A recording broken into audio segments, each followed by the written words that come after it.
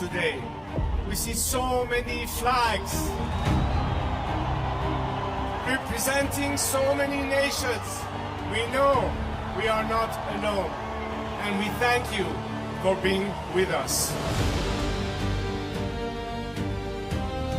For all people around the world who stand today in unity with the Iranian people, this is not just because it's good for us, and you do it out of compassion and care for our rights to liberty and justice and equality and human rights.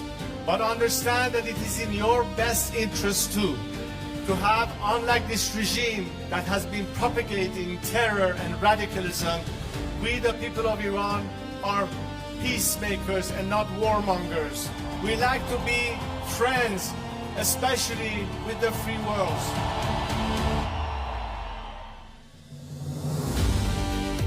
We'd like to be able to have the best neighborly relationship with the people of our area and the region, with the Arab countries, with Israel, and all our other neighbors.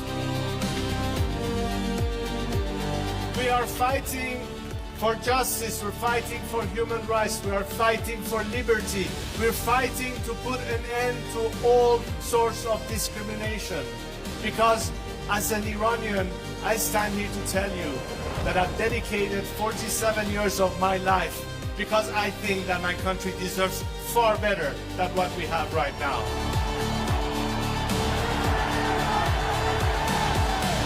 To now understand that their best remedy is to support the people of Iran, because ultimately a free Iran will be your best partner, not just to bring stability and peace, but it will be in your best economic interest and opportunities. Together we can prosper again, and the world will be so different once the Iranian people are free. I am here to guarantee a transition to a secular democratic future. I am committed to be that leader of transition for you, so we can one day have the final opportunity to decide the fate of our country through a democratic, transparent process, through the ballot box and free elections. And let's make sure that this time, especially the free nations of this world and their governments, stand on the right side of history.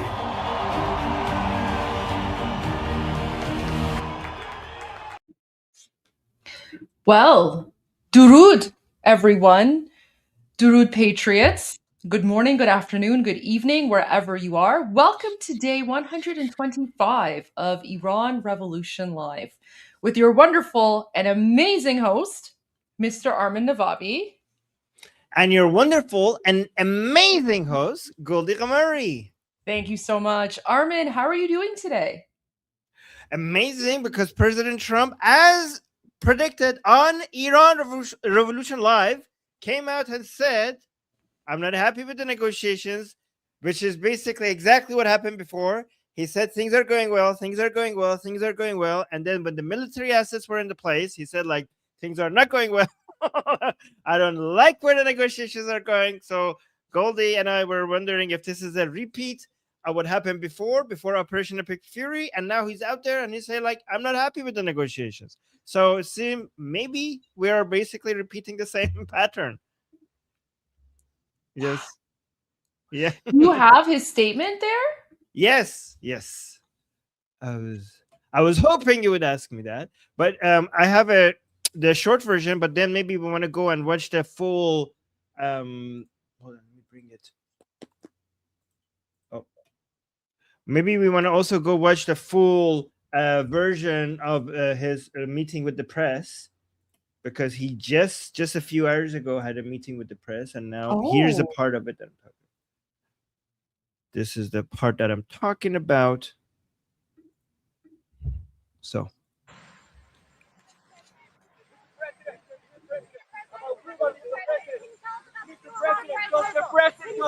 The new Iranian proposal, please. So they want to make a deal, but I'm not satisfied with it. So we'll see what happens. Iran wants to make a deal because they have no military left, essentially, and They want to make a deal, but I'm not satisfied with it. Why are you not seeking congressional approval to extend it? Because it's never been sought before. There's been many times, and nobody's ever gotten it before. They consider it totally unconstitutional. But we're always in touch with Congress. But nobody's ever sought it before. Nobody's ever asked for it before. It's never been used before. Why should we be different? Are you willing to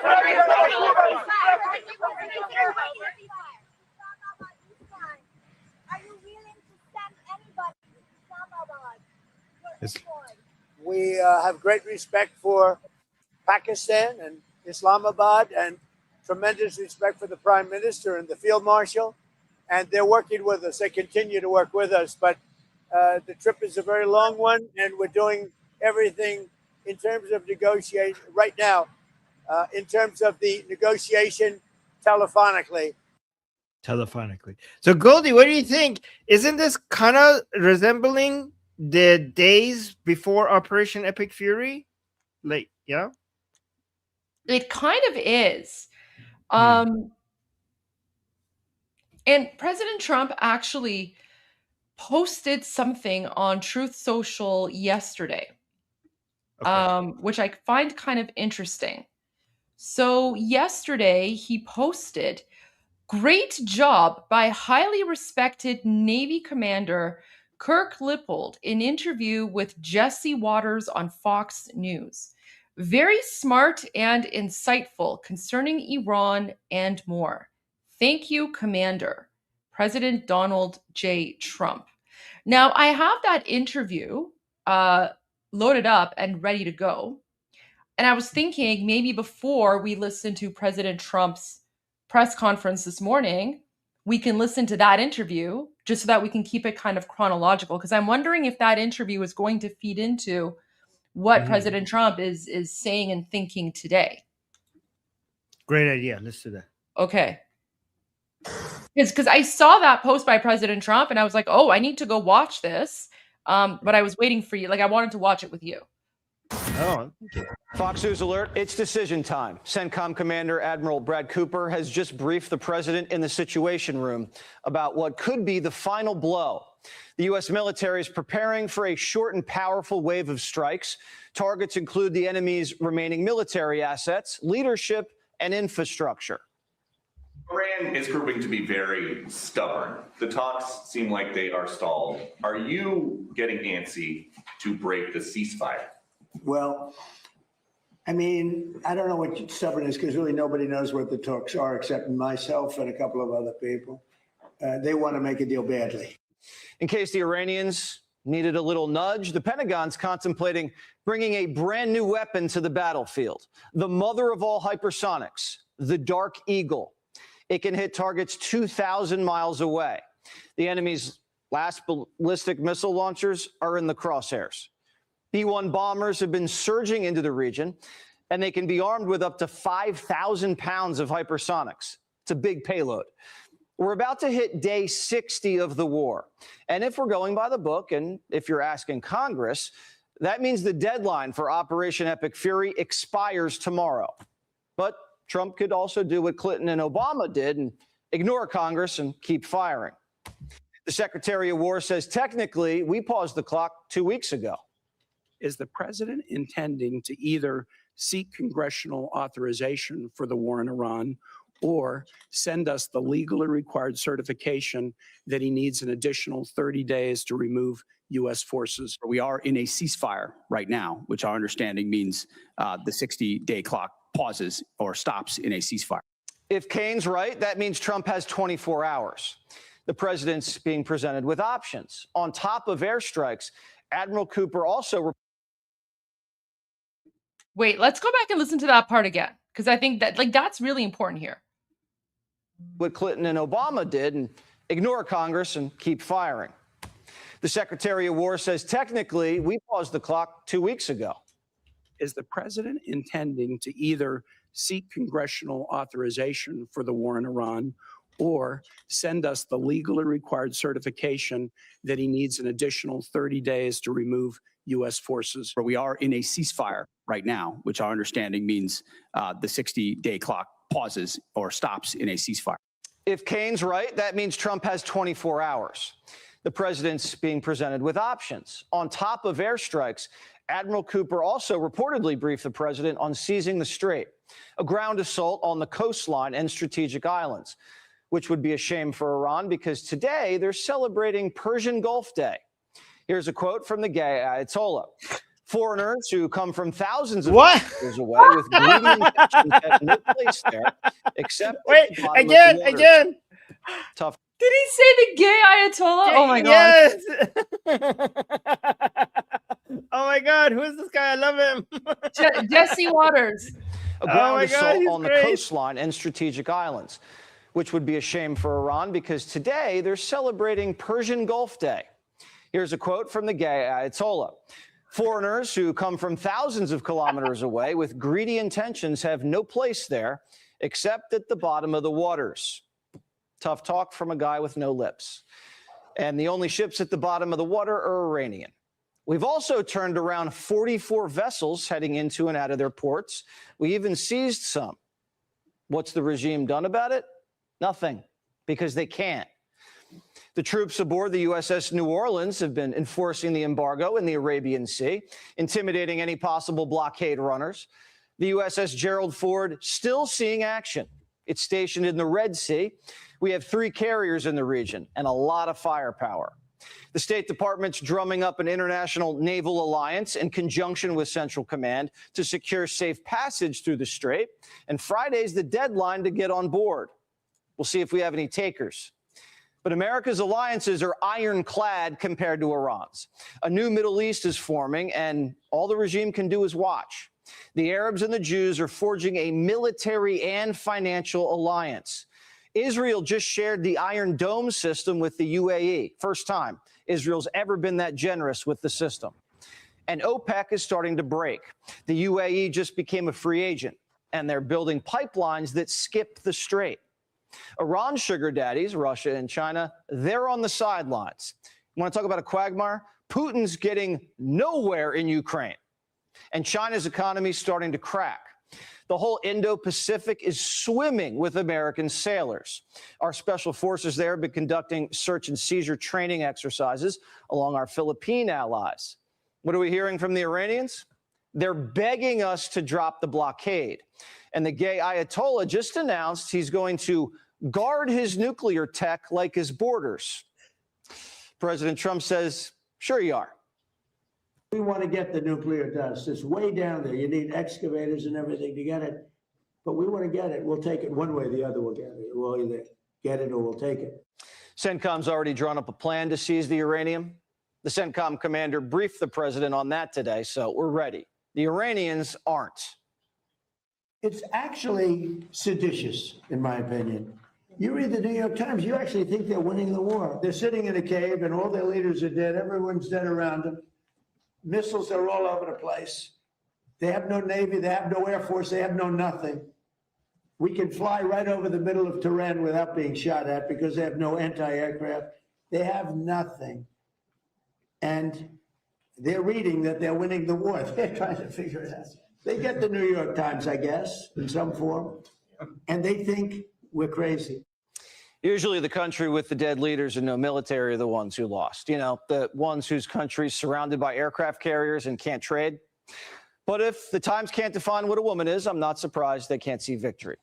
Senator Dick Blumenthal, who lied about fighting in Vietnam but is still somehow a senator, says the terrorists have us exactly where they want us. America never succeeds in war unless the American people are behind it. And if what you're seeing as success now is winning, I would hate to see what losing looks like. The negative nature in which you characterize the incredible and historic effort in Iran is part of the reason, Senator, why the American people view it the way they do. It's why I looked out at our press corps at the Pentagon and called them the Pharisees in the press. And it's defeatist Democrats like you that cloud the mind of the American people. The Falcons were beating the Patriots 28-3. But they had Tom Brady. All Iran has is the gay Ayatollah, and he has no legs, lips, and missiles that can't shoot straight.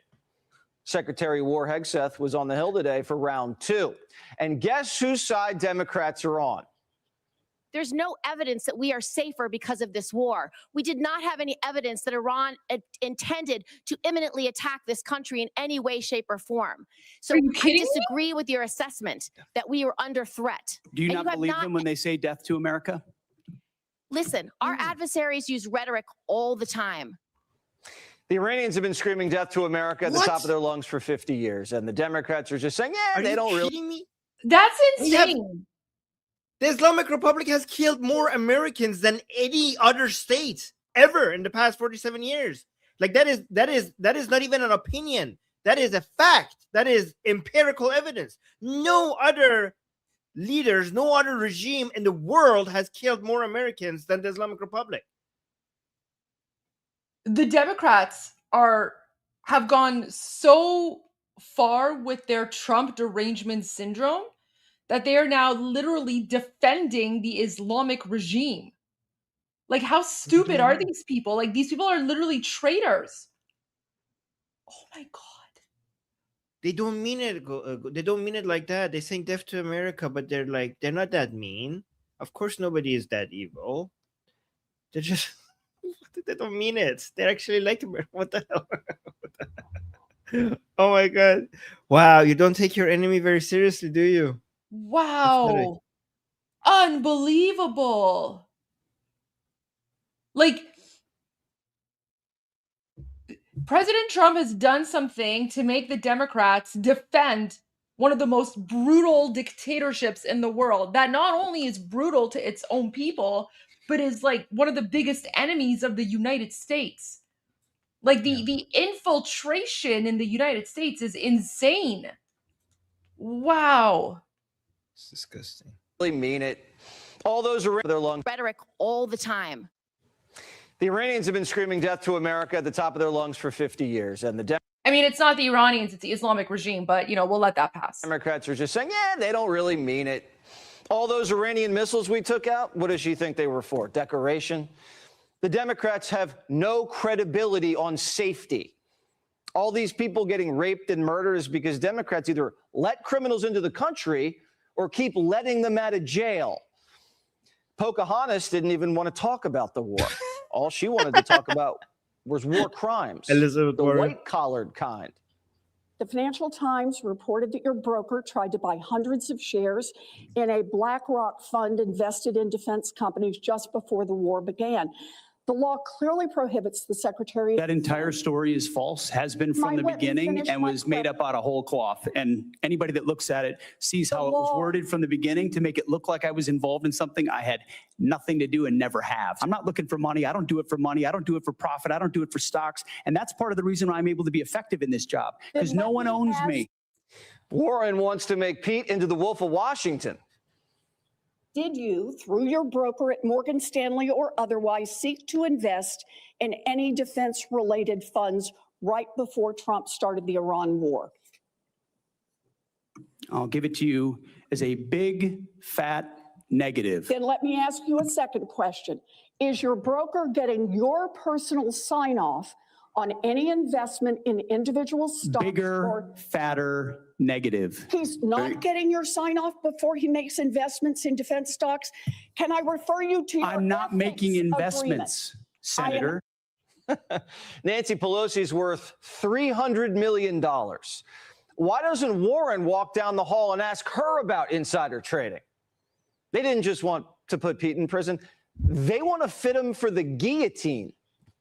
Back in World War II, the Allies tried Nazi submarine captains for doing this exact same thing. And guess what the conclusion was? They got executed. Listen to that, Mr. Secretary. Seth's still frazzled that Pistol Pete double-tapped some coke boats. You seeing a pattern here? Democrats don't want to kill cartels or terrorists. They want to kill an American for fighting them. The military has done an outstanding job. If the Democrats want to attack the administration about anything, attack them about the price of gas. That's in bounds. That's fair, I guess, even though they had gas prices much higher. The average price of a gallon of gas is now $4.30 in this country. And you know what? And we're not going to have a nuclear weapon in the hands of Iran. The gas will go down. As soon as the war's over, it'll drop like a rock. There's so much of it. It's all over the place, sitting all over the oceans of the world. The president knows war isn't cheap and high gas prices are painful, but the thinking is no pain, no gain. And he understands driving seasons around the horizon and wants to finish the job. The market had one of its best days of the year today. The Dow was up 800 points. NASDAQ and S&P closed at all-time highs. Earnings from companies like Caterpillar, huge. And the labor market looks rock solid. Initial jobless claims hitting the wires at 189,000. 189,000. Wow. Wow. That is truly incredible. We're looking at levels truly that we probably haven't seen since the late 60s. This is very, very incredible. So far, despite the gas price spike, the American economy is weathering the war really well. Iran's economy, they're stripping steel off Ferris wheels to build shopping carts to haul cosmetics into the gay Ayatollah's cave. Be sure to like and subscribe for all the five. Oh my God, this guy is amazing. I love him. Okay, so that was really good, but Armin, that actually wasn't the right video because I searched for Jesse Walters because President Trump was referring to the interview with Navy Commander Kirk Lippold. So I actually played the wrong video, but because it was so good, I just kind of let it go. Yeah, but I Goldie, before you play that, I have actually some really important news. Okay. You know, the Mohsen Rezai, he said that there's a new weapon that they're going to put out. Yeah. They actually unveiled it. Oh, you want to see? Sure. Is it Rickroll? No. They actually unveiled it. So at the beginning, yeah, just watch this. So this is a reminder about what he said. So he's saying that we have these secret, unknown weapons that we haven't unveiled yet. Yeah, like these strategies. So saying, God willing, they're going to unveil it. And now they unveiled it. Watch. از همون رمز ناشناختگی استفاده خواهیم کرد در حالی که ما هنوز امکاناتی داریم که رو نکردیم و انشالله به موقع اگر بخوان اونو Like we have these abilities that we haven't shown yet, and when if they do this or that, we will show them. تجاوزاتشون رو ادامه بدن ما اونا رو خواهیم کرد. Look, watch.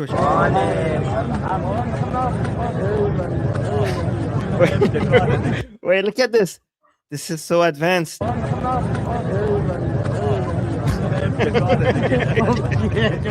no, they unveiled it. This is a secret weapon. Okay. That's giving me George W. Bush vibes, remember? Right. When that like random like Arab dude threw his like slipper at George W. Bush. Yes. Oh my God, this is pretty creative. That's so stupid. Epticara. This is very creative. Okay. Anyways, just had to show that. It was breaking news, guys. Sorry, I had to interrupt. Wait, it reminds me of this. Yeah. Oh my. Yeah. Wait. This has. Wait, I'm bringing it up. The coolest moment of President Bush. I never knew he had so much. Was so reflective. Like so his reflexes are amazing. Look at this. Yeah, reflexes. Yeah.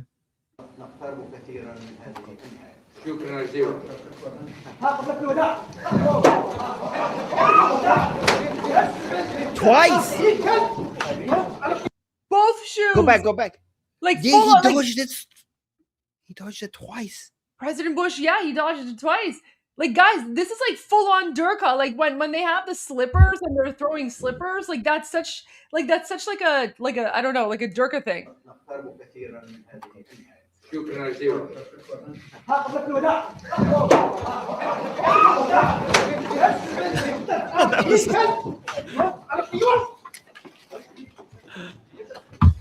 No, throwing shoes is not just a Muslim thing. It's I know like Latino people do it. It's called like la chancla or something. What is it? La chancla. la chancla. So it's like a disciplinary tool from like parents, right? So I know that like Latinos do it. They call it la chancla. I know that like in Asian cultures, in Asian cultures they do it as well. Asian, South Asian. It's like one of the ways like parents will like they'll they discipline the children by throwing like a slipper or like slipper at them. We have it in like we have it in Iran as well. Like it's called the dampai. So parents will throw like a slipper, right? So but like it's just such a low class like thing when it's like go back to the video, Armin. Like just seeing like the dampa here, like this is just like who in their right mind would think that this is like somehow like a good thing and that you're not going to be mocked? Yeah, in Greece. Oh, yeah. So see, guys, we're all of us. There's so many of our cultures that are united by the slipper throw, right? So for us Iranians, we call it the dampai. No, it's not. It's not a Durka weapon. It's not a Durka weapon. I mean, in this case, like they're using it as it's they're using it as a Durka weapon, but this is pretty much like it's found in a lot of various cultures, like Mediterranean culture, Latino culture, Asian culture, South Asian culture, Middle Eastern culture. So, and there's like a lot of memes about it. Like, yeah. So, anyways, but just seeing it here is like really random. Yeah, Armin, go ahead. So we have another news, interesting news. In the UAE, in stores, they have replaced the Islamic Republic flag with the Lion and Sun flag. Yeah. Look at this. So, guys, the UAE has removed the flag of the Islamic Republic from stores and places with any mention of Iran and replace it with the Lion and Sun flag. And so this person is saying, I never thought the day would come when I'd feel close to the UAE. I mean, this is a big deal. This is a policy decision, right? This is a policy decision. I mean, the UAE has, one of the countries that's been the most attacked by the Islamic regime. So this is a very clear policy statement, and I'm glad. This is fantastic. We need to see more of this. We need to see more of that beautiful flag all around the world. Yes. However, they do need to change. This is apple red. I think they mean red apple, but it's okay. I mean, grocery store. I'm not going to get into that, but okay. So now let's go to the actual interview that President Trump was referring to. So when President Trump said, great job by highly respected Navy Commander Kirk Lippold. So basically, like, guys, so what President Trump means when he posts this is basically what he's saying is everyone should watch that interview because that interview is what President Trump might be thinking or considering or things like that, right? So now let's go to this interview. It's 4 minutes long from yesterday. Kirk Lippold is a military analyst and retired U.S. Navy commander of the USS Cole Kirk. The briefing today for the commander-in-chief about additional options. What do you think is going to happen here? Well, I think when you look at it, Jesse, the president always considers options. And I think at the end of the day, Admiral Cooper sat down and said, Mr. President, here are the options we have to strike the final blow if necessary. Because at this point, Iran is backed into a corner. The reality of it is the Ayatollah doesn't matter anymore. The IRGC has taken over the government, the military, the economy. They own it in toto. Yeah. They are no longer a theocracy. They are a thugocracy because the military is running everything. They are now the target. And I'm sure that Admiral Cooper laid out a very distinct set of target options available for the president as commander-in-chief, and he's going to execute it. 60-day clock, it isn't going to matter because at the end of the day, the president has a constitutional responsibility for the national security of the United States, and to date, he has executed it almost flawlessly. Would you, if you were in charge or advising the president, would you say wait until the blockade really implodes the country, Or would you say, you know what, they need a little extra encouragement, finish off the target list, and see if that drives them back to the negotiating table? I think at the end of the day, Jesse, what you're going to see is between the military and the commander-in-chief, they're going to pick the correct timing. We want to do it when we think it is going to have the maximum impact on the Iranian leadership and especially the IRGC to ensure that they understand we are here for the duration. We are going to ensure that you do not get a nuclear weapon nor have any nuclear program because you've shown that you're irresponsible with it. We need to also press for the ballistic missile program to be dismantled, proxy groups to be done, and the Strait of Hormuz to be open. Whatever is going to achieve those options and the timing for doing it, the president is going to execute it with a larger strategic picture in mind because we've watched it now with Venezuela and what's going to happen with the oil there in due course when they rebuild that industry, the UAE pulling out of OPEC. When you look at it, do you think that NVIDIA chip exchange that occurred back in October last year, this was part of a strategic plan that the president is executing to build a better world, and he's just doing exactly that. And taking down Iran's nuclear program is just another step in that long chess game. Yeah, you cannot have all this AI that we sold our friends in the Middle East.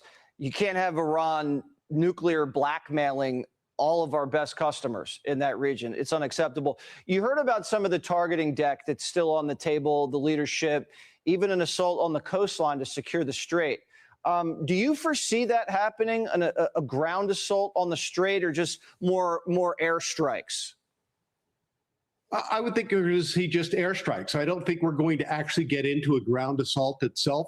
I think one of the key things that need to happen is when you're looking at how we're going to even negotiate with the Iranians at this point, we really need to pull it out of Pakistan. They've never been our friend. They've never been a good ally. They have killed hundreds of Americans through the Taliban in Afghanistan. So the reality is they should have never been a player to begin with. Let's give it to Abu Dhabi. Let's give it to the UAE and make sure that they are now going to become the broker and the king player in the Middle East itself, because they are proving to be an incredible ally. But at the end of the day, Jesse, we're going to execute a plan that is going to disable the Iranian from being able to project any power to the Strait of Hormuz and throughout the Middle East. Yeah, the president's driving a pretty hard line, and I think that's the key to this. Kirk, thank you so much. Yeah. Armin, look at this. So President Trump is saying, great job by highly respected Navy Commander Kirk Lippold, an interview with Jesse Waters. Very smart and insightful concerning Iran and more. Look at the headline. 24 hours to strike. And this was an interview from yesterday. And today is Friday.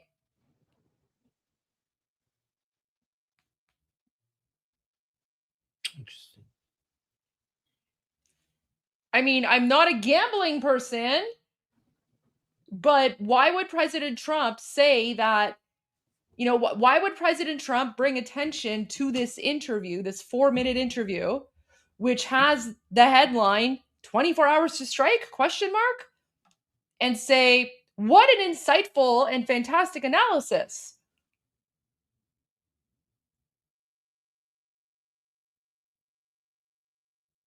They made a lot of other good points as well. I never considered the UAE. Why hasn't the UAE been a good stepped up to be a mediator? That's actually very interesting, because UAE, as many problems we might have with the UAE, they have been taking good positions recently. So they need to be rewarded for that. They have been. So maybe that was a very good suggestion. Like, Pakistan is much less reliable than the UAE these days. So yeah, but the mediator, but Armin, the mediator has to be agreed upon by both sides. So the Islamic regime, you're right. No, the Islamic regime does not want the UAE to be a mediator. The Islamic regime wants, governments that secretly support it to be a mediator, like Pakistan or Oman or whatever, right? Or like Moscow or and the UAE wouldn't, and you're right, and the UAE wouldn't want to be a mediator for the Islamic Republic as well. So that's actually. I mean, they might agree to that. Like, I can see maybe the UAE on their side agreeing, but the Islamic regime would never agree to having the UAE as a mediator. Yeah. The UAE has announced the Islamic Republic to be like their enemy, like their military enemy. So that's why they can't be there. Yeah. Also, Goldie. So the options that have been put in front of President Trump, and President Trump might actually go with one or multiple of these options at the same time. So it's important that we spell it out for our audience. So it's guys, these are the three options that has been offered to President Trump when it comes to a military operation. Either we go with the taking of the islands, like Khark Island, for example. That has become less beneficial than before, still somewhat beneficial, but still less beneficial than before, because the blockade is doing the work that the taking over of the Khark Island would have done anyways, without putting American soldiers at risk. So whatever the chances of taking over Khark Island was before, it's now a bit lower. It's not eliminated, but it's a bit lower, because the blockade is doing the job that taking over the island would do without putting American soldiers in front of like missiles, like they're doing it from far away from the land, right? So that's option number one. Option number two is to send military inside Iran to take the enriched uranium. That is really difficult and very complicated, but that's another thing that they put in front of President Trump. And the third one, which seems to be, as of right now, things could change. The most likely one is a rapid in and out, massive bombardment and taking out the remaining leadership and some infrastructure, dual use infrastructure. So the analysts, including Murad Vaisi, is like leaning into this one. But again, they might actually choose two or all three at the same time. But this, as of right now, this is the most likely scenario, that they want to go in fast, rapid fire, boom, boom, boom, boom, boom, take out the remaining people, including Mujtaba, including Ghalibaf maybe, including Vahidi maybe, including Zolghaz maybe, and then getting out and also removing the infrastructure, like the electricity power plants, for example, take that out. So, and then keep the blockade. And with that, basically, whatever pressure is on the Islamic Republic right now, just multiply that pressure by that attack. Yeah, Asia Radan, yes, guys, yeah, as well. So we'll see. So Goldie, is that your? And also in this interview that you guys just saw, you mentioned that they want to take care of their customers, which is the countries around the Persian Gulf, apparently, like with AI and everything, right? So look at this threat of NAVABI against the countries around the Persian Gulf, the Arab countries. So guys, NAVABI, see guys, NAVABI is becoming more and more relevant, but we have been talking about him for a while. He's a member of parliament. He is part of the Paidari camp, and he was part of the delegation team that went to Islamabad with Ghalibaf and Arakchi, right?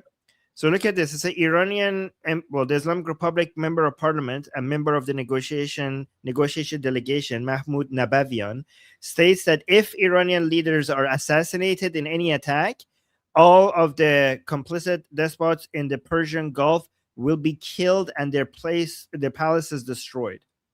Guys, look at this. The fact that he says if the Iranian leaders are assassinated, that means that the Islamic Republic thinks that the new rounds of cutlets are about to come. Like, this is the Islamic Republic assessment, is that we are about to start a new round of military operations.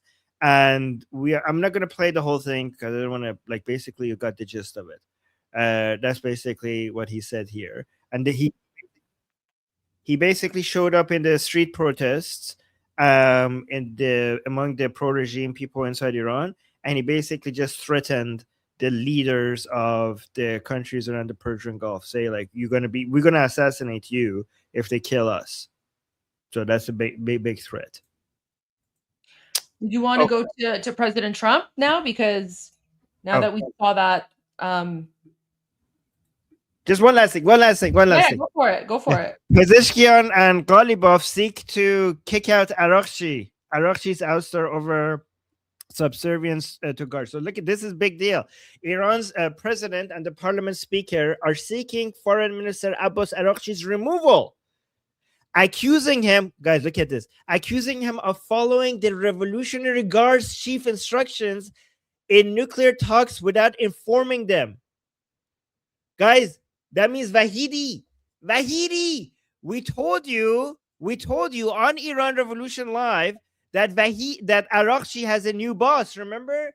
We told you before it was confirmed. Isn't that crazy? We told you here that Arakshi has a new boss, and that's Vahidi. And now Iran International is confirming that Vahidi, Arakshi, is taking orders. Remember, we told you that Arakshi is a puppet and he doesn't make any decisions himself. His bosses just change. If his narrative, if his messaging changes, it's because his bosses has changed. And now his boss is the IRGC leader Vahidi, and Pezeshkian and Ghalibaf are trying to remove him because he's not loyal to them anymore. Because and guys, why would Arakchi be now listening to Vahidi instead of Ghalibaf and other people? That suggests to us and to you that Vahidi is in charge, and Arakchi can tell that, and that's why he's now loyal to a new master, because because he could recognize that this guy has more power. So there's that. Okay, let's go to President Trump, because you had his video. Oh, yes. Oh, okay. Let's do that. Sure. Break it up. And I'm listening. I'll be right back. Okay. No audio. Wait, is this a full video? 22 minutes. Oh, perfect. Okay, great. I'll be right back.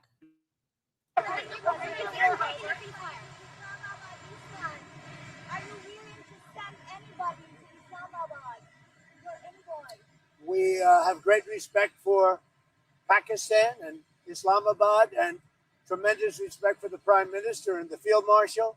And they're working with us. They continue to work with us. But the trip is a very long one, and we're doing everything in terms of negotiating right now, in terms of the negotiation telephonically. They've made strides, but I'm not sure if they ever get there. Wow, I'm not sure if they ever get there. We didn't have that in the original clip. I'm not sure if they ever get there. That's a big piece of information that we missed out on the original one. There's tremendous discord. They're having a tremendous problem getting along with each other in Iran. The leadership is very disjointed. It's got 2 to 3 groups, maybe 4. And it's a very disjointed leadership. And with that being said, they all want to make a deal, but they're all messed up.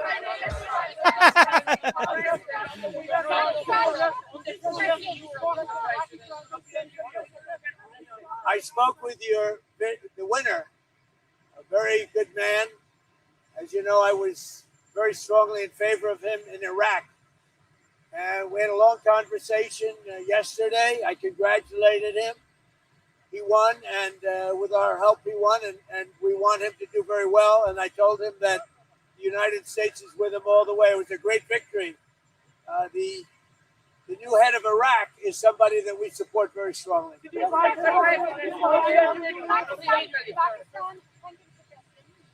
has opened the land route with Iran. Did they consult you before opening it up to Iran? And are you aware of it? That was a vicious bee. Goldie told us about this 2 days ago, remember? The land route through Pakistan. I know. By the way, guys, we see the super chats. We're going to respond to the super chats soon. Goldie, should we respond to the super chats first? Because I'm about to leave in about, or do you want to do it later? I mean, we could respond to the super chats, and then I can just finish watching the Trump video without you if you want. Yeah, because we did tell people that we're going to respond to the super chats more often. Okay. We did tell them. Yes. Okay. Do you have the graphics? Yes. Let me find it.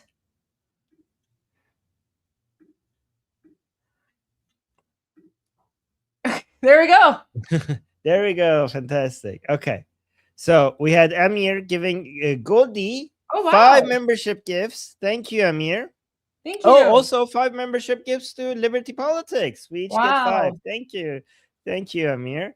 And then we got Melissa giving us a super sticker. Thank you so much. And then he's saying, and then we have KP. Oh, I'm KP. adding some music to the background for super chat time. Okay, fantastic. KP saying Trump will be live at 3 p.m. today at the villages of Florida. My spouse is working the details, so it's been a long day already. Leaving for Mar-a-Lago from there. Okay. Well, Wow. Goldie, Okay. we need You know to- what? I'll tune Goldie, in. I'll tune in at 3 p.m. See what he says. Thank you so much for letting us know. And then Victory is saying in the prince's interview, thank you for explaining how he answered Israel asset, definitely while simultaneously avoiding trap of distancing himself from Israel via false logic, which by questioner. Yeah, that was an epic answer. He handled that masterfully. And thank you, Victory, for your support. And then we have William saying, why are politicians allowed to lie knowingly without facing perjury charges? Well, I know in Canada there's something called parliamentary privilege. So if you're, in committee or if you're, in the legislature, you can basically say whatever you want to say. And even if it's a flat out lie or if it's defamatory or whatever, you have parliamentary privilege. I'm assuming there's probably something similar in the United States. I'd have to look into it. But yeah, there's this well-established understanding that, politicians, when they're, in the legislature, or I guess in the United States would be in Congress or something, they're protected from these sorts of lawsuits because it's meant to, protect their free speech or something. So it's probably that sort of concept. Huh, I did not know that. Thank you, Yeah. Goldie, for teaching us. But Okay. yeah, there you go. So here you go. So the major is saying in the United States, it's called legislative immunity. Yeah. Okay. There you go. So they have legislative immunity. Yeah. In Canada, it's called parliamentary privilege. Yeah. Interesting. Thank you, William, for your support. And then we have Ali Asgharpur. Ali Asgharpur saying, long live Iran, long live Shah. Well, thank you, Ali. Javid Shah. And then video something, give us a super sticker. Thank you so much for the super sticker. And then we have Tauf, I don't know how to say these. Taufe saying testing 1 2. Okay, we hear you. It's working. 1 2 3. We hear you. 1 2 3. 1 2 3. Okay. Okay. Thank you for the test and the support. And then we have Justin. I don't know what Justin saying, guys, I think it's going to happen soon, like today. Trump is being very quiet and stoic today, particularly with the media. He usually acts like that right before something happens. Interesting. We'll see. And thank you so much for your support. Appreciate it. So, yep, those were the super chats, Goldie. Okay. Yes. All right. We could go back to President Trump. Let's see if he's being stoic here. Everything about it. Yeah, I have great respect. Are you from Pakistan? I have great respect for Pakistan and for the Field Marshal and for the Prime Minister. Yeah, I know that. Wait, Armin, we got a last-minute super chat really quick. So Steve Fowler 5289 says, Alabama, USA loves true info and education from Goldie and Armin. Y'all get a big yeehaw. Thank you so much. Yeehaw. Yeah, thank you. Go Alabama. Thank you. Well, I'm not happy with Italy and I'm not happy with Spain. And they feel it's okay for Iran to have a nuclear weapon. Anybody that feels it's okay for Iran to have a nuclear weapon is not very smart. And it'll be a terrible thing in the future. If they were ever allowed to have a nuclear weapon, you would have problems the likes of which the world has never seen before, and it's not going to happen. And aside from that, right now they have no Navy, it's been wiped out, no Air Force, it's been wiped out. They have no anything. They have no anti-aircraft, they have no radar, they have no leaders, because frankly, their leaders are very disjointed. They have a lot of problems right now. They're not getting along with each other. Their leaders are not getting amazing view, by the way. Getting along with each other. So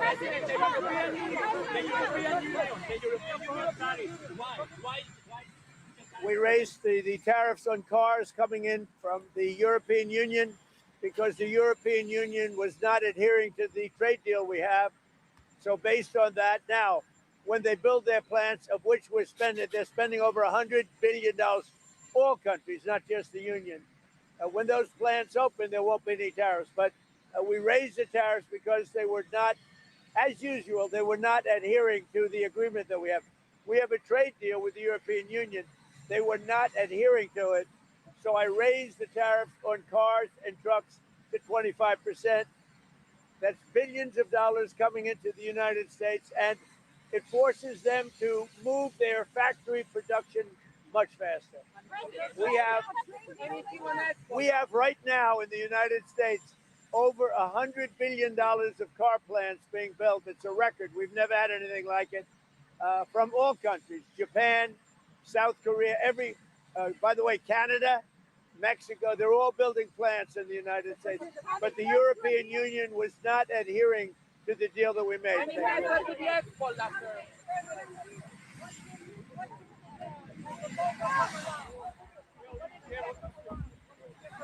We're dealing with Iran. As you know, it's a very disjointed, unfriendly leadership, unfriendly to each other.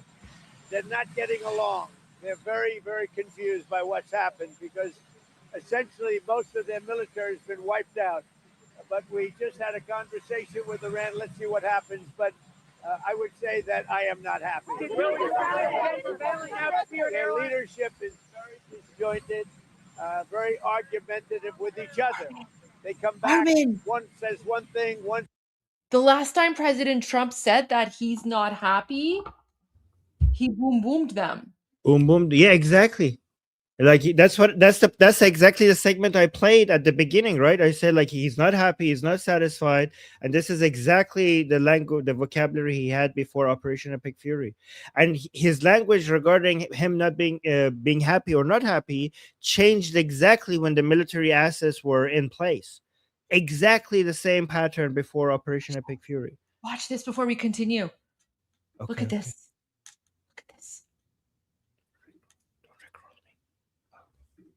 Talks going with Iran. Are you happy with the progress? No, I'm not. I'm not happy with the fact that they're not willing to give us what we have to have. So I'm not thrilled with that. We'll see what happens. We're talking later. We'll have some additional talks today. But this was February 27. This was like 12 hours before they boomed the Islamic regime and destroyed Ghamari. Look, listen. How are the talks going with Iran? Are you happy with the progress? No, I'm not. I'm not happy with the fact that they're not willing to give us what we have to have. So I'm not thrilled with that. We'll see what happens. We're talking later. We'll have some additional talks today. But no, I'm not happy with the way they go. Wow. That's so close to what we're hearing now. So go back to this, repeat this part here where he says, we're not happy. We'll see what happens. Guys, it's the exact same messaging that he was using on February 27. We're dealing with Iran. As you know, it's a very disjointed, unfriendly leadership, unfriendly to each other. They're not getting along. They're very, very confused by what's happened because essentially most of their military has been wiped out. But we just had a conversation with Iran. Let's see what happens. But I would say that I am not happy. Their leadership is very disjointed, very argumentative with each other. They come back, one says one thing, one says another. They're very confused. Obviously, their country has been, frankly, decimated. Their Navy is gone. Their Air Force is gone. Many of their soldiers, unfortunately, are gone. They've got to come up with the right deal. Yep, that part was exactly the same. I'm not happy. Let's see what happens. And Goldie, this whole idea that the Islamic Republic is fragmented and it's not like a monolith and different parts of what they're saying is different. Like before anybody was talking about it, Iran Revolution Live was talking about this happening, like way before everyone else started treating Islamic Republic as multiple different fragments rather than one monolith. Yeah. So Yeah. Absolutely. That's why our viewers are 99.9% ahead of the curve. I mean, if people knew how much valuable insight and info you and I provide, we would have way more viewers. But unfortunately, a lot of people don't know. So it's like an open secret, I guess. I don't know, because we're not keeping it secret, but it kind of feels like it's like an inclusive club here. Because you guys know what's going on, right? Goldie, can you send me that video? That's such a good observation. Like you have like good job having that, like doing that comparison. That was so good. I'm gonna make a short video about it for my Instagram in Persian later today as well. Nice, fantastic. I'm gonna bring this up in the discussion group as well. You should. You should. Fantastic. Good job, Goldie. You're so good at like Thank noticing you. these and connecting the dots. Listen, I'm a geopolitical nerd, former politician, and I have a pretty good memory when it comes to these sorts of things. Like, I don't know why, but it's like when people say something, like sometimes it just like it sticks in my head. And yeah, like when President Trump today was saying, "We'll see, I'm not happy," I was like, "Wait, I've heard this before. I've heard this before." So yeah, the Goldie radar is going off right now. The Goldie radar is like, woo! So I'm like on my second Red Bull. But there you go. Oh. Guys, I have a feeling that we might not be sleeping much this weekend. Who knows? Oh, God. Don't drink Red Bull. It's not good for you. Are you kidding me? I love Red Bull. It's not good for you. All right. At this moment, I'm not satisfied with what they're doing. Did you decide against bailing out Spirit Airlines? Well, I guess we're looking at it. If we could do it, we'd do it, but only if it's a good deal. Claiming that they're preparing to shut down this weekend because they haven't gotten a Well, deal. we're looking at it, but if we can't make a good deal, no institution's been able to do it. I said, I'd like to save the jobs, but we'll have an announcement sometime today. We gave them a final proposal. Excuse me. Mr. President, it's day 60. Are you going to seek congressional authorization for? Well, no other country has ever done it. It's never been in, as you know, most people consider it totally unconstitutional. Also, we had a ceasefire, so that gives you additional time. But no other country's done it. We're in the midst of a big victory. This is a victory like we haven't had since Venezuela, okay, to be honest with you. We haven't had, but, we have a country that lost its way. It really lost its way. That's our country in terms of the military. Now we have a great military. We're on our way to another victory, a big victory. And I don't think that it's constitutional what they're asking for. These are not patriotic people that are asking. When they say, even the losers, even the ones that say all the wrong things, admit that it's been amazing what we've done. The Strait is totally shut down. It's flawless. It's totally 100% shut down. Now, we've been dealing with Iran. They want to make a deal. They're not there. They're not with it. They're sort of, they get close, and then a new group of people come in. They don't know who their leaders are. They have no idea who their leaders are, but they're very confused. And that's because of the success we've had militarily. They essentially have no military. Let me just tell you the war powers. So many presidents, as you know, have gone and exceeded it. It's never been used. It's never been adhered to, and every other president considered it totally unconstitutional, and we agree with that. Will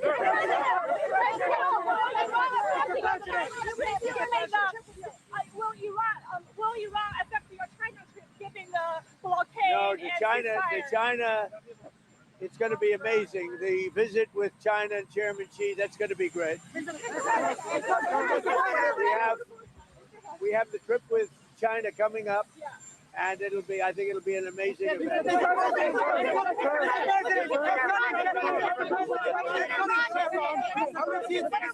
President, if you can't get a deal on Iran, what next? What will you do? Well, right now we have negotiations going on. They're not getting there. They are very disjointed. They're extremely disjointed. They're not able to get along with each other as leaders. They don't know who the leader is. Their military has been defeated. We've had If we left right now, it would take them 20 years to build back that country. But we're not satisfied at this moment.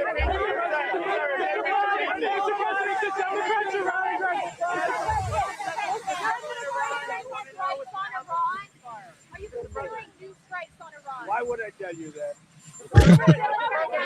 Spirit Airlines, what has been the holdup on a deal? Are they looking balking? at it. We're looking at trying to help them. Something we're not looking to get involved with, but if we can, it's 14,000 jobs. We are, I would say we're driving a tough deal, but it's one of those things. We'll do it or we won't. We'll have something for you today or tomorrow. It seems like the other lenders are balking. They think they'll get bumped down in priority. Well, they will. You know, we come first. Hey, you know what it is? USA first, America first. That's my point. Including with airlines, including with Intel. You know, we made an Intel deal. You know that, right? We made about $40 billion on that. And someday Fox and Peter is going to talk about it. But we helped out Intel, and we ended up making $40 billion. So we're looking at Spirit different. It's a different kind of a thing. But we're looking at Spirit, and we can help them. We will. But we have to come first. We're first. It's America first. The CEO of Anthropic came to meet Susie Wiles a week or two ago. What is the latest on your position on that company? Well, only that they had a very good meeting.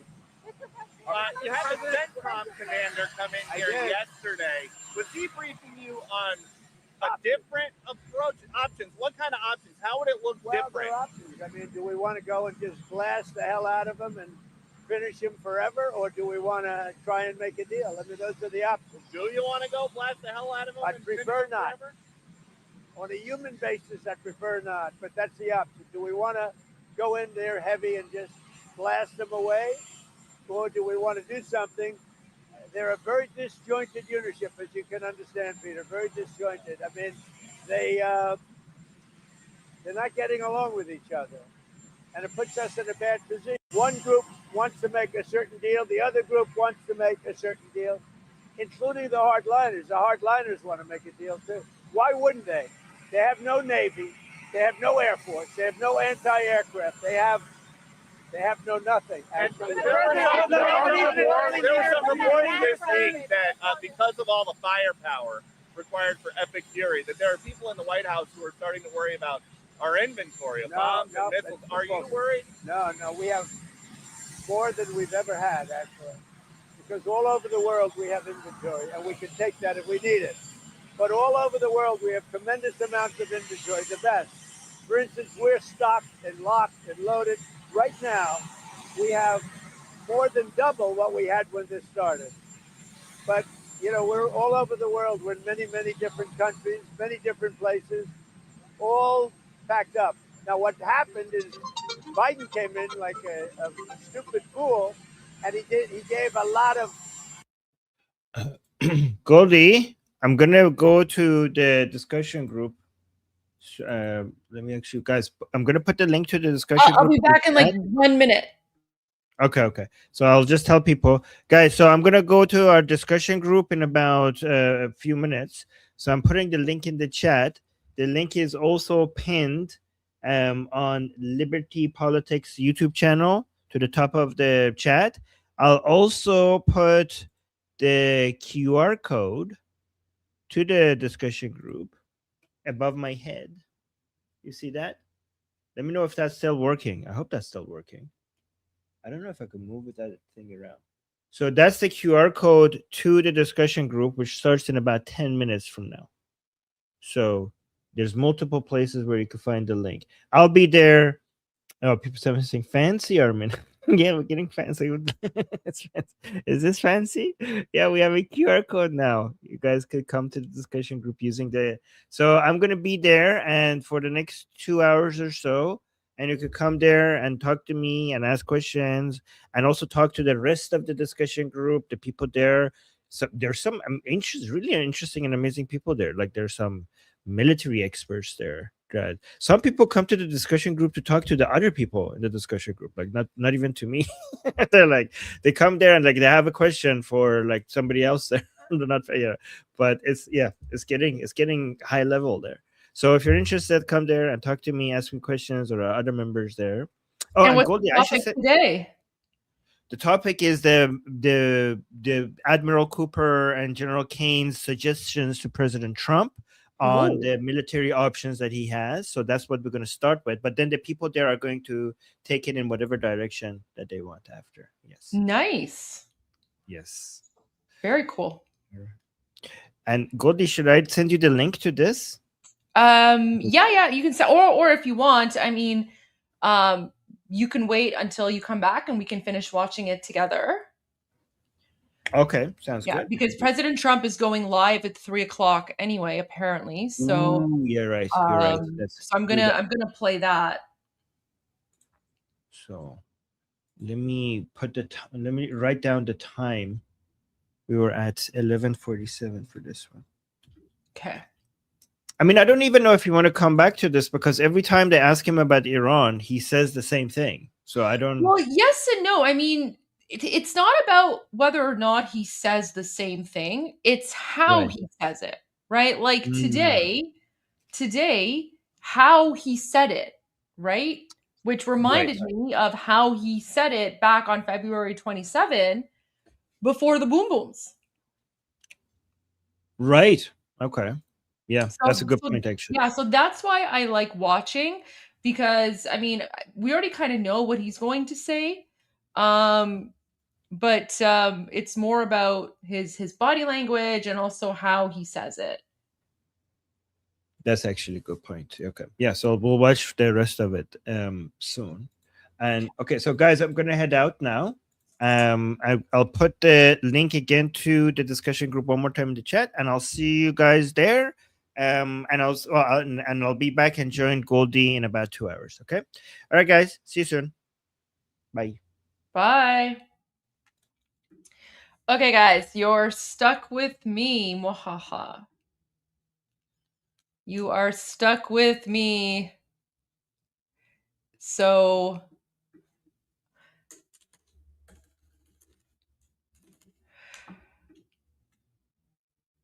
what should I play for you guys? Okay. Let's go to the update from 2C TV. This is going to be a quick update because his live wasn't very long. So hopefully by the time 2C is done with his live, or sorry, by the time we're done with the 2C update, we can go to President Trump. And would you guys prefer Murad Vaisi? I mean, I'm more than happy to go to Murad Vaisi. Okay, you know what? Let me do a quick poll. You guys tell me which one you prefer.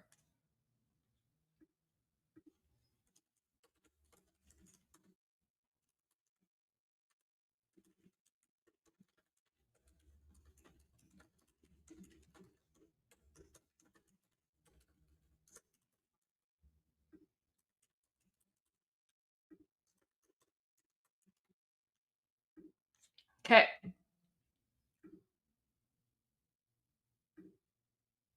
I'll make a quick poll here.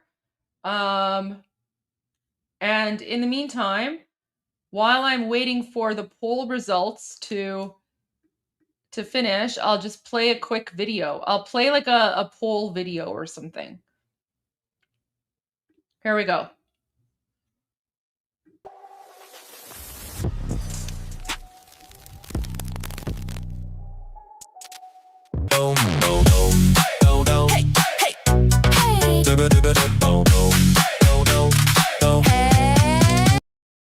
Wait, guys, for people wondering how to choose, you have to type 1 or 2 in the chat. You have to type 1 or 2 in the chat.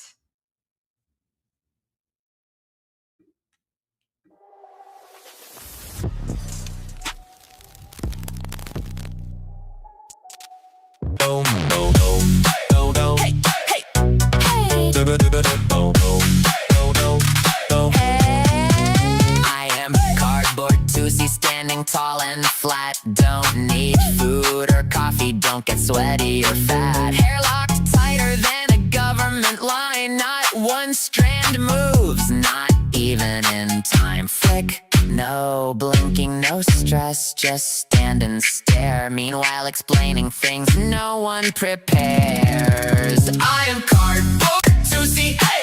Same speech, new day on replay. Cut me out, take me down, still run the show. Explaining it again, real slow.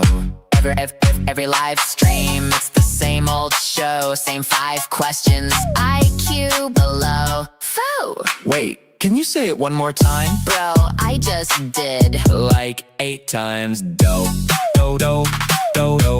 Surrounded by chaos, lost in the fog. Explaining basics like it's dialogue with a log. If patience was money, I'd own the street. Instead, I'm cardboard on repeat. I am cardboard to see, yeah. Hair still perfect, don't need a mirror, oh. Flat but famous, loud and clear. Even cardboard gets it, why you still here? Yeah, still explaining it. What?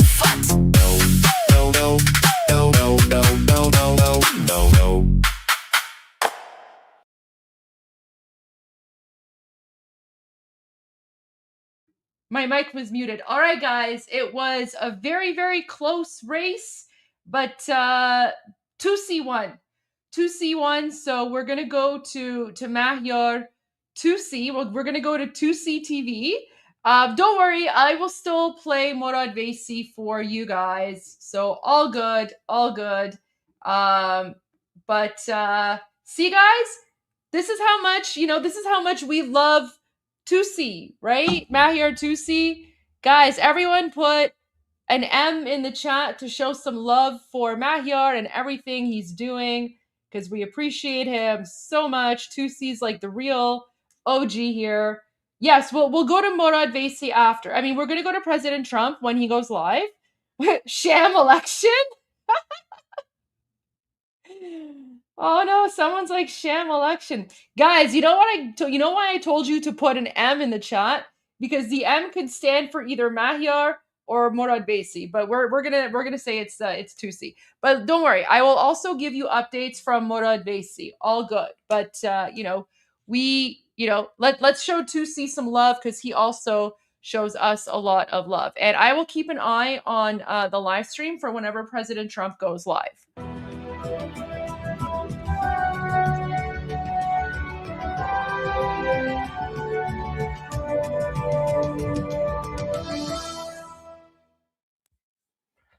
Hello, ladies and gentlemen. Welcome to 2C TV. This is your global news channel. Ammar 2C and the Islamic Republic of Iran are desperate to prevent the latest round of strikes in Iran. They have sent a message to the Americans via the Pakistanis. There are phone calls happening right now as we speak, basically begging the Americans not to resume the strikes again. And also, we have more mysterious explosions across Tehran and other major cities. We're going to show you a couple of photos that we have. And also, there's a lot happening when it comes to the US military preparing for the potential resumptions of the strikes, or perhaps even more than just strikes. But we're going to give you guys all the updates. First, we're going to talk about what's actually happening with the United States and, of course, these so-called ceasefire talks. Now, Commander Admiral Brad Cooper has now presented President Trump. He's done a full briefing for the White House. And we have a number of options on the table now. Of course, we don't know the details, but according to Central Command, we have what we call a final blow strategy, with a number of options, including targeting not just the military assets in Iran, but also the leadership, the political and military leadership, as well as the infrastructure in Iran. Of course, it's now the 1st of May. We've had a bit of break since the strikes that started a couple of months ago, but now we have remobilization of troops. We also have a couple of images to show you about what the US military are doing. But on top of that, we now have 6,500 tons of US weapons that have now arrived in Israel over the last 24 hours. That includes military vehicles, tactical equipment, and as well, of course, munitions. So the Israelis are also getting well equipped for the potential resumption. And there is also the situation with the United Arab Emirates, which we're going to talk about, because the Israelis and the UAE side are not cooperating directly. Essentially, Israel has deployed drone detection systems to the UAE, as well as the Iron Dome batteries. This is to help the Emiratis to fight back against the Islamic regime in case they start to hit Dubai and Abu Dhabi and Sharjah again. We're getting some updates from the President of the United States. I'm just going to double check to see if we have this ready for you guys before we continue. I believe let's just double check something quickly. I think we have, do we have the President? The President was speaking, but I'm trying to double check the latest on this. Okay, we will go to the President shortly, but there are a couple of statements coming out as well.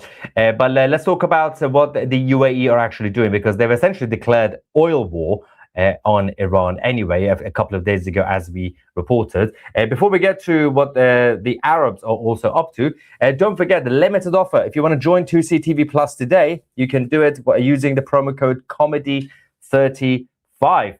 You get 35% off annual memberships. You have 9 days and 6 hours left if you're watching this live. Of course, just click on this red button, claim 35% off now by going directly to offers.2c.tv. It's also at the bottom right of the screen. Offers.2c.tv. The link is also in the description. Limited offer to become a member of 2CTV Plus to get full access to our streaming platform. Now, let's talk about the Emiratis. This is where it gets quite interesting because of everything that's happened over the last few days.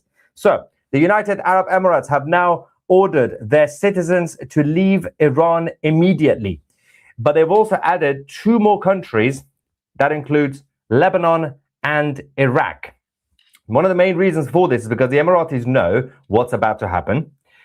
And they know that this time round, if the IRGC are to retaliate, or perhaps there is a possibility on paper that the IRGC might do a preemptive attack before the Americans or the Israelis start.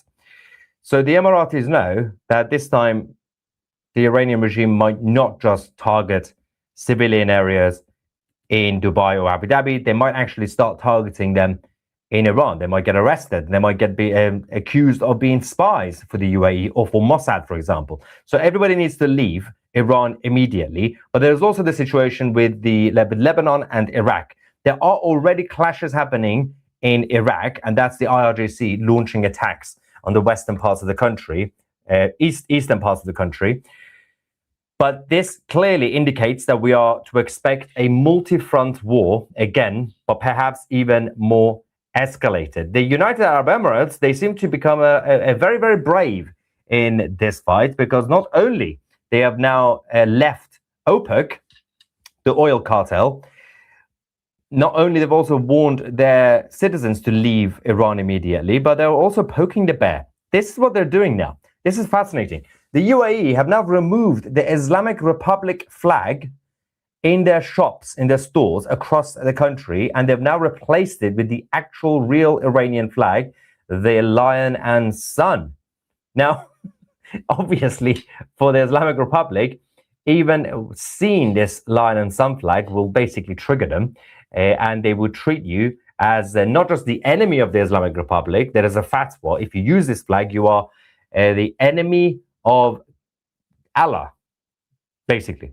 That's what they say, the enemy of Allah, and your crime will be against humanity if you use this flag. So we now have a country right next door to Iran that is using the lion and sun flag. So you can see what's going to happen now. The Emiratis seem to be quite confident now, so clearly they have a bit of backing from obviously both Israel and the United States. While the Islamic Republic have gone to the Pakistanis to beg the Americans not to hit them, this is the 3rd time they've been begging. This is what's happening in the region. From the US to Europe, from Europe to the Middle East. Massive air bridge. Military logistics, equipment, and personnel from the United States are being transferred into the region. Now, while we had last night, Admiral Cooper, General Kane, and others briefing the president and basically presenting him with a number of options on the table. Again, they call it the final blow strategy. I think at this point, if the Americans publicly say we are going to do a limited strikes, the Islamic Republic are not going to see that as limited, and they're going to basically retaliate. So it's just going to go on for another few weeks or few days or few months, whatever is going to happen. But there was also a technical problem in the United States, and that was the power of the legislative branch and how Congress, essentially the Senate, could stop the American president on resuming the war. But there is a technicality. So there is a window, and that window has already been expired. So the White House, on a technical level, have considered the war in Iran that started over 2 months ago, they considered that war over. So this way, they don't have to ask for authorization from the politicians in the United States. They can just start a new war, essentially. So a lot of people are worried about saying, oh, on a technical level, constitutionally, the US president will have to ask permission if he wants to extend the powers, the war powers. But actually, we now have a loophole because the window has now been expired. The war is over. And now we have the US military mobilizing more troops and more military equipment to the region. We also have the Islamic Republic being fully prepared now, according to themselves, in the capital tonight and last night and the night before. We've had the air defense systems in Iran being tested. They've been doing a lot of drills, including this one.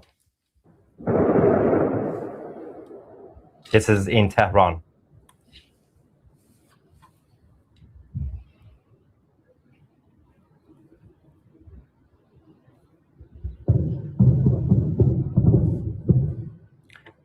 The last time they did this was in January, February, after the uprising, when the US military were basically mobilizing the troops. And there were a lot of idiots who were thinking that President Trump has chickened out and he's going to basically give a deal to the Islamic Republic at the time. They were doing this. They were testing their air defense activities in the cities in Iran. And within 10 seconds, the whole thing fell apart because when the US fighter jets and the Israelis were flying around, they destroyed the air defense immediately. And those that still basically existed, they can't stop any of them. They couldn't target the Americans or the Israelis. So they can do the drills if they want to, but it doesn't really achieve anything because they're not really that good at defense. Now, as we said, the Islamic Republic, in a very panicky mode, they have gone to Pakistan again. As you guys know, over the last few days and few weeks, the IRGC have said, we're not talking to the Americans. We're never going to negotiate with the Americans. We're not going to talk about nuclear. We will stop the blockade that the US Navy have implemented. We're going to stop it by force. They've said all this. Meanwhile, behind the scenes, they keep running to Pakistan to beg the Americans to stop the war, to end the war. So they've gone to Pakistan. They have the latest proposal for these so-called negotiations that they say they don't want. They keep saying, we don't want negotiations, but Pakistan, could you please help us deliver this message to the Americans because we're a little bit terrified. So they can bark publicly and then obviously privately they are begging. It's the opposite of what the Americans are doing. The Americans are basically saying, well, we are winning. We're doing a blockade and everything's going well. But behind closed doors, they're saying, well, we are still open. If you want to sign the surrender deal, feel free to come and talk to us. We are open to that.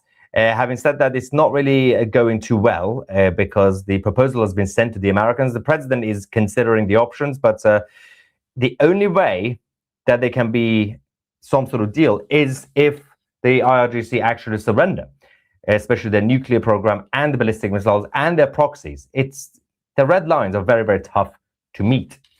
So that's happening, but we have multiple mysterious explosions and so-called gas leaks happening. This photo is from western parts of Tehran. about 2 hours ago. We had a couple of other blasts in Esfahan and one in Shiraz as well, in the center and the south of Iran. And so these mysterious gas leak explosions, as I explained a few days ago, they always happen in the run up to the next round of strikes. We had it back in May 2025, just before the 12-day war in June. We had it around February time, January, February this year, before the round of strikes. And now we are having it again constantly every single day. We're having mysterious gas leaks. A lot of gas leaks that happen during ceasefire time for the IRGC. But the IRGC are not staying quiet either, because they know they have to prepare for multiple fronts. So they have the Americans to deal with, they got the Israelis, but from the Iraqi side to the west of Iran, they also have the Kurds. And they have been hitting the Kurds over the last night and over the last few hours. The IRGC drones hitting the Kurdish militants in Erbil. Largely peaceful ceasefire continues.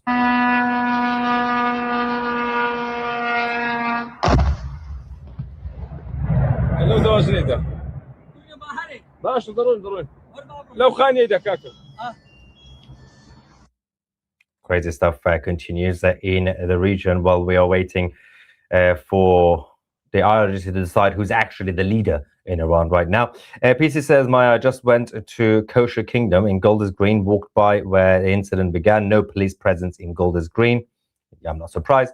How does your dad survive? Food, water, gas, money.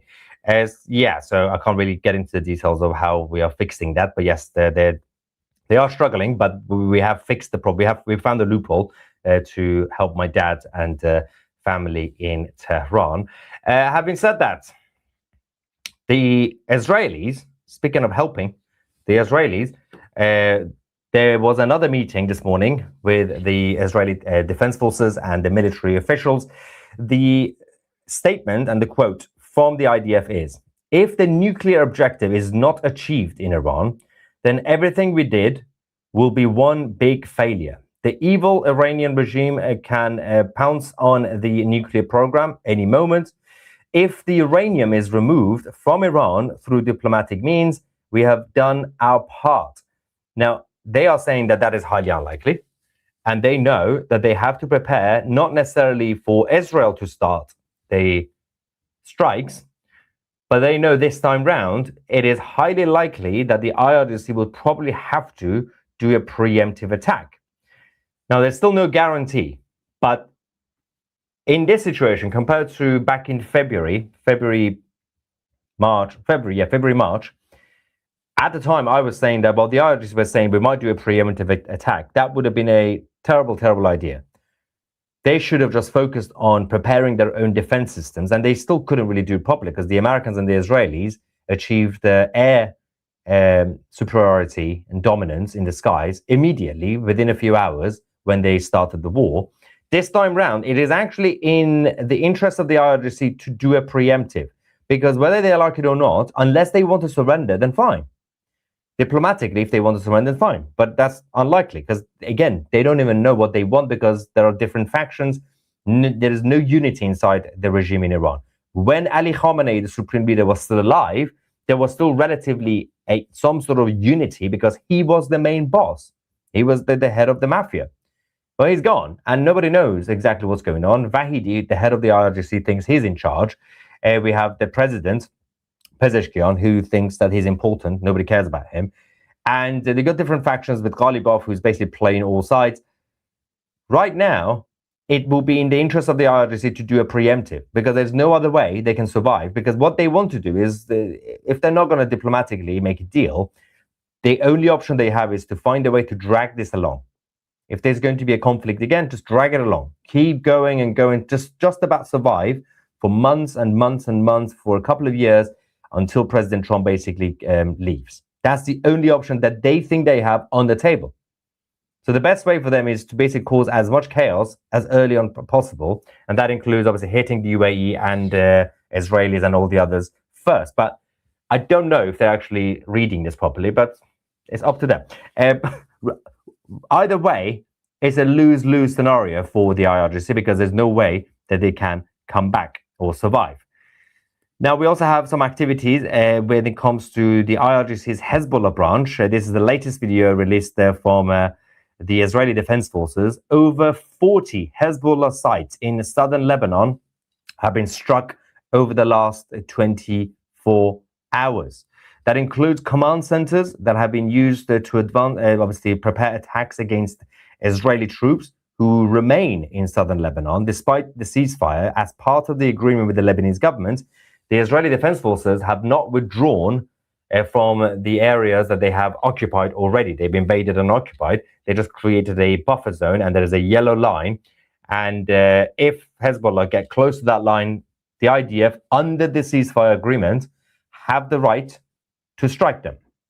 And every single day, Hezbollah continues to cause chaos. There is an update actually coming in because 2 IDF soldiers have now been attacked and injured in Lebanon. We're going to go to that shortly. Before we get to that point, they said they're only lightly wounded. There's nothing serious about this, fortunately. Before we get to that, and I will get some more reaction, we're just waiting for the president because he's been saying a couple of things, and which I will read out. He's just departing, I think. The White House? Or where is he going? I'll get the information on that in a second. But before we go to that, as you guys know, we are soon, in the next few days, releasing the first ever political satire on 2CTV Plus, the Haters Ball, stand-up comedy, which is also a game show, which is, again, to fight the cancel culture and woke tards. So you can watch that on 2CTV Plus by going on 2c.tv or download the 2CTV app. Let's watch a few seconds of the teaser of Haters Ball. Then we're going to go back to Lebanon.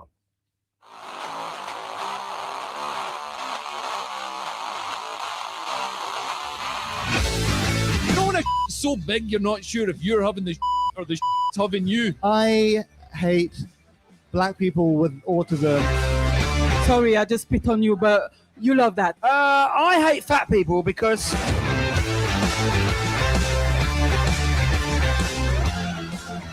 finally someone who f***ing gets it, right?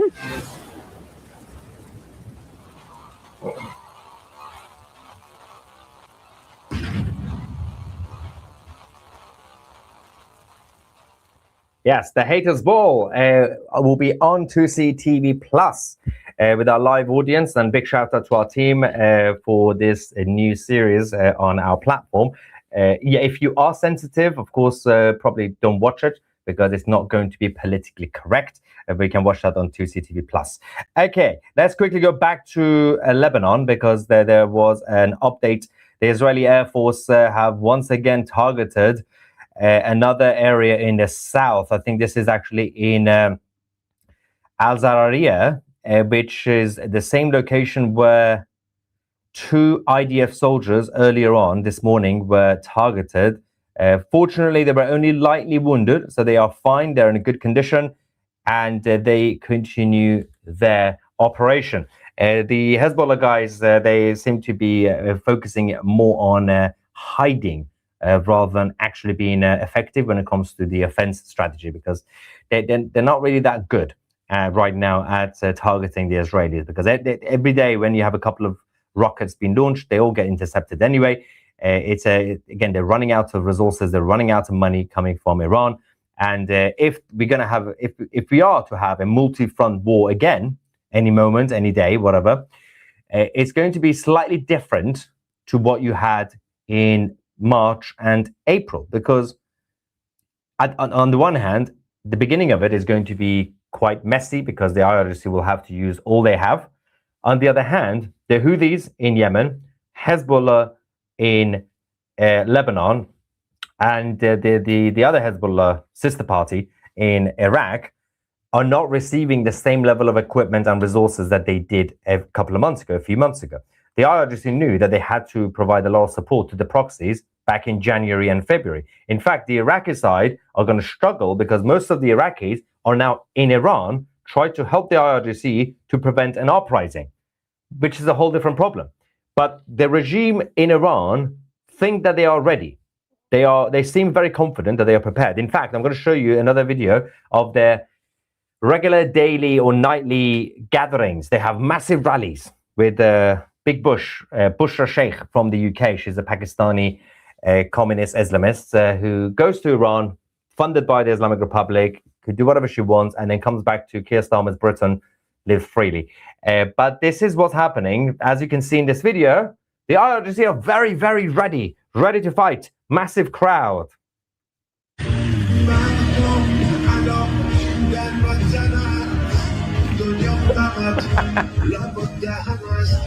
What is this? What is he doing? What is going on here? This is more embarrassing than the Palestine supporters in London. What? Stop it! Stop doing that. Yeah, these guys are ready for the Americans and the Israelis. Okay, brilliant. So, and think it all around. What? Someone says, Tusi, why does Fox keep thinking all Iranians are the idiots called the IRGC? I think that says idiots.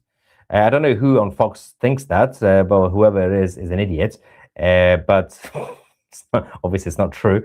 But meanwhile, obviously, the Immortal Guard in Iran, who are still waiting for the final command coming from the Crown Prince Reza Pahlavi, they are preparing. I mean, they continue their guerrilla campaign warfare anyway on a daily basis, usually nighttime, as we've shown you over the last few days. But the last time they came out, the Immortal Guard, on behalf of the Crown Prince, was in January. Just as a reminder, comparing to this and what these guys are doing, this is what the Immortal Guard had to face. When they were unarmed in January, they had to face the IRGC, who were fully armed.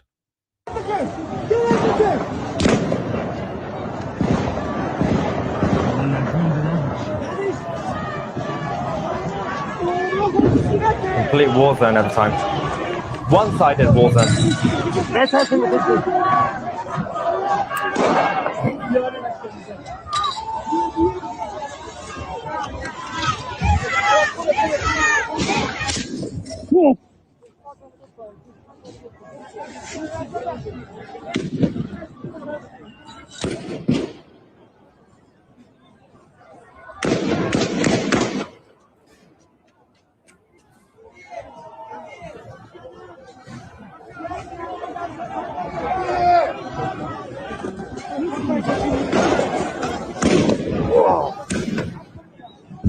This is what they had to face.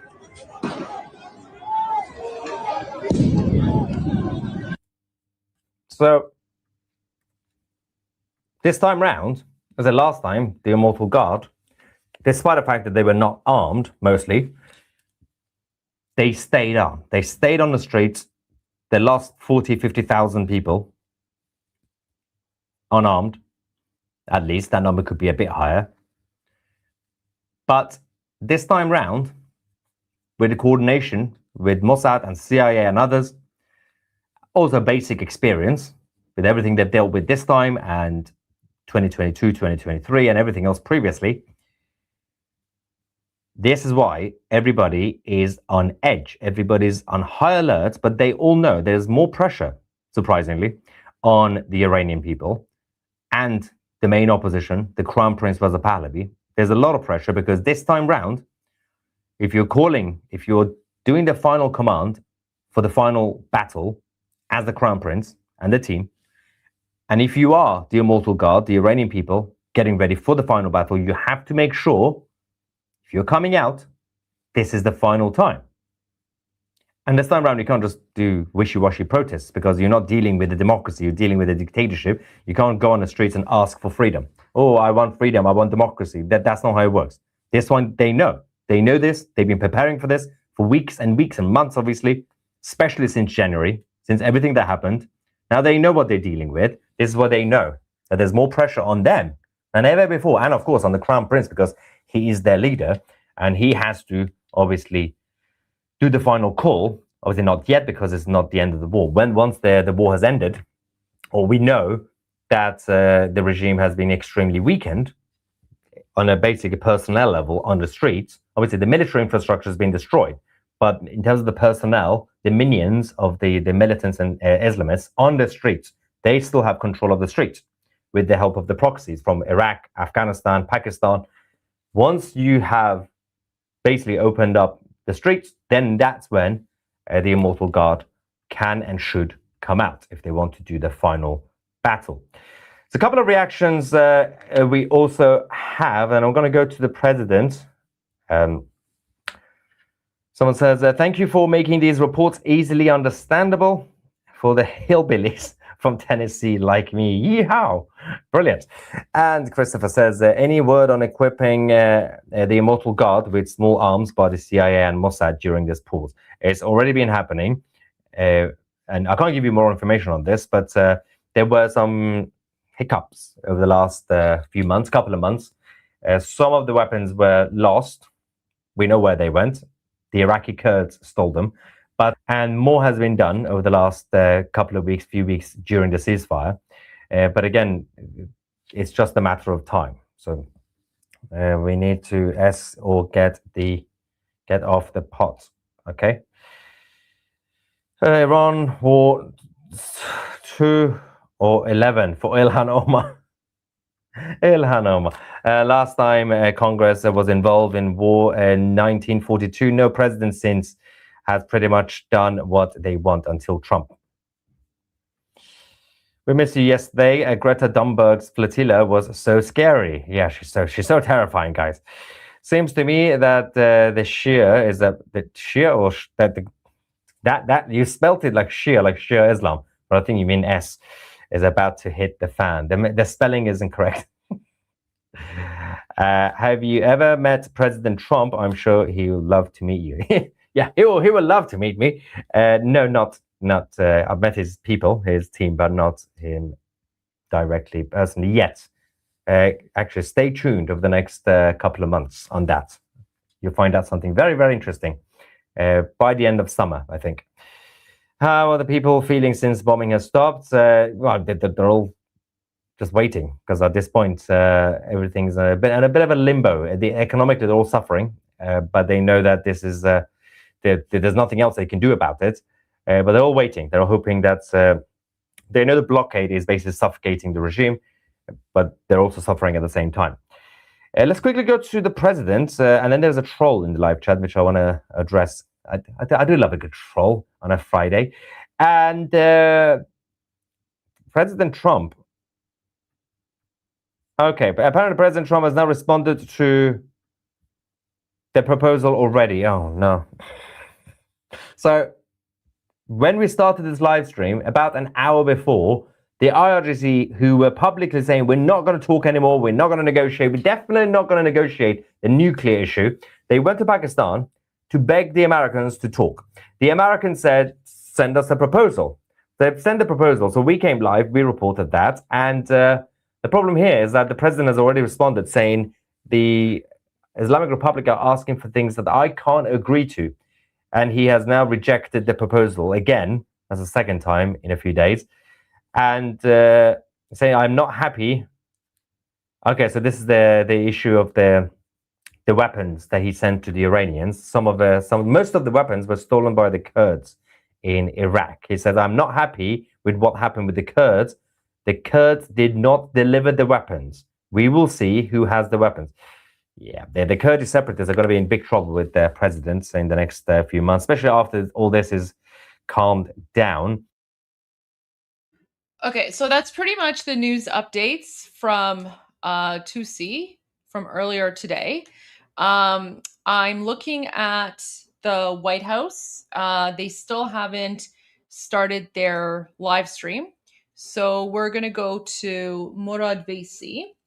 And let me pull up this banner. So Murad Vaisi's analysis today, the topic of his live stream from this morning is CENTCOM's 3 proposals to Trump for attack. So he's going to be talking about the 3 proposals that CENTCOM has provided.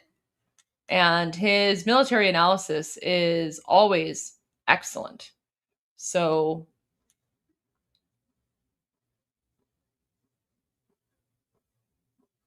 oh, wow.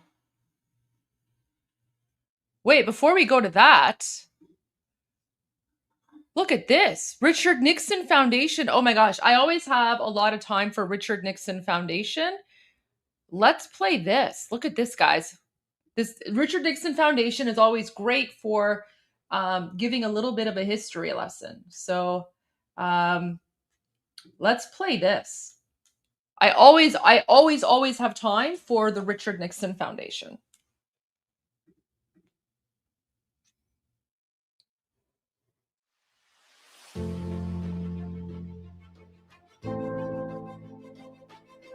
Shah Reza Pahlavi's long reign spanned 8 American presidential administrations. But it was his special relationship and personal friendship with President Nixon that made history and changed history.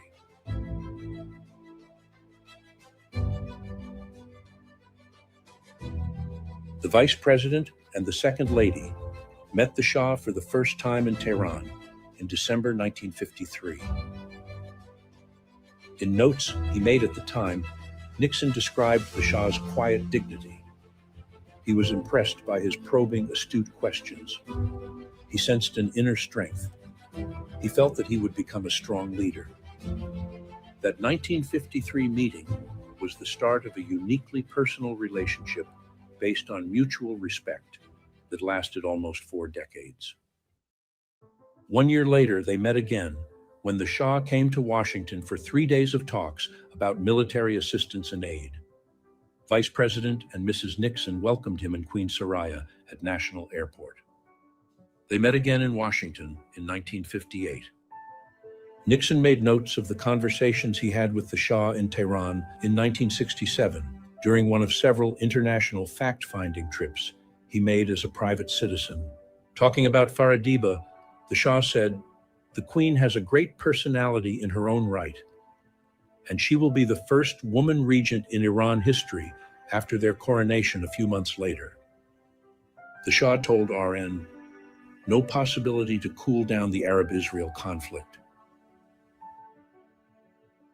The Shah believes US gave him bad political advice and said, "I will decide what system works for my people." Nixon's seminal article, Asia After Vietnam, was published in Foreign Affairs in October, and his discussions with the Shah played an important role in developing what became the Nixon Doctrine. 2 years later, 2 days after his inauguration in January 1969, the new president received a letter from his old friend. "I am fully convinced that with your intimate knowledge of this part of the world, and with due regard to the long-standing friendship and cordiality that exist between us, we will not fail to take every necessary measure for the further strengthening of the relations between our two countries on the basis of mutual respect and trust." In May 1969, the Shah came to Washington for President Eisenhower's funeral. In October, he returned on a state visit that marked a turning point in the relations between the two countries. The new president introduced a new grand strategy shifting the focus of Middle East policy to Iran as the cornerstone of regional stability and America's partner countering Soviet expansion. In 1972, the Shah and Shah Banu welcomed the President and First Lady to Iran.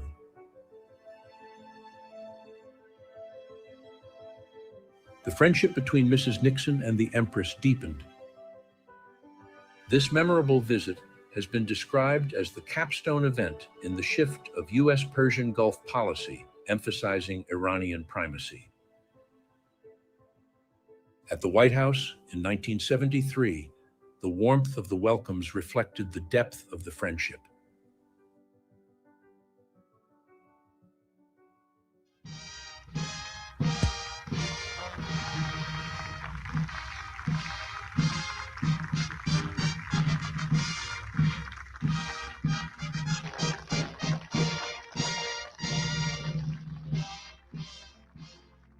In 1979, the former president traveled to Mexico, to Cuernavaca, to confer and console with the exiled and ailing Shah.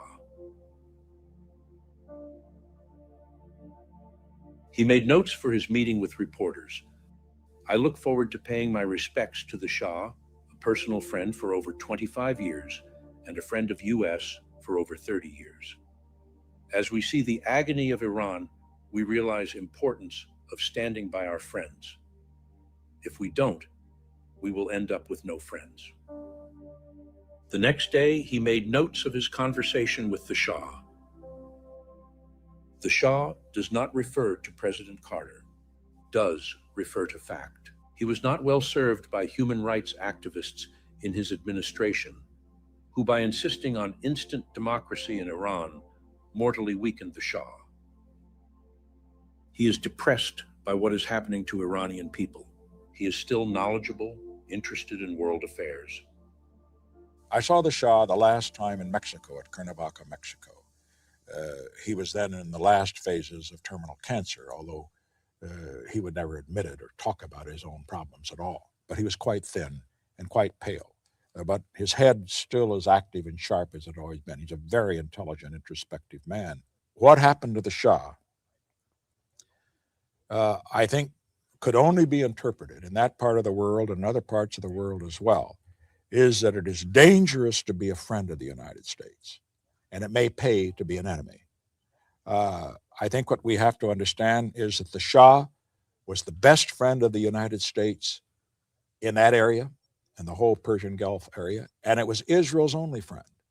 The Shah, we must remember, in the 1973 war, furnished oil for our Mediterranean fleet when the other countries in the area had cut it off. And the Shah tied down the Iraqi forces by supporting the Kurds against the Iraqis so that they never got involved in the 73 war. A year later, he made a sad and lonely pilgrimage to Cairo to attend the Shah's funeral. At the airport, he gave reporters a personal and historical perspective. There's no question that the Shah leaving Iran is a tragedy, a personal tragedy for him, a tragedy for the people of Iran who now are suffering repression much greater than they had before, who have 4 million at least unemployed and runaway inflation under a government that is not really a government, it's really a mob. All these things have happened, but also it was, in addition to being a personal tragedy for the Shah, a tragedy for the people of Iran, it was certainly a tragedy for what we call the West, because what was leadership and stability in that part of the world is now replaced by instability. The next day, he marched alongside the Shah Banu and the Crown Prince in the Shah's funeral procession through the streets of Cairo. The former president, now a private citizen, was the only American dignitary there. Several years later, he recalled that day and spoke about his friend. When I was there, I was the only dignitary of any rank who came to the Shah's funeral, because here the Shah, who before everybody was bowing and scraping before him, the heads of state and government and so forth, because he was rich and powerful and so forth. And now they all avoided him because he was out of power. And I never forgot that as I was standing there in the big tent where all the VIPs, usually ambassadorial level, not head of state level, were standing, Sadat came walking in, resplendent in his uniform, general's uniform. He saw me, his eyes lit up, and he walked over, held both hands out, and he said, "How good of you to come. How good of you to come." And I said, "Mr. President, it was very courageous of you to receive the Shah after virtually every other country did not grant him sanctuary." And he said, "Courageous, sir? It isn't courageous to stand up for a friend."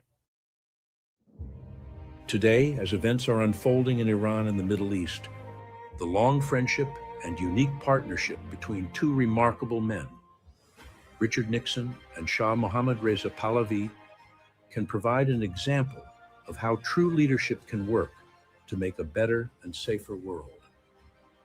But more than instruction, they can be a source of vision and inspiration.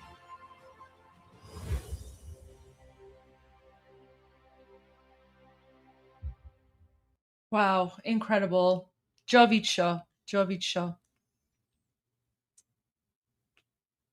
Yeah, Richard Nixon is one of our top favorite presidents. We love President Nixon.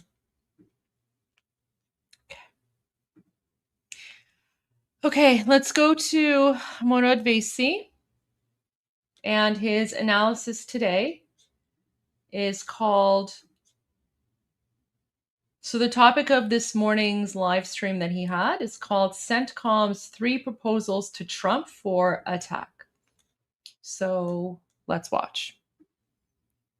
And again, guys, the translations are AI generated. So it's about, 90, 95% accurate. I won't interrupt unless it's a major mistranslation, or if it's an important point that needs to be summarized. And I am still keeping an eye on the White House. The White House still hasn't gone live. So whenever the White House goes live, I'll let you guys know. درود بر شما. بعد از ظهر جمعه 11 اردیبهشت 2585 در ایران و صبح اول می 2026 در شرق آمریکا. ژنرال براد کوپر فرمانده سنتکام و ژنرال دن کین رئیس ستاد مشترک ارتش آمریکا با ترامپ دیدار کردند و پیشنهادهای سه‌گانه‌ای رو برای حمله به جمهوری اسلامی به ترامپ ارائه کردند. این پیشنهادهای سه‌گانه رو خدمتتون میگم. اول جایگاه این 2 نفر رو توضیح بدم که در چه جایگاهی هستن. رئیس ستاد ارتش آمریکا در سلسله مراتب نیروهای مسلح آمریکا نفر 3 حساب میشه. نفر اول فرمانده کل قواست که ترامپ، نفر دوم وزیر جنگ و نفر 3 رئیس ستاد مشترک ارتش آمریکاست. ژنرال کوپر فرمانده سنتکام یکی از 7 فرماندهی نظامی بزرگ عملیاتی آمریکاست. آمریکا حدود 11 تا فرماندهی نظامی بزرگ داره، 7 تاشون عملیاتی هست. مناطق مختلف جهان رو به مناطق مختلف نظامی تقسیم کردن. مثلا یک فرماندهی شمالیه که شامل مکزیک و آمریکا و اینها، کانادا میشه. یکی فرماندهی جنوبی راجع به آمریکای لاتین میشه و مرکزی. فرماندهی آفریقا دارن، فرماندهی اروپا دارن، فرماندهی غرب اقیانوس آرام دارن، شرق اقیانوس آرام دارن. یکی از اینها هم فرماندهی سنتکام. سنتکام فرماندهی ارشد نظامی آمریکا در خاورمیانه و آسیای مرکزی. کل کشورهای خاورمیانه زیر نظر اونه. حمله هم که به جمهوری اسلامی انجام میشه زیر نظر سنتکام. سنتکام ناوگان 5 دریایی آمریکا در بحرین هم زیر نظرشه.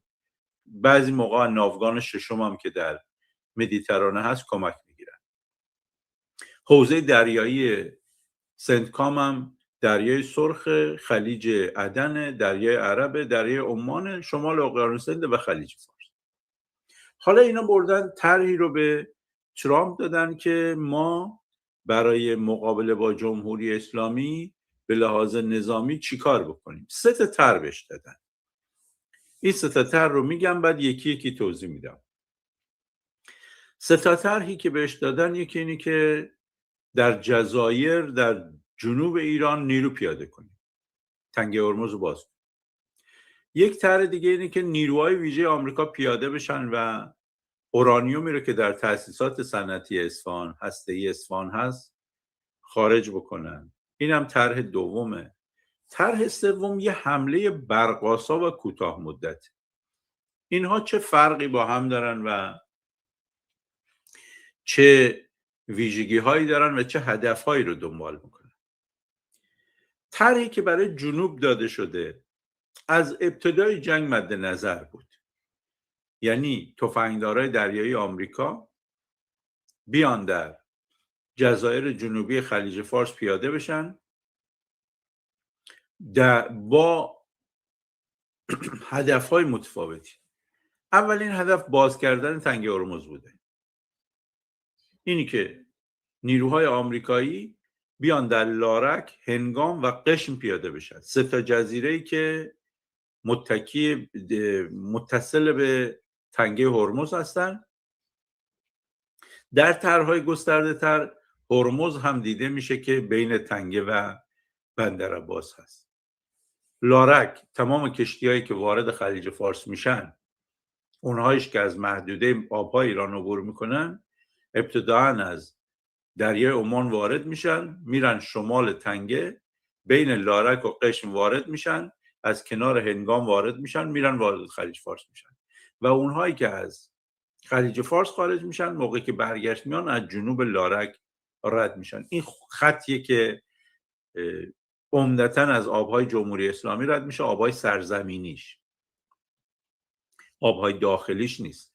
در آبهای سرزمینی کشتی‌های دیگه میتونن بیان عبور و مرور بکنن، به شرطی که عبورشون بی ضرر باشه. عبور بی ضرر هم یعنی این که مستمر باشه، توقف نکنه و به کشور ساحلی هم آسیب نزنه. آمریکایی ها دنبال اینن الان تنگه رو به این شکل باز کنن که تفنگداراشون رو در لارک و هنگام و قشم پیاده کنن و بعد کمک بگیرن از نیروهای لشکر 82 هوابرد آمریکا برای که این اگر لازم شد وسعتش بدن.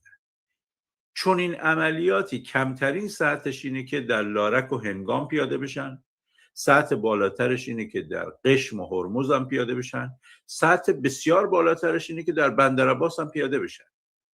یعنی بندر عباس رو به عنوان منطقه‌ای که سرپل پشتیبانی برای قشم و لارک و هنگام، این رو هم از دست سپاه خارج بکنن. یکی از طرح‌هایی که به ترامپ داده شده اینه. نیرویی هم که بخواد این رو اجرا بکنه عمدتاً تفنگدارایی هستن که در 2 تا ناوگروه هستن. آمریکایی‌ها الان در منطقه 4 تا ناوگروه دارن.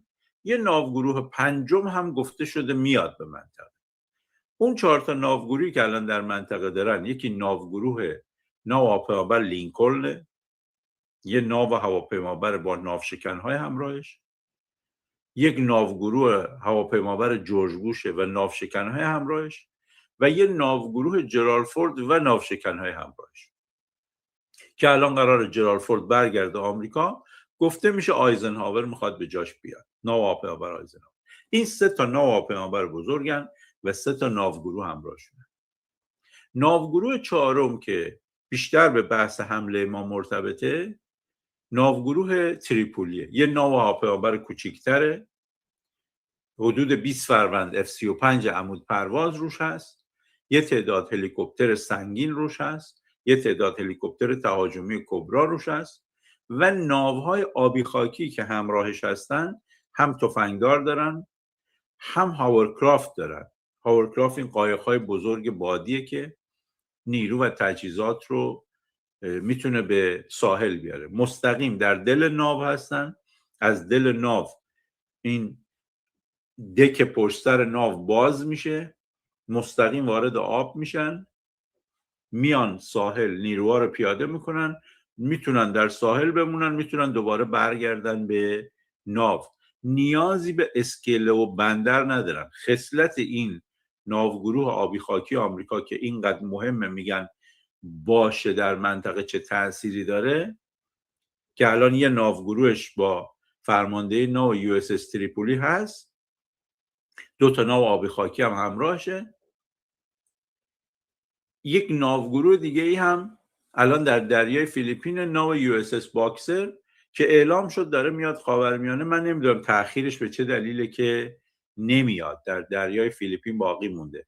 چون اگر بخواد بیاد از تنگه مالاکا عبور میکنه، معمولا کشتیایی که از تنگه مالاکا در این حد عبور میکنن عکاسا میبینن و عکسشون رو میگیرن.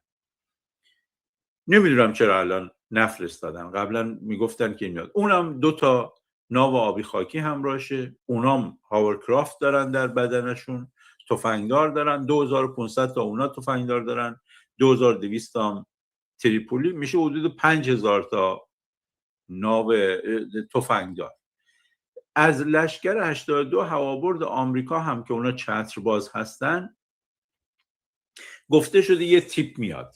اون تیپ باید حدود 3-4 هزار نفر باشه و مجموع اینها آمادگی میده به آمریکا برای اینکه تنگه هرمز رو در یه عملیاتی باز بکنه. عملیات دیگه‌ای که ممکنه این لشکر 82 هوابرد و تفنگدارا انجام بدن اینه که بیان بعضی از جزایر مربوط به صادرات نفت جمهوری اسلامی رو بگیرن، یعنی جزیره خارک و لاوان رو بگیرن. این قبلا احتمالش زیاد بود، الان احتمالش کمتر شده. چرا؟ آمریکایی ها به این نتیجه رسیده بودن برای که صادرات نفت جمهوری رو قطع کنن چترباز و تفنگدار پیاده کنن در جزیره خارک و لاوان که بیشترین صادرات نفت جمهوری اسلامی توش انجام میشه، یه مقدارم در جاسک در دریای عمان انجام میشه. به نظر میاد با اجرای محاصره که کردن آمریکایی ها الان دیگه خیلی نیاز به پیاده کردن نیرو در خارک و لاوان ندارن. چرا؟ چون اگر نیرو در خارک و لاوان پیاده کنن هدف اینه جلو صادرات نفت جمهوری اسلامی رو بگیرن دیگه. ولی اگر نیرو در خارک و لاوان پیاده کنن ممکنه این نیرو مورد آسیب قرار بگیره. چرا؟ موقعی که در خارک باشه یک منطقه کوچیکیه، جمهوری اسلامی میتونه حمله موشکی و پهپادی کنه، آسیب بگیره، تلفات بگیرن نیروهای آمریکایی. ولی نیروهای آمریکایی الان در دریای عمان در یه فاصله دورتر از جمهوری اسلامی ایستادن، در دریای عرب ایستادن. Yeah, guys, the White House live stream started, but I don't see President Trump yet. So whenever President Trump begins, we'll switch over to that. So I am keeping an eye on the White House live stream. و جلوگیری از صادرات رو اجرا میکنن. بنابراین لازم نیست خیلی در خارک و لاوان پیاده بشن جلو صادرات نفت رو بگیرن.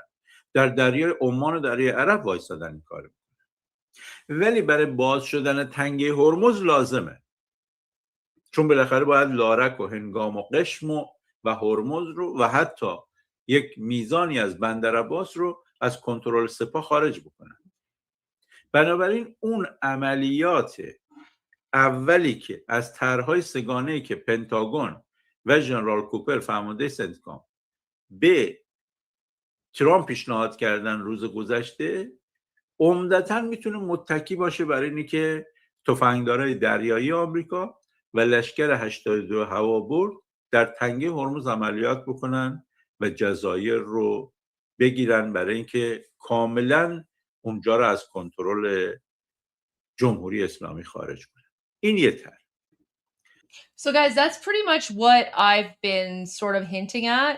You know, keep an eye on Harg Island, keep an eye on some of the other islands there, because that could be potentially one of the plans.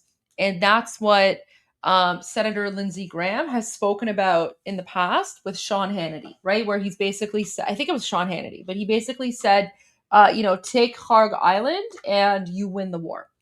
And again, the way that President Trump was speaking today, right before he left for Florida, the language and the messaging and his body language, very, very similar to Friday, February 27, about 12 hours before he boomed the Islamic regime and exterminated Khamenei. طرح دومی که داده شده به ترامپ اینی که هدف ترامپ از تمام این فشارهایی که بر جمهوری اسلامی بود یک چیز بود، اینی که توان هسته‌ای جمهوری اسلامی رو برای تولید سلاح اتمی از بین ببره. این مهمترین چیزی بود که ترامپ میگفت برای حمله.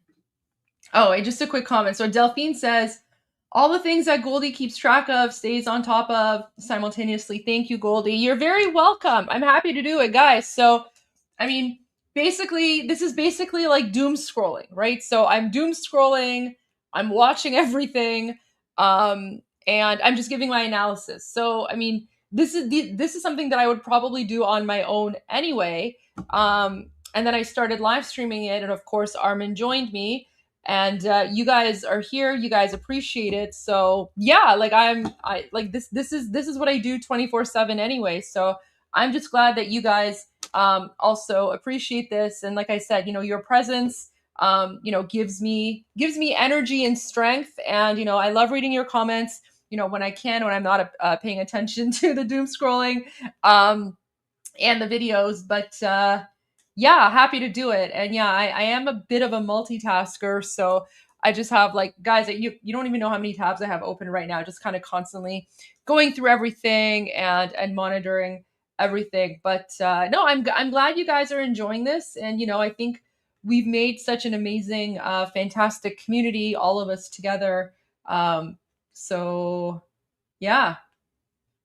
سواکس like گوش نشدیم بابا پس کی کتلت میدن.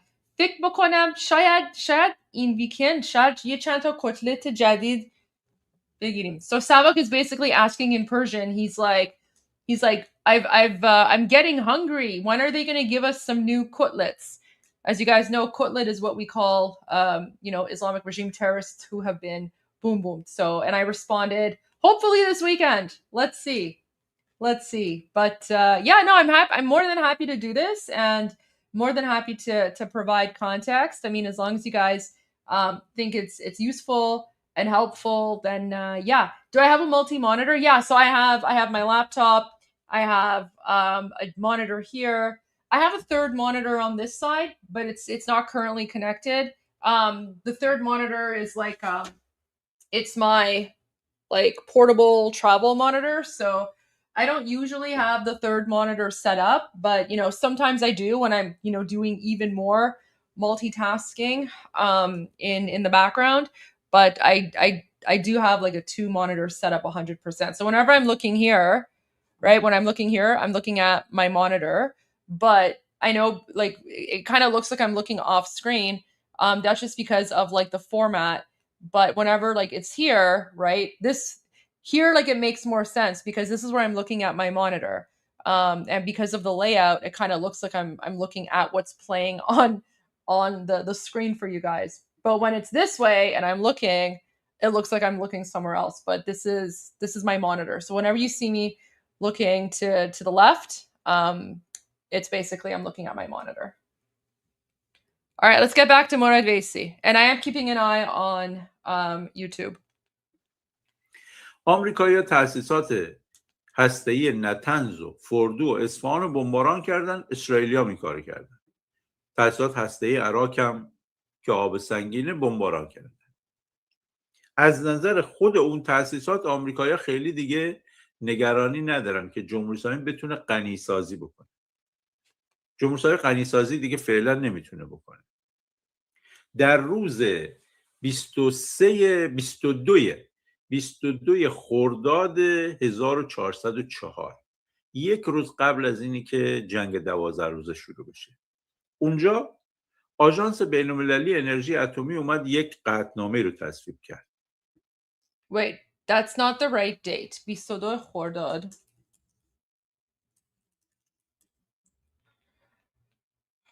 June 12. So when he says 22 خرداد, he's referring to June 12.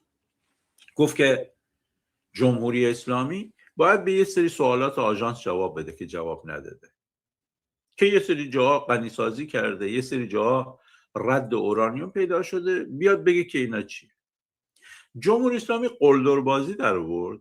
در روز 22 خرداد 1404 گفت من نه فقط به سوالات آژانس جواب نمیدم، بلکه حالا شما که این قطعنامه رو در شورای حکام علیه من تصویب کردید، من میرم تأسیسات غنی‌سازی جدیدی رو راه میندازم که فکر میکنم اون کلنگزلاس چیه در نزدیک نتنز اون باشه. این قلدری جمهوری اسلامی باعث شد که روز بعد اسرائیل به جمهوری اسلامی حمله کرد. تأسیسات هسته‌ای بمباران شد و آخرش هم دیدید که بیتوهای آمریکا اومدن با بمبای سنگر شکن فوردو رو بمباران کردن و رفتن. جمهوری اسلامی الان تأسیساتی برای غنی‌سازی اورانیوم نداره. آمریکایی‌ها نگرانی نیستن. آمریکایی‌ها در موضوع هسته‌ای آخرین گامی که برای خودشون قائل شدن میگن اگر توافق شد که توافق میکنیم، اگر توافق نشد ما آخرین گامی که باید انجام بدیم اینی که نیروی ویژه بره یا هر جوری که هست عملیات کنیم اون 400 کیلو اورانیوم غنی شده ای که در تأسیسات هسته‌ای اصفهان هست و احتمال زیاد در کپسول های نگهداری میشه، ما اینا رو از زیر خاک در بیاریم از ایران خارج کنیم ببریم آمریکا. مسئله هسته‌ای دیگه برای ما حل میشه. این چیزی که الان تو ذهن آمریکایی هست. مذاکره کردن، مذاکره به جایی نرسید در اسلام آباد. توجه آمریکایی هم روی این غنیسازی است. میگن جمهوری اسلامی چند تا کار باید انجام بده اگه میخوایم توافق کنه. جمهوری اسلامی مدام میخواد از این بحث غنیسازی فرار کنه. هی تو پیشنهاداتش میگه که بریم راجع به پایان جنگ صحبت کنیم، راجع به لغو محاصره صحبت کنیم، راجع به لغو تحریم‌ها صحبت کنیم، راجع به تنگ هرمز صحبت کنیم. آمریکا میگه نه، من راجع به هسته‌ای میخوام صحبت کنم. شما یا میایید سر هسته‌ای توافق میکنید یا اینی که هیچ توافقی بین ما نیست. همین دیروز ترامپ گفت توافقی بین ما و جمهوری اسلامی بخواد بشه راجع به هسته‌ای، ما راجع به چیزای دیگه فعلا کاری نداریم. اینی هم که جمهوری اسلامی گفته لغو محاصره کنید تا ما تنگ هرمز باز کنیم، ترامپ گفته ما این کار نمیکنیم. گفته ما محاصره لغو نمیکنیم. راجع به هسته‌ای هم 4-5 تا حرف مشخص دارن آمریکایی‌ها که در توافق هسته‌ای دنبال این 4-5 تا حرفن و جمهوری اسلامی تا حالا قبول نکرد. حرفشون چیه؟ میگن شما اول میپذیرید که دیگه مطلقا در ایران غنیسازی اورانیوم نباشه. دست کم برای 20 سال نباید باشه. این یک. بعد از اینی که توقف غنیسازی رو پذیرفتید، تأسیسات هسته‌ای فردون، نطنز، اصفهان، کلنگزلا و عراق رو جمع میکنید کامل. این دوتا. سوم اینی که بازرسای آژانس از جمله بازرسای آمریکایی میان اینو چک میکنن که شما تأسیسات هسته‌ای رو جمع کردید و بازرسای آژانس از جمله بازرسای آمریکایی همیشه باید Oh, wait, this is interesting, guys. Look at this. Apparently, well, Tusi's on his way somewhere fancy. Look at him. Look at Tusi, all dressed up in a tuxedo. All right, ladies and gentlemen, we come to you guys with some breaking news coming from Iran, specifically the province of Zanjan in the northwestern part of the country. We've just had a huge explosion and at least 14 IRGC members have been eliminated. The Islamic Republic state media are trying to spin this by saying that we've had our construction workers and cleaners and specialists trying to remove unexploded rockets from the US and Israel that was just somehow on the ground. And there was a bit of an accident and it was a boopsie. Of course, that's not true because we had a huge number of IRGC operatives who have been killed in this mysterious explosion. Of course, we're going to keep you guys posted on this. It's not going to be now, it's going to be later on. As you can see, I'm not just wearing this because it's a casual Friday. I'm actually going to the Royal Caledonian Ball, the Scottish reeling, in case you don't know. But of course, eventually I'll come back and give you guys the live coverage. All right, ladies and Does that mean the boom? Like, does that mean that the war has continued?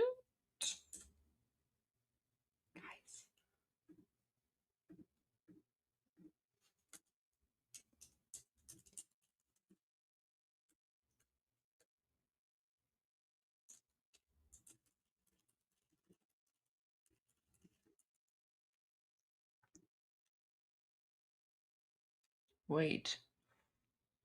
Oh my gosh. Yeah, this is true. Okay. Zanjan tonight, an unexploded ordnance unalived 14 IRGC terrorists.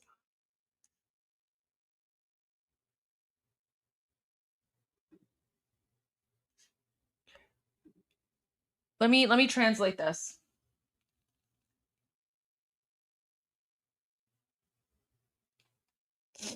This is where we need ARMIN GPT, but you guys are stuck with Goldie GPT.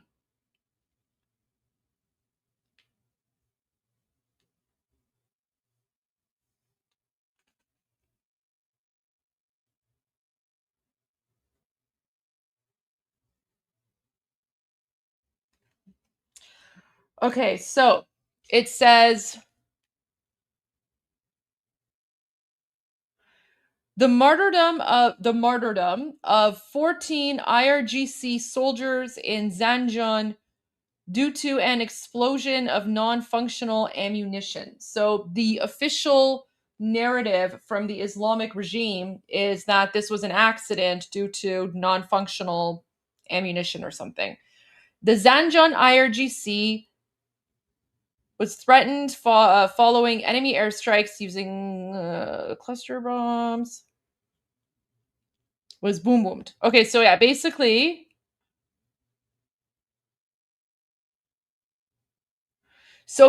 what they're claiming is that they're like moving a whole bunch of like unexploded boom booms, and then one of them like when a bunch of them were moving some of these unexploded boom booms today, they unexpectedly exploded. So today, during one of these missions, 14 of the dedicated forces were martyred and 2 were injured. It's so weird, but why are they saying they were martyred? Like this whole martyrdom is like when, you lose your life in jihad. So what? Moving unexploded ammunition is now jihad. So basically when they say that they're martyred, they're pretty much admitting that President Trump is starting. When they say that they're martyred, pretty much admitting that there was like boom booms. All right, let's go to President Trump.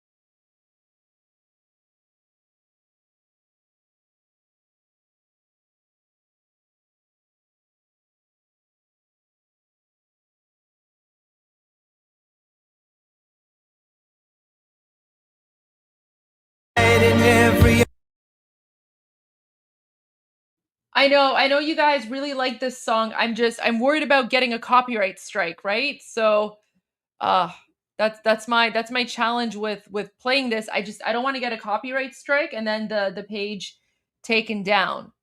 Right? Because YouTube is frustrating like that, unfortunately. So as much as I would love to play the song, we'll have to wait until the song is over and then I'll bring the audio back. Yeah. No. It's okay. You know what? I'll play our own song. I'll play our own song during this part. Iran's formation.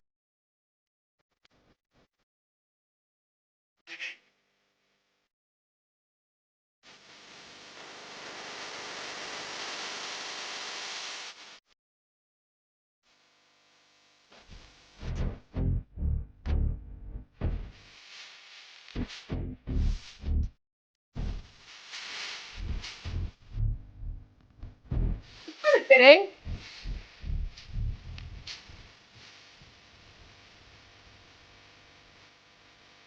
Okay.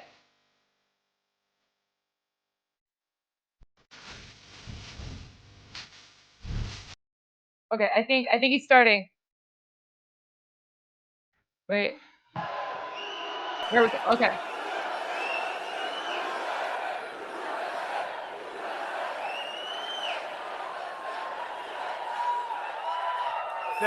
Thank you very much, everybody. And it's great to be here. I'm thrilled to be back in the home of a great place. I love Florida. We love Florida.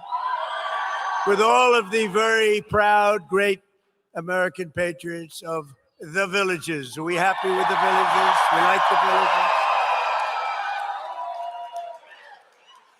Now, I shouldn't be here. There was just an attempt. I won't use the word, an attempt, they say, on my life. I should be indoors at a secure facility where I can quietly, beautifully, and safely play out my term, destroying everything that comes in our way. like bad countries that want to get nuclear weapons. We'll take care of that. So they want me to be in a secure place. I said, what's more secure than the villages? Here we go. No. I heard the seniors were waiting at the villages, and there's no way we got like 97% of the vote. Remember all those frauds? They said, whoa. Remember Sleepy Joe and Kamala? They came up, oh, we love you more than Trump. And you said, no, you don't. You don't. You don't love us more. You're a bunch of phony bastards. But as you know, this is the single largest community of seniors anywhere in the world. And frankly, it's the largest crowd you've ever had assembled. You know, it's very interesting. They built this, but when I first started, they didn't have this. We had a little tiny room.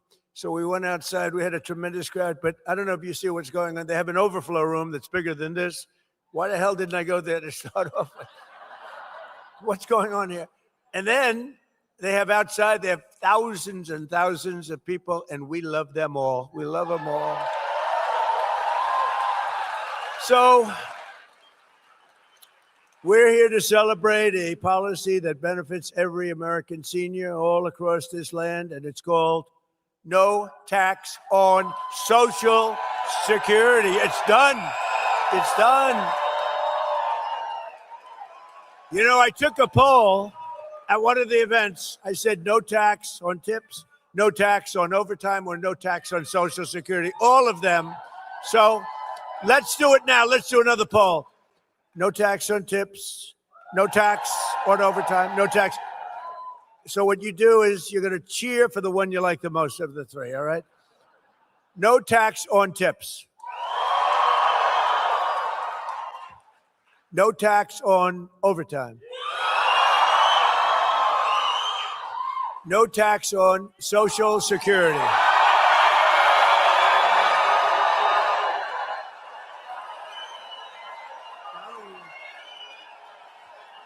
I'm telling you, Dr. Phil, that's the one they like. This Social Security, I thought that was maybe a sleeper. This is more than a sleeper. No tax on Social Security for our great seniors. That's what we like, right? So our great, big, beautiful bill was the largest tax cut in American history. And as a result, more than 51 million American seniors now pay a federal tax rate of 0. 0. And this isn't talk. This isn't, I'm going to get it for you. Look, these guys up here, front row Joes, they're all over the place. I can't get rid of them. What are you, 219? I think they're 219. They are sick individuals, but we love them. I don't know what the hell they do, but they have money someplace because they do a lot of traveling. Look at the front row Joes. But we provide seniors, and we have a record-setting average tax deduction this year of more than $7,500. Think of that. You know, it's been amazing. And on all of them, people, and I've seen it even on the fake news. Look at all the fake news back there. What? That's a lot of fake news.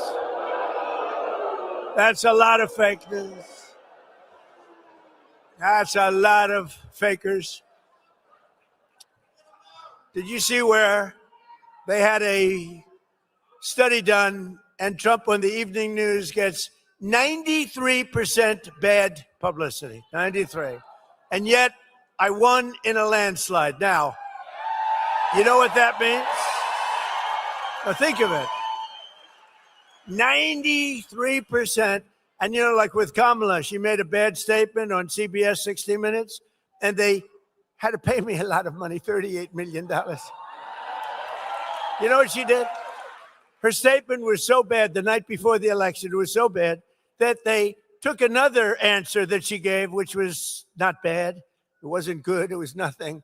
And they put it in where she, and we found out they did it. They changed the answers. BBC has me AI saying about hate. We hate. I said, that's not me. They changed my lips. I couldn't even tell myself. I said, I didn't know. This gets very, but think of it, 93% bad stories, only bad. And if it's a good story, they make it bad. You know, you can make anything bad. You could have a baseball team won 21-2, and the writer says they should have won by more. That's where we are. We're winning 25-0, and they say we should be doing more. There's never been a first term of a president, they say, and even the radical left lunatics say it, that's accomplished more than we have. It's never happened. Never happened. But just to finish off, you know, I love the weave because the weave is great. You go out, Pa, go out. You always have to come back. Someday I won't come back, and they'll say, all right, he's shot. That's it. The weave, I call it, the weave, because you get a lot of stories into one little sentence. But when you have 93% and you win in a landslide, you know what it means? It means that the media has lost total credibility. Nobody believes them. That's what it means. Very simple. But thanks to the massive tax cut, American seniors just received your largest tax refunds of all time, by far. And here in the Sunshine State, we've issued 2.5 million Florida seniors over $13 billion. Now think of that. Now, I don't happen to be a senior. I'm much younger than you. I'm a much younger man than you. Look at you old guys. Wouldn't you like to be my age? It's young, vital, vibrant. No, I'm much, much younger than the people in this room, but I feel I can relate to you anyway. See, now the fake news will go tonight and they'll say, he's claiming to be younger than the people. You understand? That means more money to visit your grandkids, bigger budget for taking a trip to someplace that you want to go, or extra dinners out with your family. You're going to do a lot. You're going to do a lot. You know what to do with the money. But I saw it recently. People are being interviewed. And yeah, why don't you sit down here? Come on, front row, Joe, sit down. Get them all to sit down. You know, it must be good when front row Joes still stand up after 300 or something, whatever the hell. They're still standing. That's pretty good. But it's been an amazing period of time. Our country is hot again. We have a great country again. We're respected as a country again.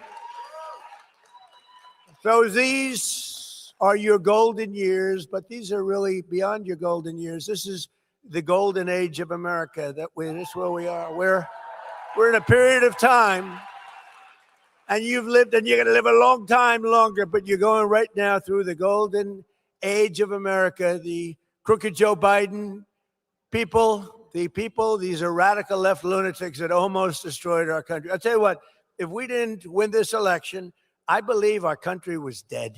I don't think it could have sustained the open borders, transgender mutilization of your children. I believe our country, men playing in women's sports, they say that's an 80-20 issue. It's not. It's a 99-1 issue. The mutilization of your children, that's a 99-1 issue. These aren't 80-20.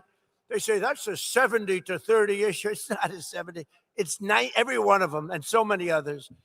Frankly, look, they have the worst policy in history, but they stick together. Republicans have to stick together. If we stick together, we can't be, because we have great policy. Common sense policy. Under crooked Joe Biden, American seniors were ravaged by the worst inflation in the history of our country, devastating the budget, senior citizens. You know, when I say the history of our country, I'm always criticized because they correct me. They say it was 48 years. It wasn't history. It was 48. And I think that sounds pretty bad, too. I actually think 48 years, it sounds more specific. It actually is better. So they say the worst inflation in 48 years. I say the history of our country. But you had the worst inflation we've ever seen. Prices soared. Healthcare costs skyrocketed as Biden and the radical left Democrats in Congress allowed 25 million illegal aliens to pour into our country. This was an invasion of our country. Tell them to turn up the microphone, will you please? Turn up the mic.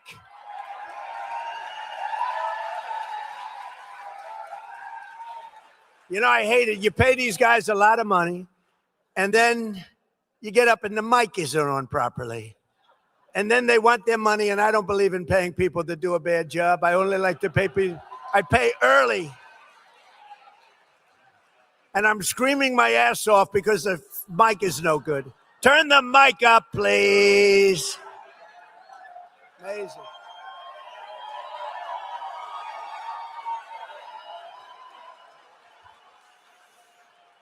But all of that changed the day I took the oath of office on January 20th, 2025. Under the Trump administration, we're standing up for American seniors like no president has ever stood up before. And just as I promised, we're strongly protecting Social Security and Medicare, and we always will. We have a man here who knows more about Medicaid, Medicare, medical crap than any human being. Where's Dr. Oz? Where the hell are you, stand up?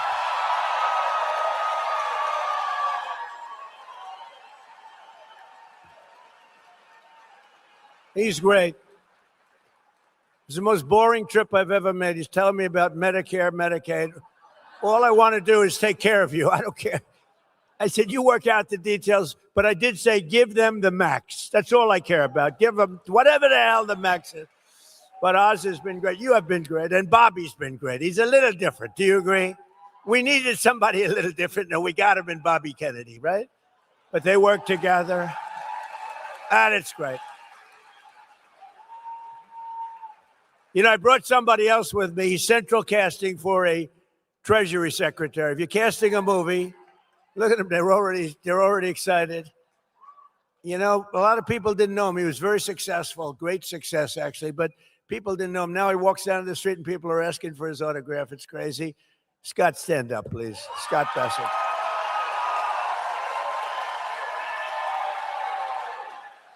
They wanted to be here. You know, I gave him an option. I said, I can meet you guys later. No, you're going to the villages. We want to be with you. So it's sort of cool. We got a lot of celebrities here, actually. But together with the Republicans in Congress, we've removed nearly 300,000 illegal aliens from the Social Security roll.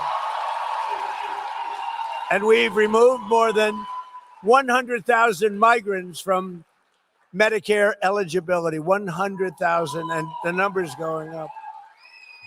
What we're really doing is saving Social Security because it was so rife with fraud, and the Democrats didn't care. They couldn't care less. All they care about is Trump derangement syndrome. They are sick. They are lunatics. We're dealing with lunatics. You can do, but I've learned, you know, with time, I've learned if I want something, I go the opposite. In other words, if I want the wall, I say, I will not, under any circumstances, build the wall. And they give me all the money I want. True, just go the opposite. They're crazy. They're crazy. It actually is a disease. I think they're going to register it next week. Trump derangement syndrome. They're going to, TDS, it's commonly known as TDS. This man has an incurable case of TDS. To further stop Medicare and Medicaid from being looted by criminals and thugs, we've launched a war on fraud. You've been watching it in the papers. We're all over Minnesota, California, all over the place. They're taking down hundreds and hundreds and even thousands of people a week and a day. It's led by our great Vice President, J.D. Vance. He's doing a great job. I said, JD, I want that job. I want to do it as president. They said, you better, let's do a little delegation, please. But JD's done a great job. Thousands and thousands of people are, it's a fraud. I mean, look at the wonderful country. It's a beautiful country. You should try it sometime. Somalia, it's a beautiful place. It's got no government. It's got no military. It's got no anything. It's got one thing that's really strong, crime. It's got a lot of crime. They have no police. All they do is run around shooting each other. It's filthy dirty, disgusting dirty. It's a horrible place. They come here, and Ilhan Omar, you ever hear of her? She heads it. And think of it. They have nothing but crime, poverty, pollution. Everything is horrible over there. Nothing good. Guys, also just keep in mind how he speaks about Somalia versus how he speaks about Iran and the Iranian people, right? Like President Trump has only ever spoken about the Iranian people with like respect, right? It's a great nation, very cultured, very civilized, great people, right? So just keep that in mind. Like the way he's comparing like Somalia to Iran, right? They say it's the worst country anywhere in the world, that we got some beauties out there, but it's the worst.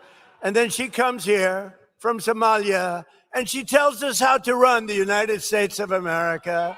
She says, the Constitution gives me certain rights, And I demand that I be given these rights. Get the hell out. What a phony.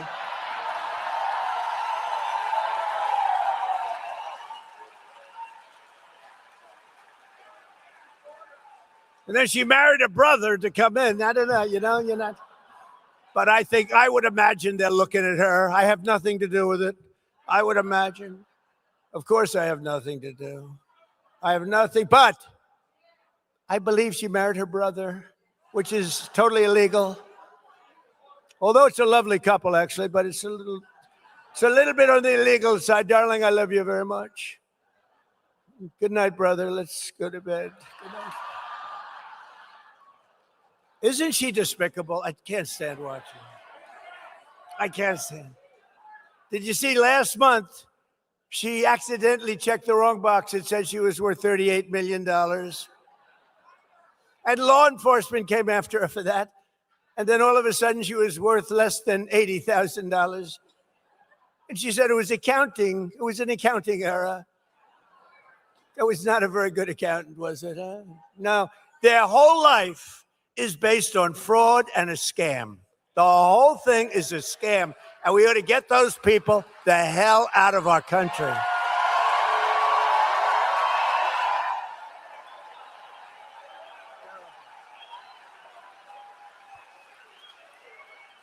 To get better care to our seniors much more quickly, my administration has dramatically accelerated Medicare prior authorizations, a big deal.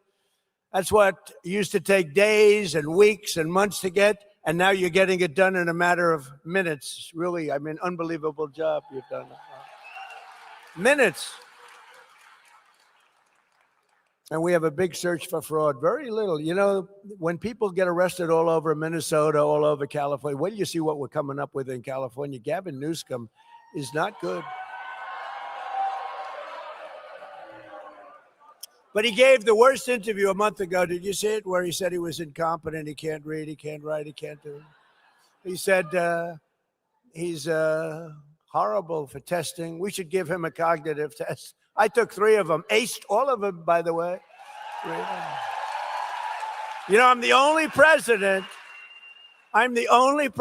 to take a cognitive test because I don't think Obama could pass it. I don't. Didn't he get into Harvard with a C average? I don't know. What's that? I don't think he could pass it. I don't think. Well, Biden isn't. Give me a break.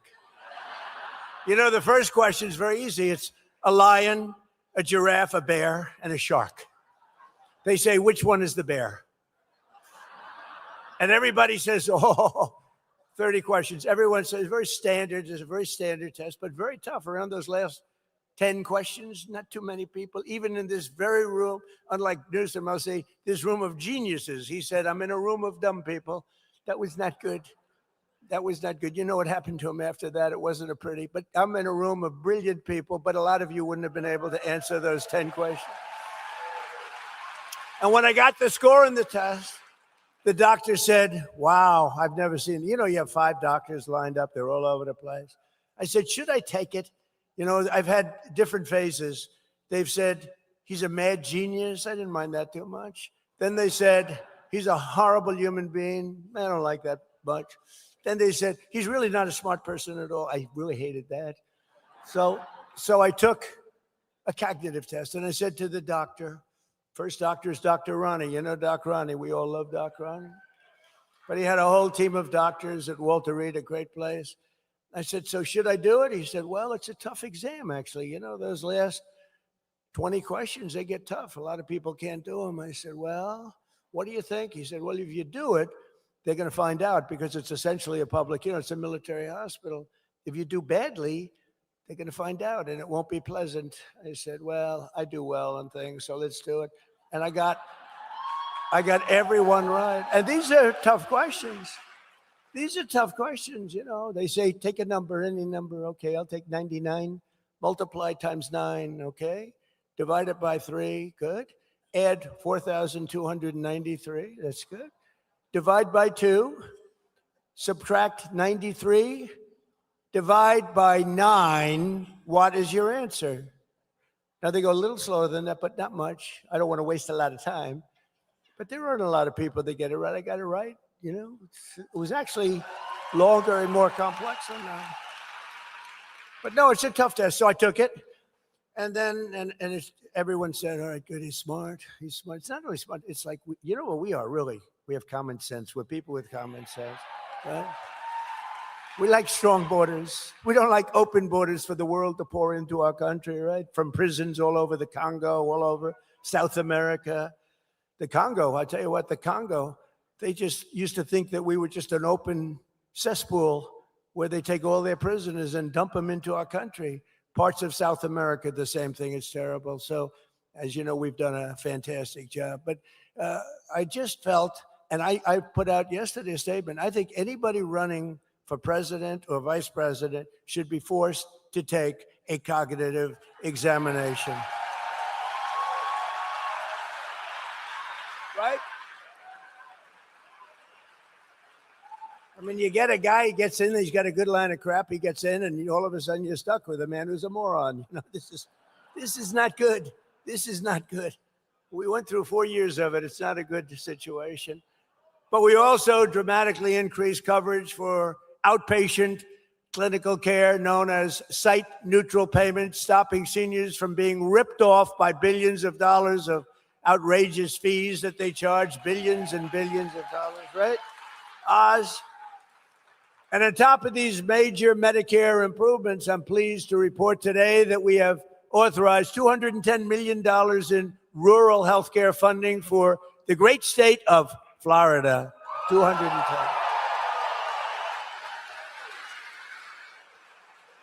We're taking some of the money that they scammed. We're catching billions of dollars, billions. Minnesota, it's like you ever hear the expression, shooting fish in a barrel? It's like shooting fish in a barrel. And that governor and that attorney general are so crooked. It's so horrible. It's so horrible. Boy, oh boy, oh boy. Well, stranger things have happened, I will tell you. By the way, and our attorney general is doing a very good job, isn't he? Todd Blanche, she's doing a very good job. A lot of action. There's a lot of pent-up action.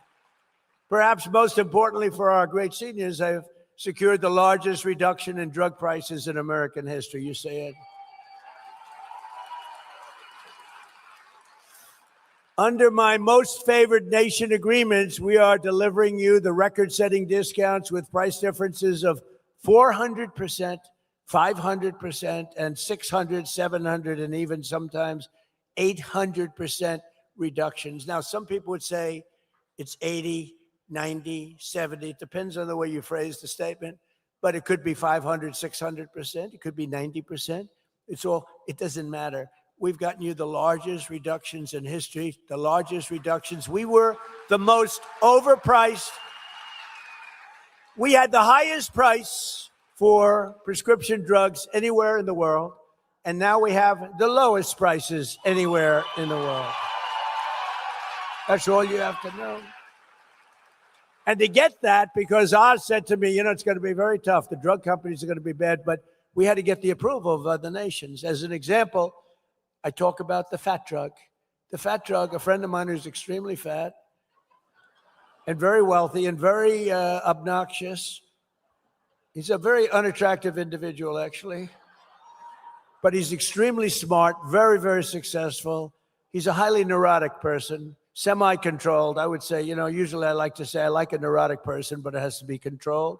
This guy's only semi, but he's in London And he calls me, he goes, President, in New York, I'm paying like $87 for the fat drug. He called it the fat shot. I've given it that name, the fat shot. And I said, well, it's not working too well for you. But he said, I pay $87 in London. In New York, I'm paying like $1,300. So I'm paying $1,300 and $87. What's that all about? And other people would call me the same, but he made a big imprint because he's a very smart guy. He said, you know what, I had it traced. It's made in the same factory. It's made by the same company. Everything's the same except the price. One's $87 and one's $1,300. He said, this is ridiculous. And it did hit me the right way. And we went to town, didn't we, Oz? We went to town. And we shamed the drug prices because they were for years said, well, you know, it's research and development. I said, well, it's research and development for them also, right? But we got them. They weren't easy, but we got all of them lined up. But they said it didn't matter. The reason we got them because they said we'd never get the other countries. We had to get approval of the other countries where they'd have to double their prices and triple their prices because we come way down. They go up a little bit because the world is bigger than us, right? So they go up a little bit. So I'd call up, like, as an example, France. I spoke with Macron, right? You know Macron, he's a wonderful guy, president of the country, nice guy. So I say, Emmanuel, your drug prices are a tiny fraction of ours. We can't have that. We're going to have to raise it. No, Donald, I will not do that. No, you will do that, Emmanuel. No, you'll do it. 100% you're going to do it. No, I will not do it. And this went on for about 2 minutes. I'm saying you will. He's saying he won't. So most people would say he won't do it. Then I said to him, Emmanuel, if you don't do it, I'm going to put a 250% tariff on all wines and champagnes that you ship into our country.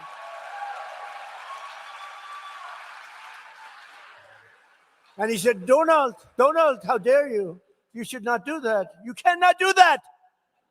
And I said, no, I'm going to do it. Okay, you have a deal. That was it. And I told Oz couldn't believe it. He couldn't believe it. And we had the same thing with Germany. We had the same thing with other countries. They said, look, you're not going to do it. We're going to tariff the hell out of you at double the number that you're talking about. And they all agreed. Every one of those countries agreed. And now you have the lowest drug prices anywhere in the world from the highest.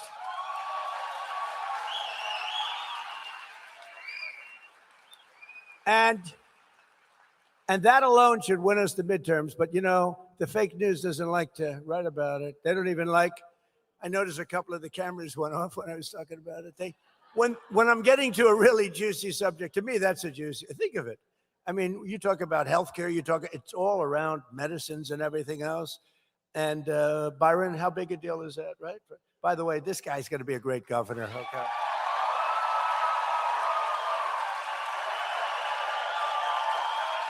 Gonna be great. Ag commissioner, you just stand up. What a job he's doing. What a job he's doing. My ag commissioner, who I endorse a long time. So I just want to thank you all. You guys are doing a great job. Byron, you're going to be fantastic. We have somebody named Ashley, who's very respected. Will you please stand up? Senator, our great senator. I suppose you're all leading like a lot, but remember, make it too big to rig. You got to go out and vote. Don't assume anything, you know. We did great in the second election. It was a rigged election, but we did great. And I said, well, I had the ultimate poll because we won the second election by a lot. So that's a good poll. So we did it again.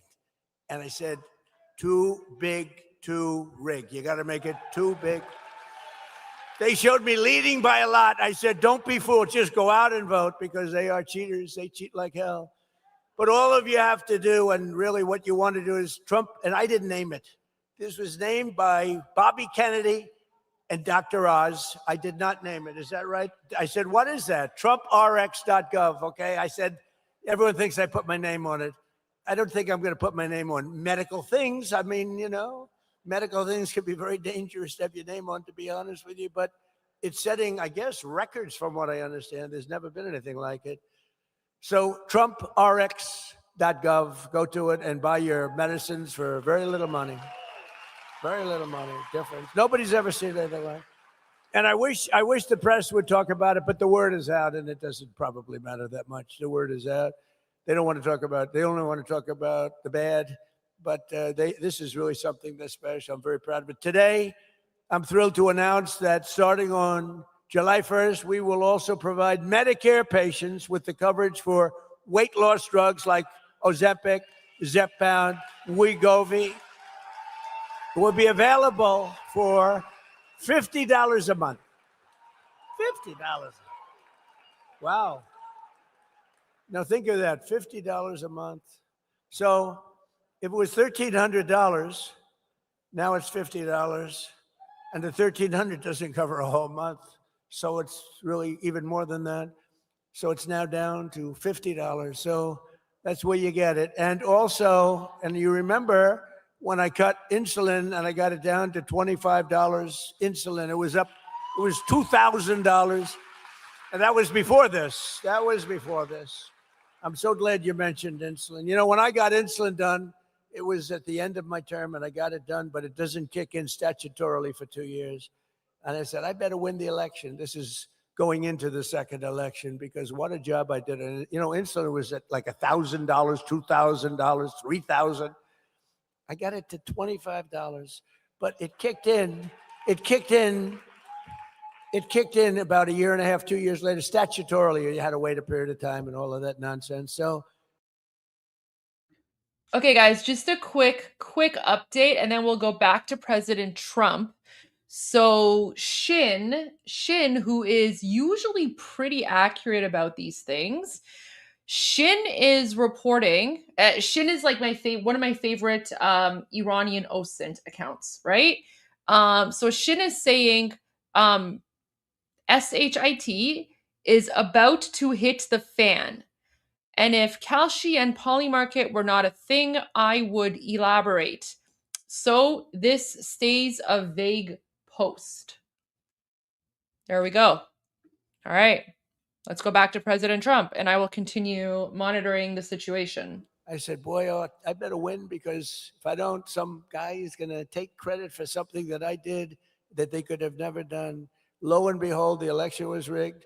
And I saw Biden a year later standing up there saying, I did a great job on insulin. He doesn't even know what the hell, he had no idea. And I was standing there seething. I was watching television. You know what it is to seethe? I seethe a lot. But this is one of the times I was seething. Oz knows that. I was so angry. I said, I did it, and I didn't get credit for it. We did a lot of things we didn't get credit for, but I guess I did because here I am, I'm president. I guess I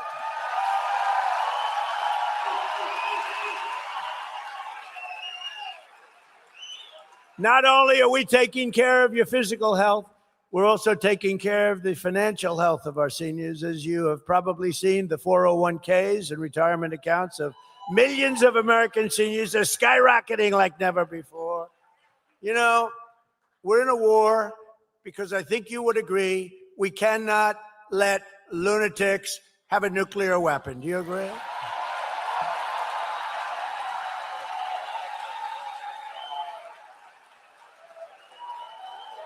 Whoa.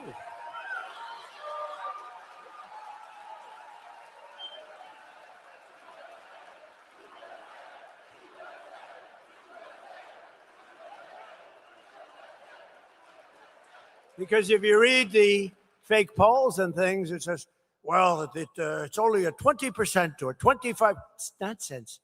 Look at this. I'm talking about all these things you're getting, and you stand up when I talk about you can't let Iran have a nuclear weapon. We can't. But I did something that was, I don't know, foolish, brave, but it was smart. I would do it again, but I thought the numbers would be much worse. I thought the stock market would go down much more. I thought the oil prices would go up much more. I said, but we have no choice. Whether it does or doesn't, I have to do what's right. We can't let them have a nuclear weapon. So I called in. Scott Bassett and all of my people, mostly my financial people. And I said, all right, folks, congratulations. We just hit the highest price in the history of the stock market. So they said the Dow would never hit 50 during my 4 years because it was too much of a raise. They thought 6, 7 years out, maybe it could hit 50,000. They said the S&P could never hit 7,000, right, Scott? That would be even more unlikely. Maybe at the end of the 4th year, but probably not. It would be 5, 6 years out. And we hit 50,000 on the Dow before the end of my first year. We hit 7,000 on the S&P before the end of my first year.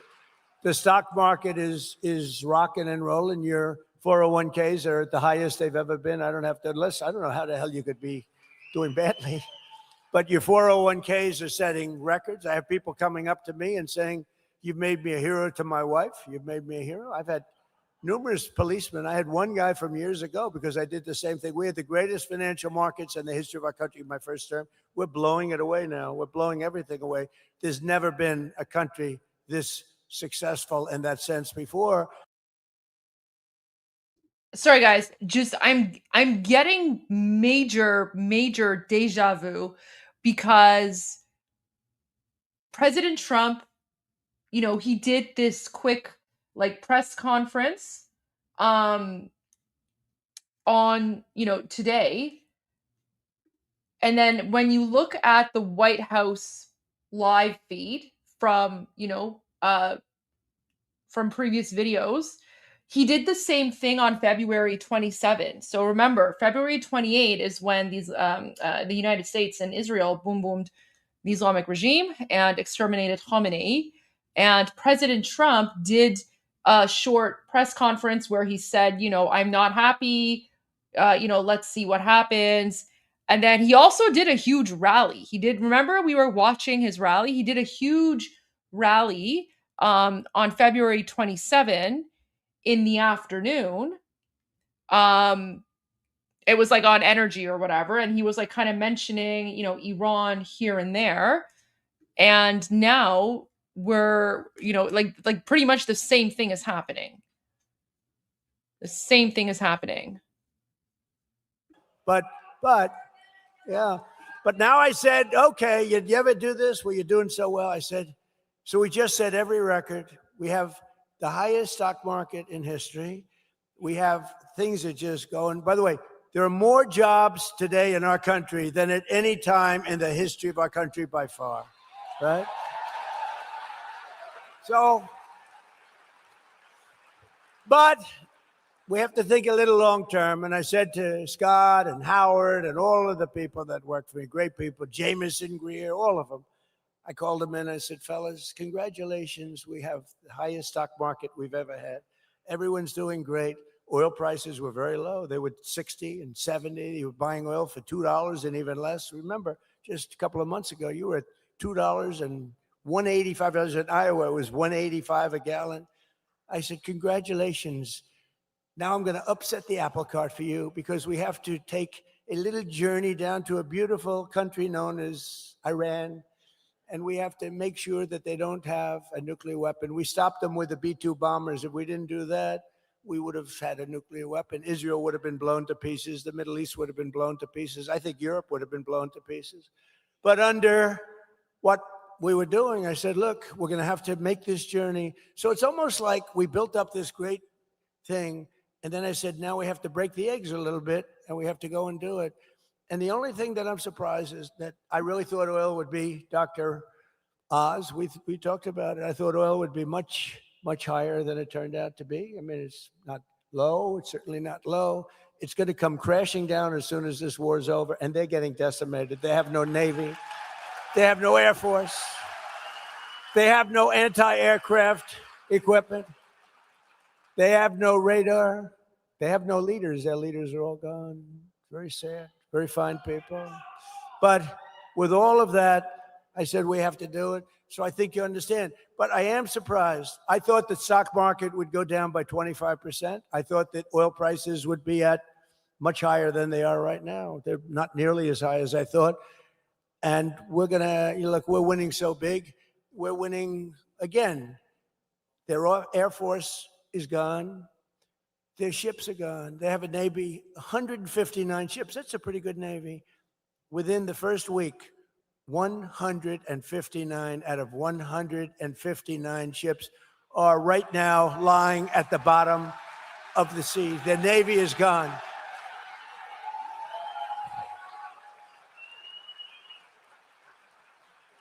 And we're discussing, I spoke to him today, we're discussing, it's a little hard to figure out who their leaders are, frankly. You know, their leaders are gone. The first set is gone. The second set is gone. Khomeini was gone. And they were pretty evil people. Not pretty evil, they were evil. They killed 42,000 protesters. 42,000. And in a period of 2 weeks, they killed 42,000 protesters. But we had to get this done, and we're really doing well. We're just winning.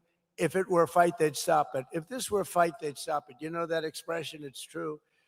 But they're not coming through with the kind of deal that we have to have, and we're going to get this thing done properly. We're not going to leave early and then have the problem arise in 3 more years.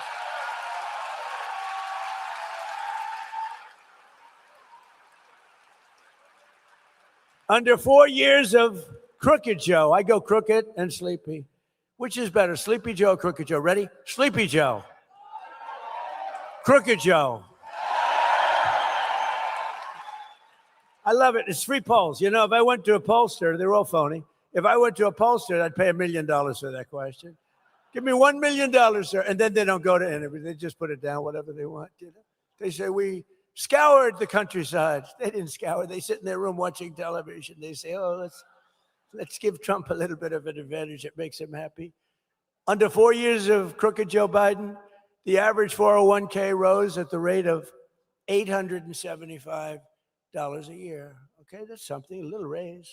But you know why he rose? Because of me with the 4 years that we had. Because after that, there was nothing. He would have gone down. They took over the momentum of what we created in the first 4 years, which was incredible. Under Trump, so it's $875. Under Trump, the number 875 is the rise, $30,000. So it's 875 versus $30,000. For seniors, that number is $50,000, $60,000, even $70,000 or more a year. That's what you went up. And just yesterday, I signed an executive order that will, for the first time, expand matching IRA contributions to the millions and millions of Americans who lack employer-sponsored plans. Obviously, some of you. And starting next year, every citizen will be able to go to TrumpIRA.gov and sign up for a high-quality, low-cost IRA so that everyone can benefit from the rising stock market. Go sign up. These are all things that people have been talking about for years, right, Scott? They've been talking about them for years. In 4 years, the Biden administration got less than $1 trillion of new investment. So in 4 years, he got much less than $1 trillion people investing in the country, other countries, other people. In my first 11 months, we secured commitments for more than $18 trillion now pouring into our country from all over the globe. Think of that. Think of that. Less than $1 trillion in 4 years and 11 months of 12th month hasn't come out yet. We've been there not long enough. But in 11 months, $18 trillion. So that's 18 times more. But think of it. It's really almost 100 times more if you really multiply it out properly. A short time ago, we were a dead country. Now we're the hottest country anywhere in the world. Congratulations. Core inflation has dropped to a 5-year low. And I tell you, the only thing, we got a little raise with gasoline. It's going to come down lower than what it was. Don't forget, we had that gasoline down to $2 and below $2 in many cases. It's going to come tumbling down. There is so much oil out there. It's pent up. It's all locked up in the Strait of Hormuz, a beautiful place. It's, I think they have close to 400 ships loaded up with oil. When all of that gets released, when all of that comes out, these people tried to hold up our country for years and years, the world, by closing up the Strait of Hormuz. When all of that stuff comes out, you're going to see prices dropping on gasoline like you've never seen, and all of that, electricity, gasoline, anything having to do with energy. Grocery prices are way down. Used car prices are way down. Look at eggs. Eggs are down by 4, even 5 times. Remember when I took over, eggs were so high? Remember my first news conference as president of second term? 2 days in, I said, ladies and gentlemen, do you have any questions? What about eggs? I said, what? Egg prices are 4 times higher than they were a year ago. I said, I just got here. I've only been here for a day and a half. And we had a problem with eggs. The prices were through the roof. I got them down to now they're lower than they were at the lowest point 4 years ago. Think of that. But I got them down. Does anybody write about it? No. That's why I like doing speeches. You know, they don't write about it, so I do speeches. That way I can talk about it. Sometimes you got to do it yourself. Earlier this year, I directed Fannie and Freddie to buy, you know what that is? Well, where's Bill? Where's Bill Pulte? He's around here someplace. He's done what a great job. He's created $1 trillion value. Look at him over there. He's jumping. Smart guy. During my first term, I was offered, sounds like a lot of money, but it's very little compared to what, less than $100 million to buy Fannie and Freddie. And I said, nope, I don't want to sell it. Don't sell it. They wanted to sell it so badly. And now it's worth over $1 trillion. If I would have sold it, I would have felt like a schmuck, you know, to be honest. It's worth over $1 trillion. What is it, about $1 trillion now, right? He says higher. No, we could have sold it. We could have given it away for nothing, practically nothing. So I directed Fannie and Freddie to buy $200 billion in mortgage bonds, bringing interest rates plummeting down from nearly 8% under Sleepy Joe and 6% even lower. And don't forget, we had a hostile Fed guy. We had a guy too late. We call him too late. He's too late with interest reductions. Jerome Too Late Powell. We had I haven't figured out, is he a bad guy or a dumb guy? But it doesn't matter. The end result, he's either dumb, bad, maybe he's a combination of both. But in any event, because rates, we would have had them even lower, but we've done great considering that we're fighting. Now we have a great Federal Reserve chair coming in, and he's going to be fantastic, Kevin Warsh. We've reduced the annual cost of a typical new mortgage by $4,000. Think of that, $4,000 a year after decades of other countries stealing our jobs and plundering our wealth, taking advantage of our country like we're a bunch of fools. Thanks to our strong policy on tariffs, I love those tariffs. We cut our gaping trade deficit by 55% this year alone. So we had a trade deficit with massive when I took over. And if you cut it by 1%, 2%, you're considered like a genius. I cut it by 55%. And next year is even better. And that's despite the Supreme Court making me do the tariffs a different way. I cannot believe they did that, but they did it. They shouldn't have done that, but it doesn't matter. I'm doing it a different way, a little more work, a little more time. Pay back $159 billion of the money that you got in. But we're doing it. It's actually very solid. It's 100%, can't be challenged. And we informed the very beautiful country of Germany that because of the fact that they and other European nations have not adhered to our trade deal. They haven't adhered to our trade deal. We have a trade deal that Scott and me and Howard and all our great people, Jameson, we all did a great trade deal, but the European Union has not adhered to it. So we've increased the tariffs on all cars coming into the United States by 25% and trucks. Knowing that if Mercedes and BMW and the truck companies and all of the people out there that send stuff in and didn't pay anything for years, they ripped us off. They took our jobs away from us. Not anymore. It's the opposite. They're all coming back. You know, factories are pouring back into our country, but they're all coming back. But we informed them that we're going to charge them, we're going to increase their tariff to 25%, knowing that if they build their plants in the United States, there is no tariff. They have to hire our great American workers, and there is no tariff. Think of it. And we've added now, we are now building AI plants all over everything, but we have part of that $18 trillion, but we have more construction going on and what they call plant and equipment than we've ever had before in car plants. We had a period of time that for 25 years, we didn't build one plant. They took our car industry away. It went to Germany, Japan, Mexico, Canada.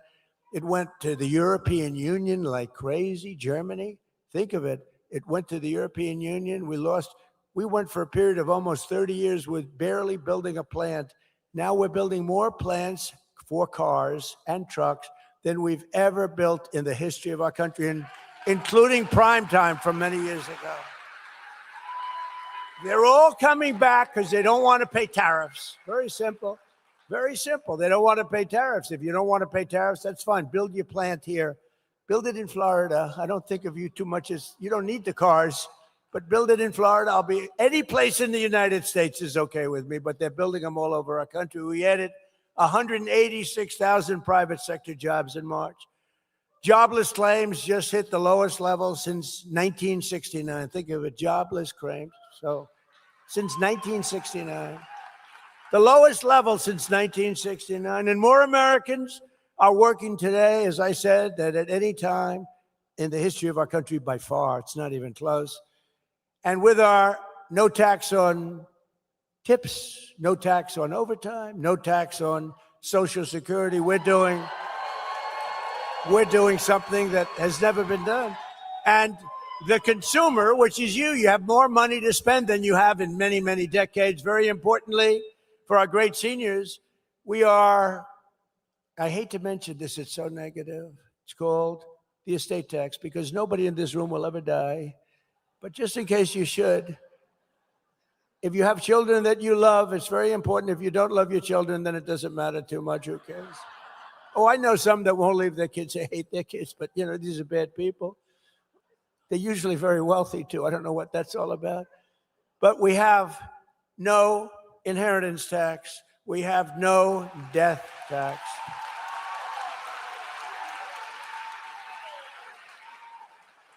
Who really affects is the farmer, the small farmers, medium-sized farmers. They're called land-rich, cash-poor. That beautiful land that's very valuable, but they don't make tremendous income. And they die, they leave it to their children. Their children goes out to the local banker, borrows money to pay the tax because the tax was 50% and more. And they end up losing their farm. In many cases, they love their life. They commit suicide. It's a crazy thing. They lose their whole life and they commit suicide. There's no more of that. So when you die, you leave your farm or your small business to your children. You have no estate tax. You have no death tax. I think that's a big deal. To me, that's a big deal, right? Byron, that's a good one, right? That's good. You want to lead your way of life. You don't want to be forced to sell your farm. Sometimes you can't sell your farm for what they think it's worth, and you have nothing but trouble. What a problem it was. You don't have to worry about it anymore. We made interest on new car loans tax deductible, but only if you buy a car that's made in America. Otherwise, we couldn't care less. That's a big deal. So that you go out and you borrow money to buy a car, and you paid interest, you didn't get, now you get a deduction. That's like 40, 50%. It's like a phenomenal thing. You get 100% deduction on interest. So the interest payments that you make to the bank for the car loan, you're able to deduct that from income tax. Now, it has to be made in America. So go buy American cars or cars that are made in America.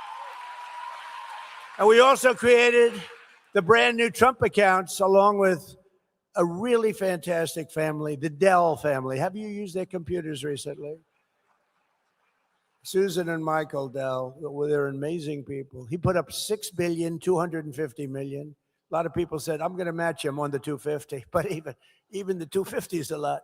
Think of it. He was the first one. He bought $6.25 billion of these accounts for children all over the country. And it was just announced this morning that it's setting records so that, when your beautiful baby, we have an automatic $1,000 contribution for every newborn child. And it allows everyone to contribute to a tax-free savings account for your grandchildren. A lot of people are buying it for their grandchildren to benefit them. so that after they turn 18, they could have $100,000, $125, $150, depending on what goes on. And they can be sort of rich. And it's an amazing thing, and it's like a wildfire. It's doing so great, right, Scott? It's been really an amazing thing. And with us today is a grandmother who lives in the Villages named Mary Alice. After a long career in the Michigan real estate and automobile industry, she and her husband retired to the Villages. And thanks to our great, big, beautiful bill, I love that bill. You know, we have 4 years worth of stuff. That's why we call it the great, big, beautiful bill. We were going to have 19 separate bills. And I said to Mike Johnson, John Thune, I said, fellas, the Speaker of the House, head of the Senate, I said, let's try for one big, beautiful, because I don't know, these Democrats are crazy. And it was early. We had a little bit of a honeymoon, just a little tiny bit. I said, let's see if we can get everything in one bill. And everyone said, no way, you're not going to do it. It's the greatest, it's the biggest thing ever passed in the history of our country, the great, big, beautiful. And it's mostly, it should be called the great, big, beautiful tax cut bill. But also we have tremendous regulatory cuts. And that's why your jobs are so good, because all of these people, small businesses, medium-sized businesses, everything, they're able to take regulations with a little bit of a grain of salt. It's not going to put you out of business. There are tremendous regulation cuts, and it's really been amazing. So they just received a tax refund of double the size of anything that they've ever gotten. Think of this, Mary Alice, for years she's gotten peanuts, and now she's gotten a tax of double the size, and in many cases, 4 or 5 times the size of anything she ever got before. So Mary Alice is now considered a rich person. Come on up, Mary Alice, say a few words. Come on up. Oh, look at her. She looks good. She's a rich woman. Come on. Thank you, President Trump. It's such a pleasure to meet you. Hey, wait, let me get this out. You want me to get that out? Wait. Oh, yeah, because I'm really short. I think you'll be good. Hi, everybody. First of all, I would like to thank President Trump for everything he's done for all of us. And the big, beautiful bill helped my husband and I so much this year. We were so shocked when we picked up our tax return and the accountant told us how much money we were getting back. We were just thrilled. It was double what we thought we would get. We ended up using some of that money to pay for a new roof. Now, we all know we live in Florida and we all need roofs. So we were able to use some of that money for the new roof, and we're thrilled that we were able to do that, and we didn't deplete our savings account.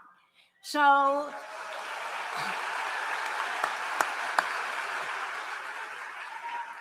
and this is all because of the no tax on Social Security. And, you know, we live on a income that's fixed. And so we have to be careful how we spend our money. And thanks to President Trump and his administration, we've been able to live a great life here in Florida. So thank you, everyone. Thank you, President. Thank you.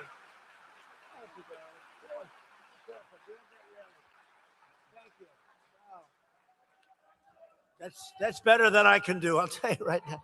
No, it's a great story. Thank you, Mary Alice. You're really something special. Thank you. Congratulations. But never forget, every single Democrat in Congress voted against no tax on Social Security. They voted against it, every single one. We didn't get one vote positive because they're just like a sick unit of people. Just like the State of the Union speech. I introduced people, the mother of somebody who was slaughtered by an illegal immigrant that came in, slaughtered so horribly, and please stand up. And the mother stands up. She's beside herself. The Democrats are sitting here. They didn't move. They're just sitting here. No, they're sitting here long fast. The Republicans are going crazy there. They're screaming, and they love, they love the woman that they wouldn't clap, or the helicopter pilots that did so well in Venezuela, a great, incredible military achievement.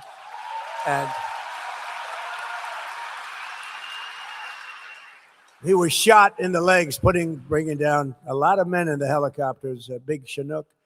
And he was shot in the legs, and you operate those things with the legs more than anything else. And he was very badly hit hard in the legs, and he brought that helicopter down, and then he says, take over because I'm going to be passing out now after it was perfectly landed in exactly the location they had to be. Otherwise, we could have had a problem like Jimmy Carter had. You remember that problem with helicopters crashing back and forth? It was not good, but that was Venezuela. How good did that work out, right? And we introduced him, handsome guy, beautiful looking guy. We introduced him. We gave him the Congressional Medal of Honor. That first time it's ever been done in the State of the Union. We gave him the Congressional Medal of Honor. And the Democrats sat there like a bunch of dead people. They didn't move. And I called them out. I said, you people are crazy. There's something wrong with you. But they voted against income tax cuts for seniors. They voted in favor of the largest tax hike in the history of our country. They wanted the largest tax hike in the history of our country. They also created the catastrophic inflation that I told you about, worst really in our history. If congressional Democrats had their way, Florida seniors would be paying higher taxes, higher prices, while Republicans have given you much lower taxes and much lower prices. You know, they use the word affordability, but I was the one that received these high prices. You know, it's amazing. I come into office and I say, wow, look at how high these prices are. And the Democrats start screaming, affordability, affordability. They're the ones that caused the problem. I'll tell you one thing. They got one good line of bullshit. That's one thing I'll say about it. They are so bad. They are so bad. It's true. Affordability. It's the first time I heard the word. I'm 2 days in, and I watch this sleazebag, one of these crazy congressmen, get up, and he's being interviewed. He said, affordability, prices are too high. I've just got there. But we brought prices way down. They gave us tremendously high prices, and they'll give them to you again. If they take over, you have to get out and vote in the midterms because they'll give them to you again. And we're pleased to be joined today by some of those great warriors from the House and Senate, including someone who is representing your great state really well. And I introduced her just briefly before, but she's fantastic. She's a great person, a great senator, Ashley Moody. Thank you for being here, Ashley. Thank you, Ashley. And I also want to introduce Randy Fine, who's back there, Kat Kamek, who's over here, Daniel Webster, who, by the way, is retiring. I don't like that. Where's Daniel? You're around here someplace. Daniel, stand up, Daniel. What a career. He's retiring. And I know we have a good Republican taking your place, if that's possible to take your place. Thank you, Daniel. Great career. We appreciate it. Long time. How many years? Long time. He's been there a long time. A great gentleman. And a man who never stops fighting for the state of Florida. I know it. He is a fighter. Byron Donalds. Byron. Special. Special guy. Thank you. Thank you. He's so far ahead in the polls, I don't have to ask him to come up. I would ask him, but when you know, my theory is when you're up by more than 20 points, I don't want to waste the time. Okay, is that all right? He's killing him. Another great friend of mine, Florida Agriculture Commissioner Wilton Simpson, who's running and going to be great. He's a great guy. And the Florida CFO, Blas Ingolia. Blas, where are you? Yes, Blas, thank you. Thank you, good job. We're also joined by very much of a legend. He's really an amazing guy. He straightens you out mentally. Probably has his own problems, but we don't have to know about that. But we've all grown up watching him. I've watched him for so many years. I did a show before the election, and I thought I was sort of doing him a favor by doing him the show. I said, I'm hotter than he is. Why the hell should I do a show? But I did it, and I have never had such a response as I had on that show. Where's Dr. Phil? Are you here? Come here. Come here, Dr. Phil. No, I did a show. Wow.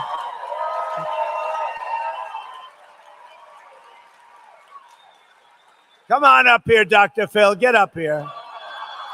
Give them a little lecture, but very short. Give them a little lecture on life. Talk about life for 2 minutes or less.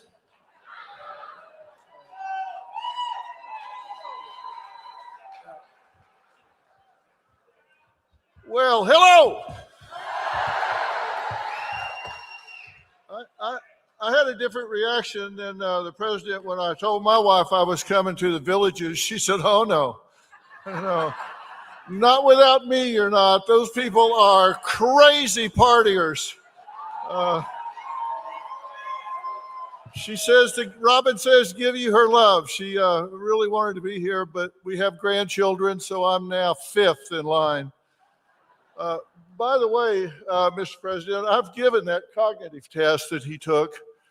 I used to administer those where you give them 9,000 divided by 2, 6, 7. I recall one guy did that about the president's age. Took about 6 minutes to go through it. I said, so what's your answer? And he said, a small wire-haired terrier. So great that he got that done. No kidding. Listen, I really do want to take a chance to talk about this a little bit, because what the president is doing here is really something you got to think about differently. He's restoring trust between Americans and the government, because you understand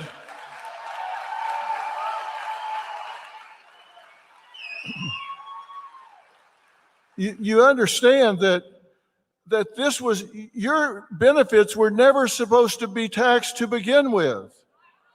That was the deal the American government made with the American people. And from 1935 until 1983, that was the deal. And then they changed the deal. That wasn't what you started with. That wasn't the deal. And President Trump is trying to bring the deal back and say you can trust your government to do what they tell you they will do.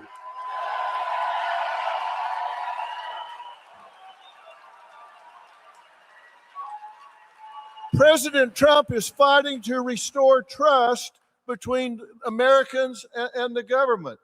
And he's trying to right a wrong here. One of the things that President Trump does is he tries to solve problems that nobody else is even working on.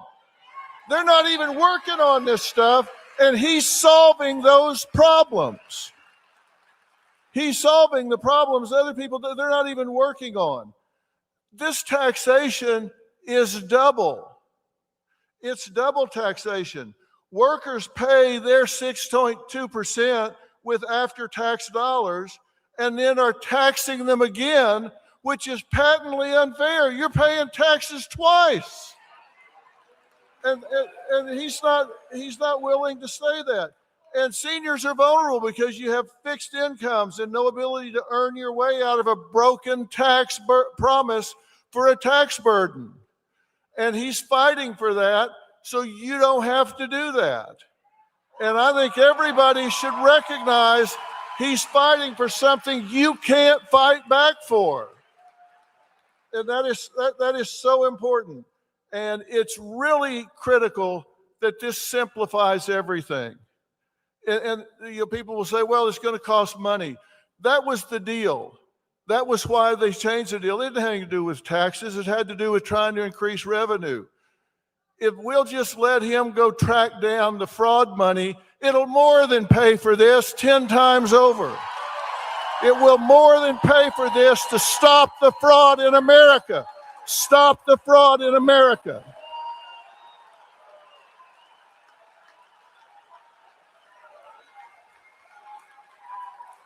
And here's a little reminder.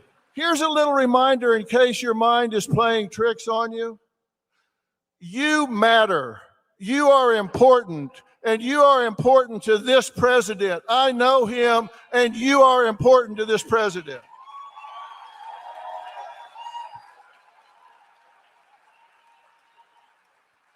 And I will tell you a quick story.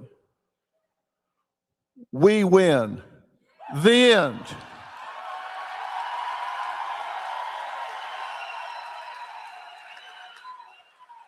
You know, I've spent most of my life, certainly as a professional, actually since I was 12 years old, studying why people do what they do and don't do what they don't do.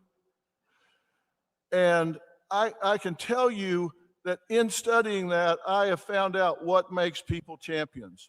And I know what makes him a champion.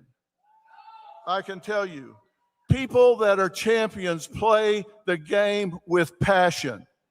They play the game with passion. They surround themselves with like-minded people who understand why they feel so strongly about what they do. They tell themselves the truth. They deal with the truth when it comes up. And I didn't come down here just to stand up and say a few things and get a little golf clap from everybody and say nice speech. I wanted to come down here because I want you to remember what I'm saying about President Trump and not getting taxed on your Social Security benefits and about his leadership. I want you to remember that on May 1st, the bald guy came up and told you that this is important and we've got midterms coming up and you need to make sure that not only you vote, but find 10 people and make sure that they vote.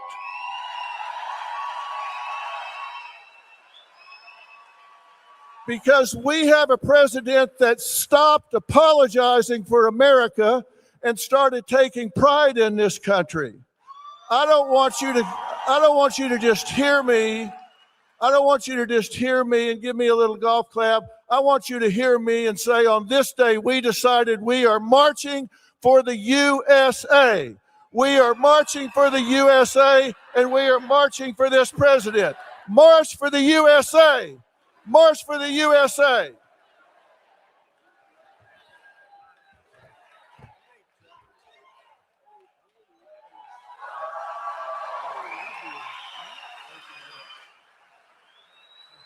Thank you, guys.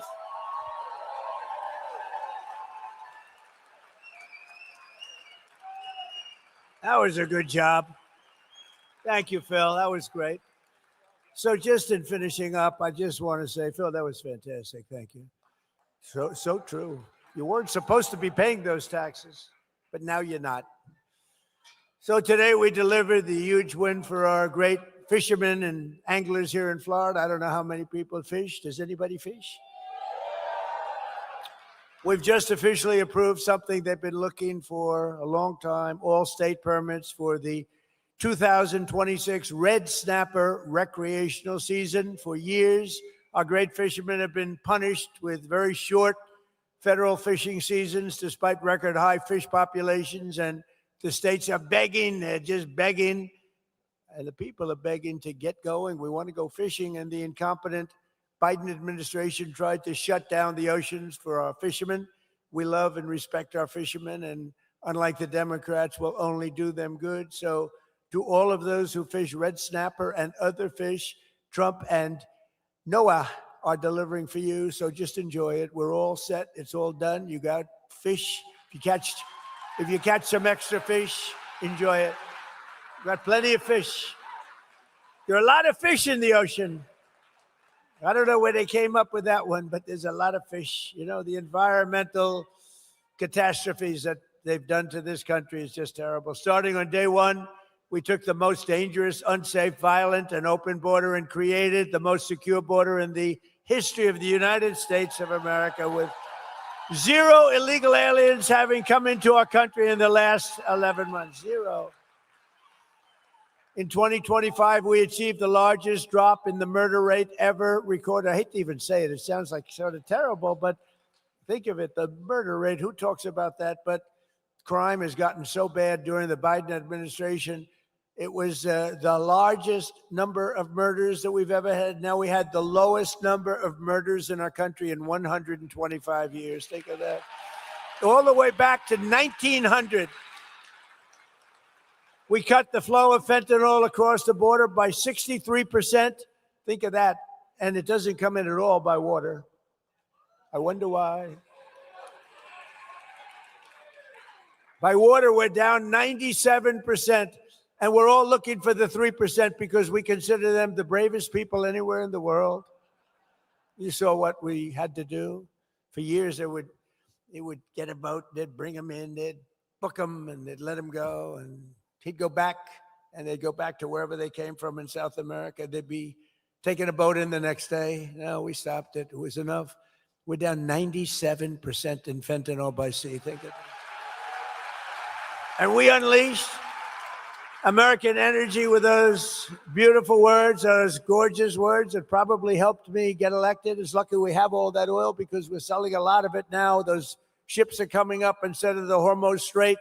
They're coming up. Those ships are coming up by the hundreds. They're loading up in Texas, Louisiana, Alaska.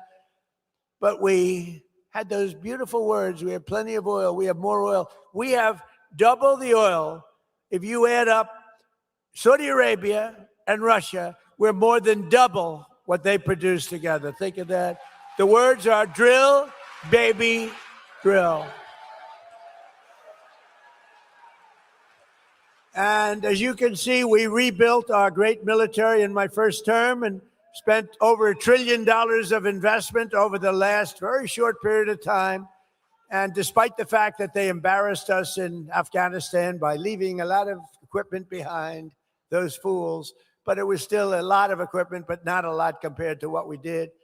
But we rebuilt it during my first term and my first year. And I didn't know we'd have to use it this much, but if you look at what we've done, I mean, Venezuela is considered one of the greatest military movements in history. There's never been anything like it. And frankly, we're doing just about as well in Iran, but I don't like talking about it until the jobs are finished. Let's not talk about anything until it gets finished. But think of it, their Navy's gone, their Air Force is gone, their whole place is gone. And then we get people to say that we're not winning. You know, we get the radical left to say, we're not winning. We're not winning. They don't have any military left. It's unbelievable. It's actually, I believe it's treasonous. Okay, you want to know the truth? It's treasonous. So we rebuilt our military. We have the greatest military anywhere in the world, and we've proven that. In Venezuela, we're proving it right now in Iran. They're looking at this saying, what the hell is this? This should have been done, Iran, by other presidents long before me, and it should have been done by other countries too. And we got no help from NATO. We got no help, zero from NATO. You know, we spent trillions of dollars on NATO. We got no help. We didn't need it, but we got none. I said, would you like to come? Yeah, you're fired. He said, fire him. No, they know they got problems. No, it was a paper tiger. We got critical race theory out of our schools. We abolished DEI all across our federal government. Our people are prospering again. Our country is winning again, and America is respected again, perhaps respected more right now than ever before. And if you go back 1 year, 1.5 years, we were a laughingstock all over the world. We had a president that couldn't walk up a flight of stairs. The whole thing was ridiculous. Couldn't walk upstairs or downstairs. Now, I'm very careful when I say this because there'll be a day when I may go down, and I don't want to be too strong on that because if it happens, I want to just pop up and say, hi, everybody, how you doing? But he fell excessively. He fell more than any human. I think he set a record, most falls in history. Nah, he was a laughingstock. The falls were the least of it. It was an absolute, what they did to our country. I'm telling you, we wouldn't have a country. We couldn't have stood another year of it with the borders. Our borders were that wasn't people coming, that was an invasion of our country. 11,888 murderers, 50% of which, more than that, killed more than one person. These are the people they allowed into our country. The good news is we're getting them back, and we're getting them out. We're getting them out. And I want to thank Border Patrol, and I want to thank ICE for the abuse that they have to take from the Democrats.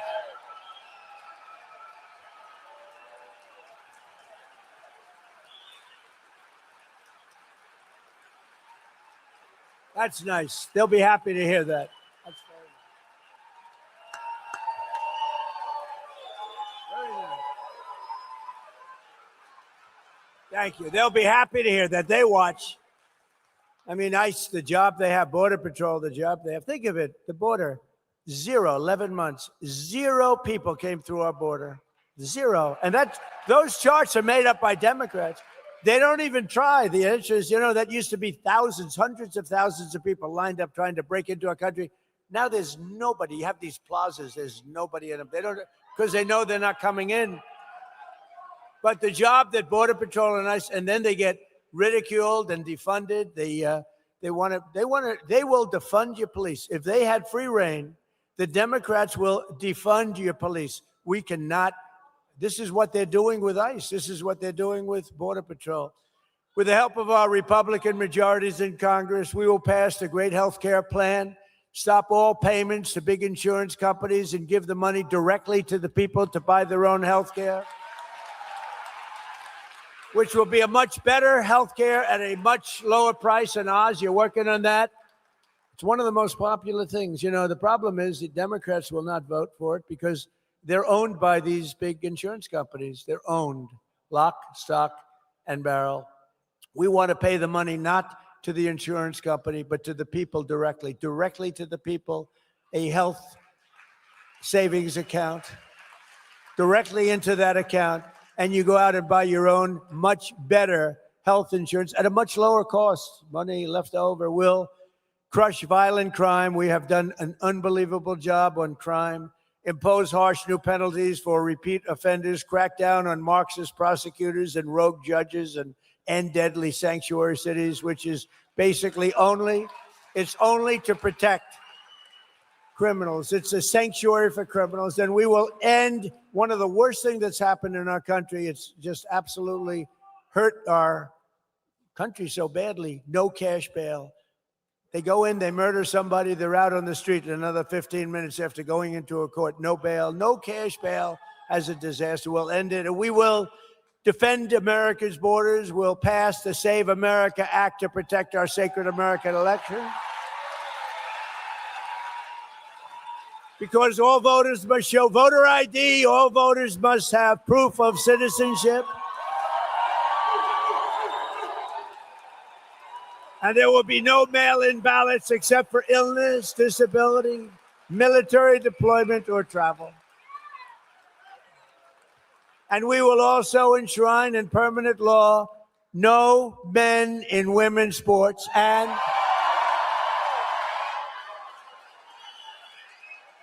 did you ever hear of something like that? I'm just, as I say it a lot.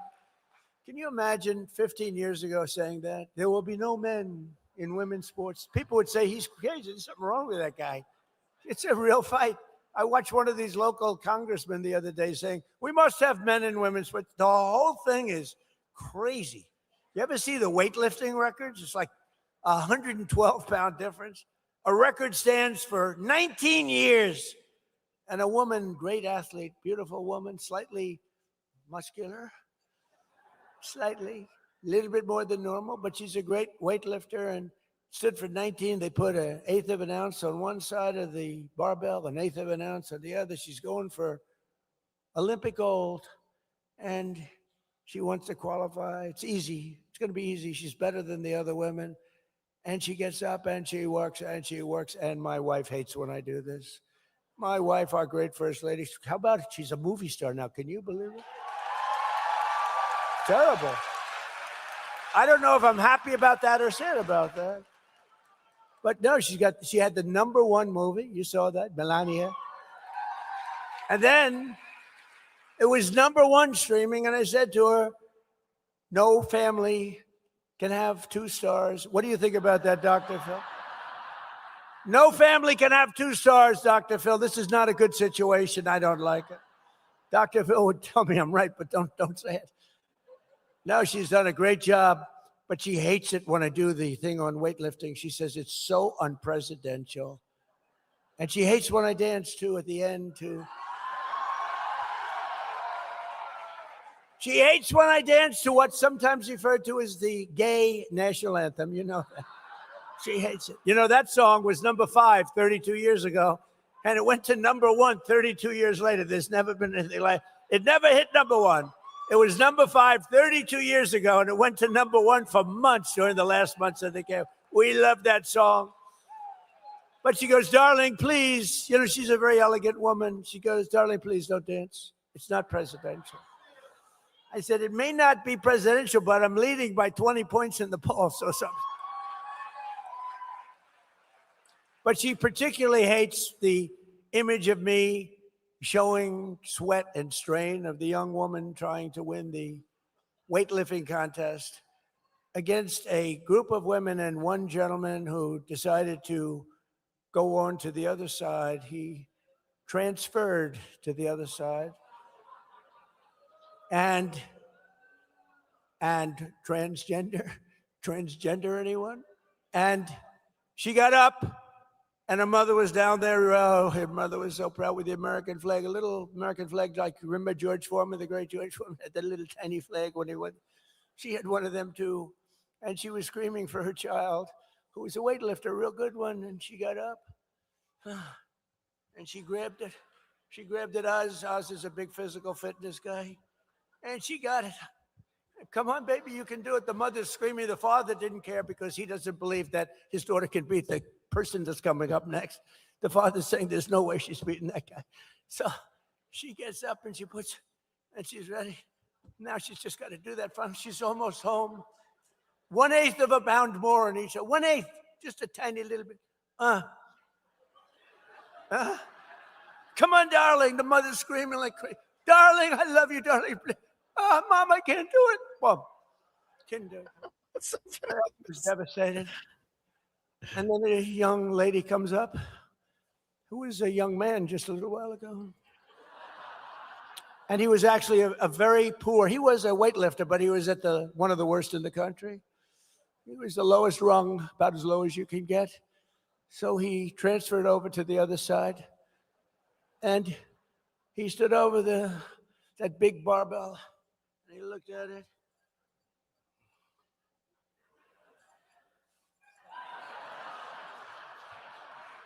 The guy could have lifted another 150 pounds. The whole thing is crazy, okay? But the Democrats want men to play in women's sports. And I won't go into swimming or anything else, but the whole thing is ridiculous. And we want no transgender surgery and mutilization of our children.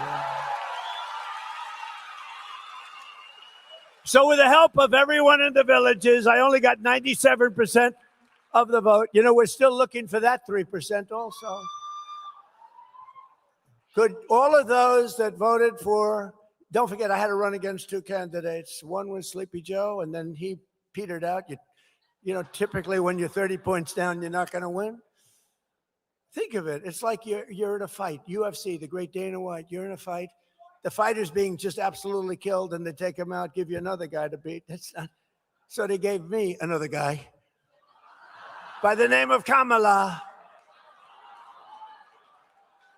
And they said she'll have a 6-week honeymoon period, and then they'll get to know her. And it's true. Remember, she had a little honeymoon period, and she wouldn't do interviews.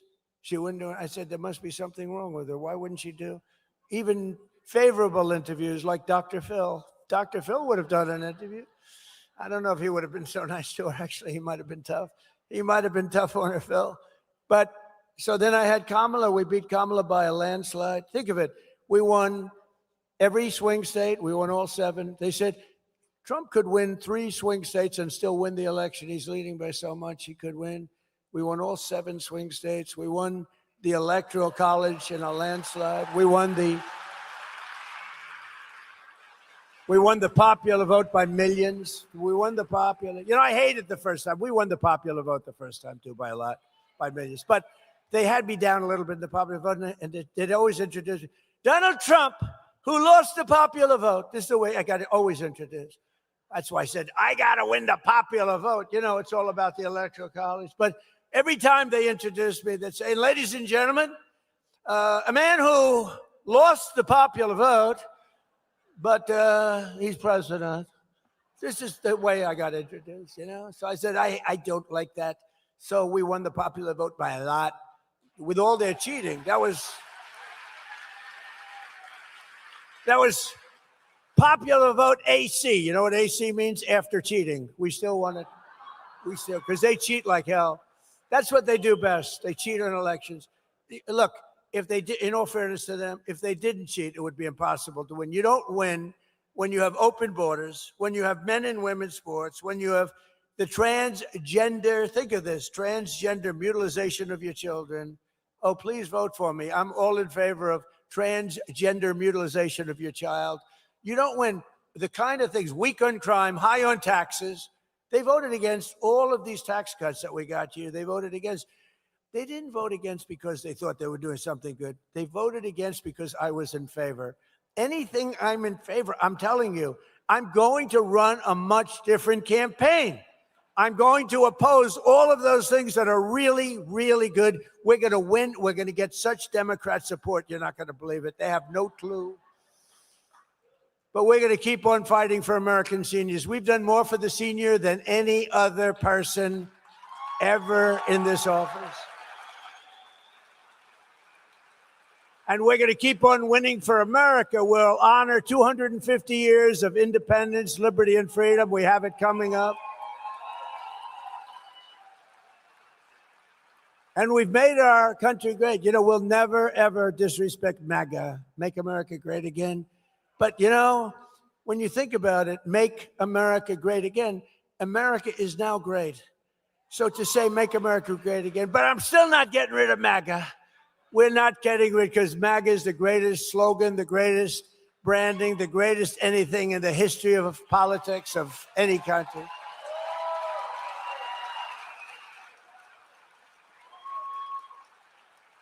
You remember last time, because we were doing so well, I had a potential slogan, keep America great. So instead of make America great again, it was keep America great. Here's the problem, CAG.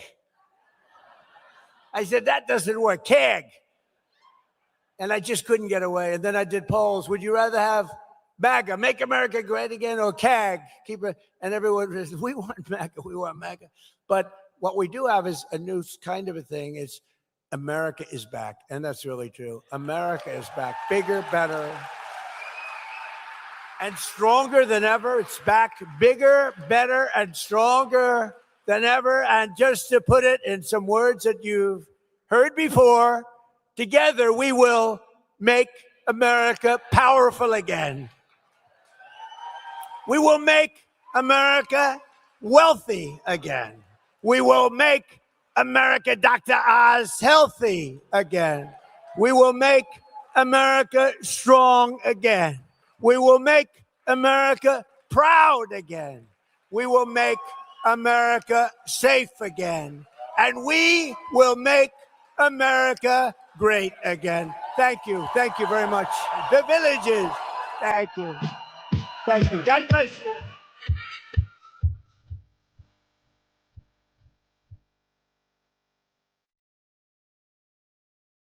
Wait, we can't do the copyright strikes, so we'll add our own music instead.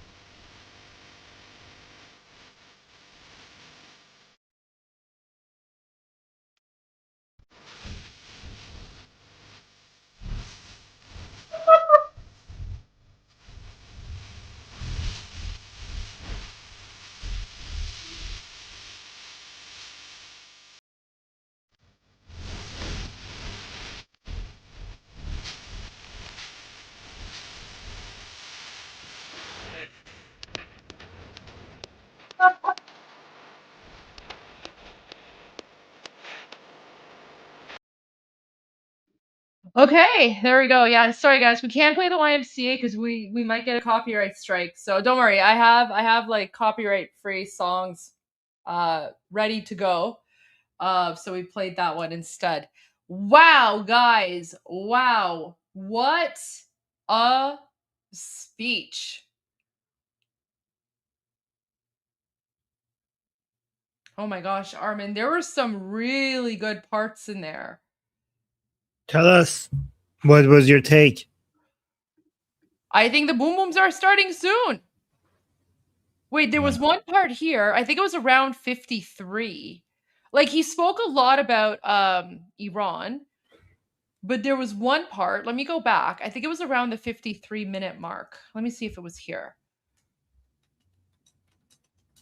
Where's the play? Maybe at the end of the fourth year, but probably not. It would be 5-6 years out. And we hit 50,000 on the Dow before the end of my first year. We hit 7,000 on the S&P in my first year. The stock market is 401ks are at the highest they've ever been. I don't have to listen. I don't know how the hell you could be doing badly. But your 401ks are setting records. I have people coming up to me and saying, "You've made me a hero to my wife. You've made me a hero." I've had numerous policemen. I had one guy from years ago. The greatest financial markets in the history of our country, my first term. Right.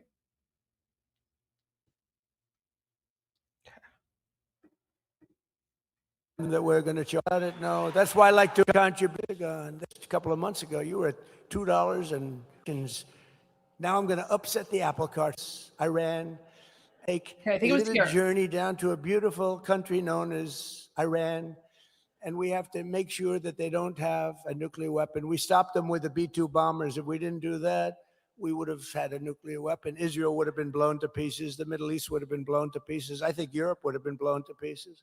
But under what we were doing, I said, look, we're going to have to make this journey. It's almost like we built up this great thing.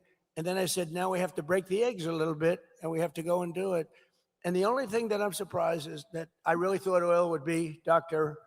Oz, we talked about it. I thought oil would be much, much higher than it turned out to be. I mean, it's not low. It's certainly not low. It's going to come crashing down as soon as this war is over, and they're getting decimated. They have no Navy. They have no Air Force.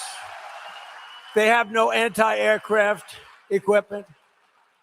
They have no radar. They have no leaders. Their leaders are all gone. Very sad. Very fine people.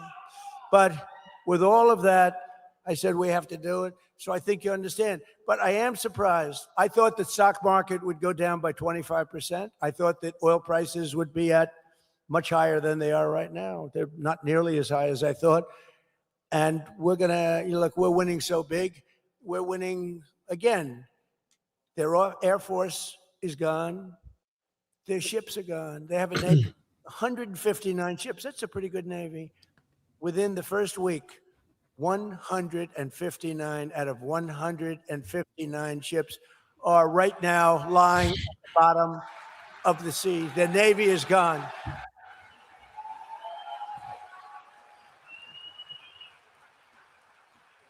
And we're discussing, I spoke to him today, we're discussing, it's a little hard to figure out who their leaders are, frankly. You know, their leaders are gone. The first set is gone. The second set is gone. Khomeini was gone. And they were pretty evil people. Not pretty evil, they were evil. They killed 42,000 protesters. 42,000. And in a period of 2 weeks, they killed 42,000 protesters. But we had to get this done, and we're really doing well. We're just winning. If it were a fight, they'd stop it. If this were a fight, they'd stop it. You know that expression, it's true. But they're not coming through with the kind of deal that we have to have. And we're going to get this thing done properly. We're not going to leave early and then have the problem arise in 3 more years. Did you catch that? So he says, we're not going to leave early and have the problem arise again in 3 more years.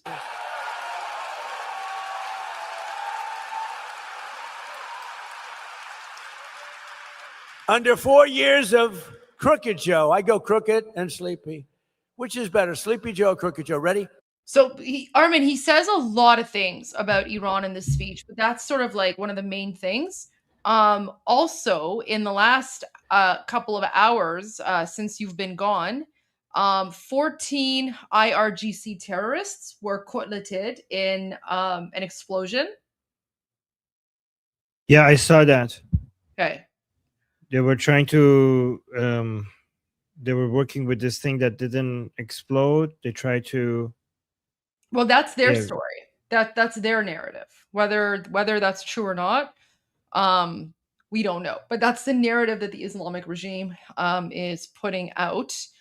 And then Scott Bessent also put out a really interesting statement. So he said, "It is very difficult for rats in a sewer pipe to know what's going on in the outside world." So he's using the same language as King Reza Pahlavi. "Some color for the Iranian leadership as they literally sit in the dark. The United States has complete control of the Strait of Hormuz. There is a hard currency, i.e. US dollar, shortage. Food and gasoline rationing are in place. The entire international community has turned against you. The blockade will continue until there is pre-February 27 freedom of navigation." So there's that. We also should go back to President Trump's press conference from, the one you were playing earlier, because apparently he says some really important things in that as well that we still haven't aired. But on top of that, I also just wanted to say that there are reports of boom booms as well. Where was it? Shin is reporting some things. Can't remember. Wait, let me go to Shin. I think Shin was reporting some stuff, but so Shin says poop is about to hit the fan, and if Kalshi and Polymarket were not a thing, I would elaborate. So this stays a vague post.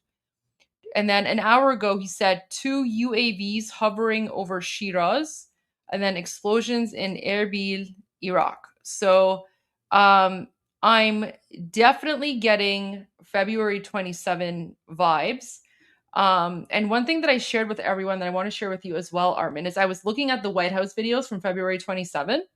So on February 27, this is 12 to 24 hours before the explosions began, the military operation began, and Khamenei was exterminated. President Trump did, this sort of press conference with, media before going on a plane.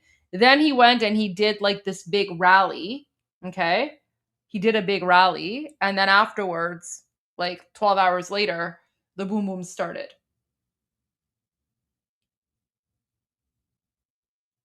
So what do you think is the reason behind all of this? What do you think is happening? I think he's going to go finish the job.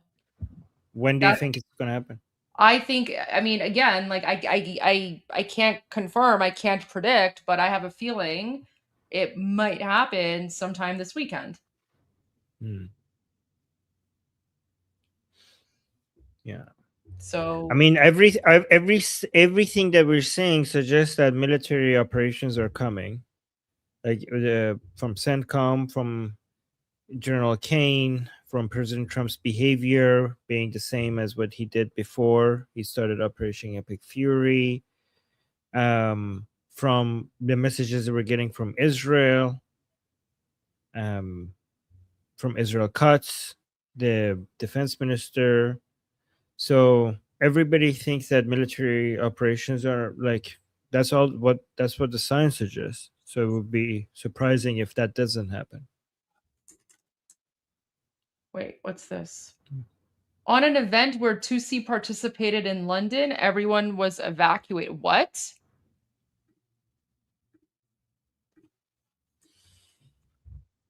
Tutsi was going to a ball. Are you talking about the ball?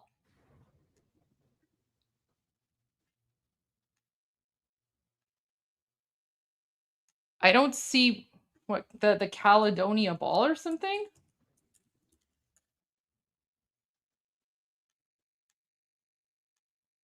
What are you talking about? Royal Caledonian Ball. Is that what you're talking about? I hope this is not a troll or something.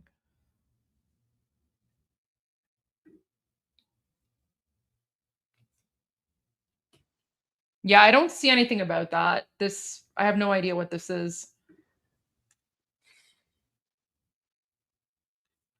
I don't see any news about that, so I can't confirm. If you have like a link or something, you can share it, but I don't see anything about that.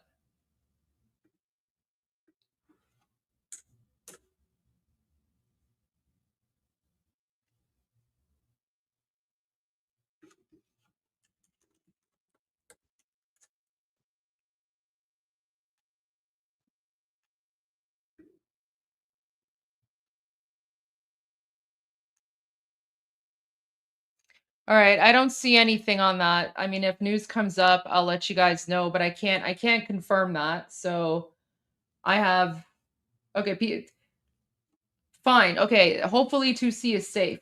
Hopefully we'll get some news on that, but I don't see anything on X right now relating to that.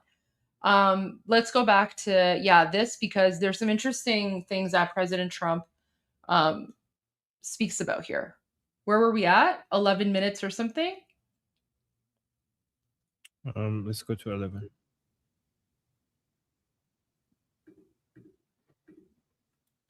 Started. But, you know, we're all over the world. We're in many, many different countries, many different places. Wait, I do want to share one thing before we do this. I don't know if this is recent or not, but it was recently posted. And I don't know, Senator Tommy Tuberville, I don't know how to pronounce it. He shared this, which was kind of interesting. Just wanted to watch this as a senator. You know, in America, women are allowed to dress, go to school, work, and marry whoever they like. Iran used to be like this too before they were taken over by radical Islamists in 1979. This is them post 1979. Sadly, under this. You're muted, Goldie. All I said was good for him for sharing this. Yeah. Sick leadership of these terrorists, women are treated like dogs. Do you hear that? Women are treated like dogs. They are forced to cover every part of their body, of their skin except their eyes. They aren't allowed to leave home unless they're with a male escort. They aren't allowed to get an education or work a job, and they are forced sometimes to marry young as 6 years old.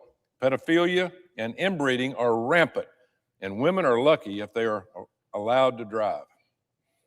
Hell, we have a U.S. Congresswoman from one of these third world Muslim countries who is married to her brother. Where are all my Democrat colleagues who claim to be feminist? Oh, you know what? I appreciate the effort, but I think he confused Iran with Saudi Arabia. Saudi Arabia and Afghanistan. I mean, to be fair to him, that's what the Islamic Republic wish it could do. But the problem is that the Iranian people are too fierce to allow anything like that to happen. Yeah, we're too westernized, and we fought back. So I mean, the pictures are right, but women are allowed. So women are allowed to drive cars, but they don't need a male escort. Yeah, they don't need a male escort. So women are allowed to drive cars, but they are not allowed to drive motorcycles or ride bicycles, because that's un-Islamic. So he gets part of it right. But the other stuff, like the inbreeding, that's not as rampant in Iran as it is in other places, and that inbreeding usually just happens among the Durkas. Like we've kind of gotten beyond marrying our cousins. We don't do that. We haven't done that in a long time. There are still like certain sects of the population that do that. Those are usually in like rural areas that are very like Islamic, and the Shah of Iran worked very hard to like ban all of that and get rid of all of that. So that's not a thing as much in Iran as it is in other places. And also, when it comes to bikes and motorcycles, that's against the law. But like you often see women violating the law. Yeah, and you see them on bicycles, just like they violate the law, and you see them not wearing the hijab all the time right now inside Iran in many places. But I do appreciate the effort, and I will give him an A+. I will give him an A+ because his heart At least is he's paying in the attention. right place. His heart is in the right Yeah. place, and we appreciate that. So we see him as an ally. He cares. He cares. He Unlike cares. most people. That's what. Yeah, he cares. cares, and we appreciate that. So he's speaking up for us. Yeah. Yes. Also, I saw this update from President Trump regarding the weapons and the separatist groups. Yeah. So that's why I just want to go back to the actual press conference and just continue playing the press conference instead of just like out of context quotes. So if we can just go back to the press conference, I would appreciate that. Well, this part is not out of context because it goes from the beginning to the end. I just wanted to Okay. highlight this area. It's just 1 minute, and then we'll go to that one. Okay. Just give me a second. Yeah.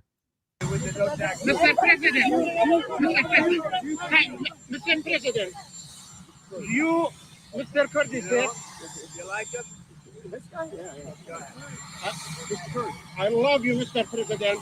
Mr. President, I like him too. Thank you, Mr. President. Mr. President, you said you sent weapons to help Iranian demonstrators.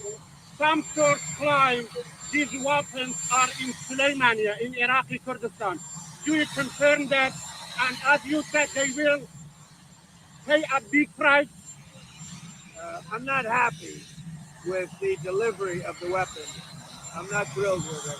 But a small amount of weapons were sent, and we'll see who has them. But I'm not happy with what happened with the Kurds. The Kurds did not deliver the weapons like that. So that was that. So now let's go back to this. But I just wanted to emphasize that part because we're getting another confirmation that event that we said happened.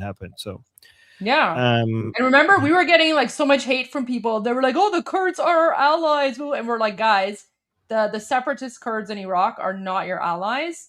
They are they're your enemies. They're just basically taking advantage, right? And they're actually more allied with the Islamic regime and the Kurdish like separatist militia groups. They're actually like they originate from communism and Marxism. So there you go. Right. Exactly. And Kurdistan as a country is as delusional as Palestine as a country. Yeah. Like Narnia is more real than Kurdistan.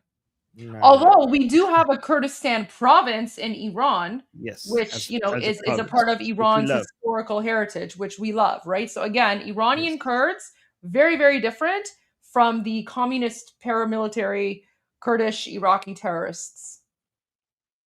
Exactly. Yeah, somebody's saying what's Palestine? Exactly. That's it. That's exactly that. Yes. What's Palestine? It's a disease. That's what Palestine is. All right. All packed up. Now, what happened is Biden came in like a stupid fool, and he gave a lot of what we had to Ukraine. And $350 billion they spent. We don't do that. Everybody has to pay. The European Union pays us, but Biden didn't get money. He got nothing. But he gave a lot of the inventory away. Now, relatively speaking, it's not that, but it was a lot of inventory. He gave it to Ukraine. We built it up, but we have inventory from all over the world. Are you going to go to the G7? The G7 is in France in June. Will you go to it? Probably. Mr. President, will the Lebanese and Israeli leaders be meeting here soon? Mr. President? President NATO. What about NATO? Did the king change your mind? King Charles? No. The king and I had a great, he's just a great person. He's a high-quality person. I love the job he did in Congress. He actually got the Democrats to stand. He's a wonderful person. She's a wonderful lady, a wonderful queen, and we had a good time. Mr. President, will the Lebanese and Israeli leaders be meeting here soon at the White House? Yeah, they're going to be coming. And President Trump, when you go to this is going to be your first big public event since somebody tried to kill you on Saturday. Do you feel safe going to something like this today? I don't even think about it, Peter. You still support a pardon for Pete Rose, sir? Oh, I think Pete Rose was great. I think Pete Rose should have been in the Baseball Hall of Fame a long time ago. A long time ago before his death. I think baseball did a great disservice by not respecting his achievements on the field. He was a great player. I knew him. I knew him well. Sir. He was a great player. Will you pardon him? It seems like happy with your blockade and you don't have to restart the war or you don't have to make a deal. Is that correct? Are you happy with the blockade? The blockade has been unbelievable, powerful, 100%. It's been actually unbelievable. If we left right now, we had a great victory, but we're not doing that. So you don't have to do we're anything else? negotiating with them. Their teams are unbelievably disjointed, but we are negotiating. Mr. President, the NASDAQ and the S&P 500 posted their biggest monthly gain since your first term, sir. Can you talk about what this means to you, the stock market performance, and do you believe that this is going to continue throughout the rest of your term? Thank you. The stock market is hitting record numbers. We have more people working in the USA today than we've ever had working, as you know. It's in many ways. Now, when this war ends, gasoline and oil and everything, it's going to come tumbling down. But right now, as of this moment, the stock market has hit record highs. We have more people, again, working in the United States today than at any time in the history of our country. We are really doing well. Now, gasoline's high. Other prices are way down, but gasoline's high. But when this is over, you'll have a world without a nuclear weapon with Iran. If you allow Iran to have a nuclear weapon, the world would be in great jeopardy. So it's not going to happen.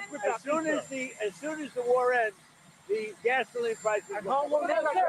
You're going down to the villages. You're going to be talking to our seniors. You've delivered for seniors, no tax on Social Security, most favored nations. Can you talk about everything that you've done to help our senior population, sir? Well, no tax on tips. We have the largest tax cuts in the history of our country also, and regulation cuts, and it's one of the reasons we're doing so well. So we have no tax on tips, no tax on Social Security for our seniors. We have no tax on overtime.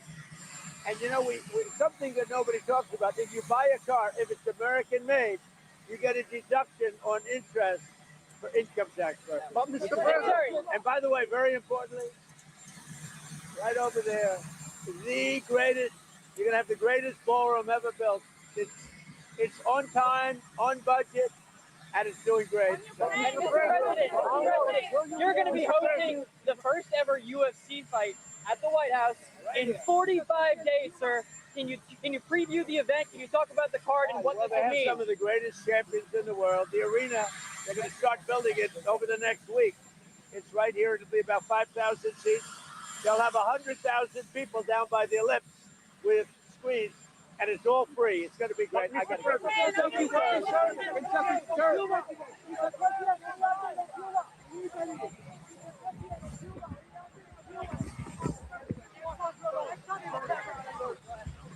What's your message to Americans who are thinking of paying high gas prices? Well, it was just announced we have more people working in the United States today than ever before in history. Outside of the gasoline, prices are way down. Prices have come down. Groceries, and I inherited that. We inherited the highest inflation in the history of our country, 48 years. But in the history of our country. And prices are down. When the war ends, which shouldn't be too long, they want to make a deal so badly, but they're not there yet. They're not there, in my opinion, they're not there. When the war ends, gasoline prices are going to tumble because there is so much right now on the scene already loaded into tankers. Tankers that can't escape the strait. There is so much, like record setting. But when the war ends, gasoline prices will go down to the lowest they were.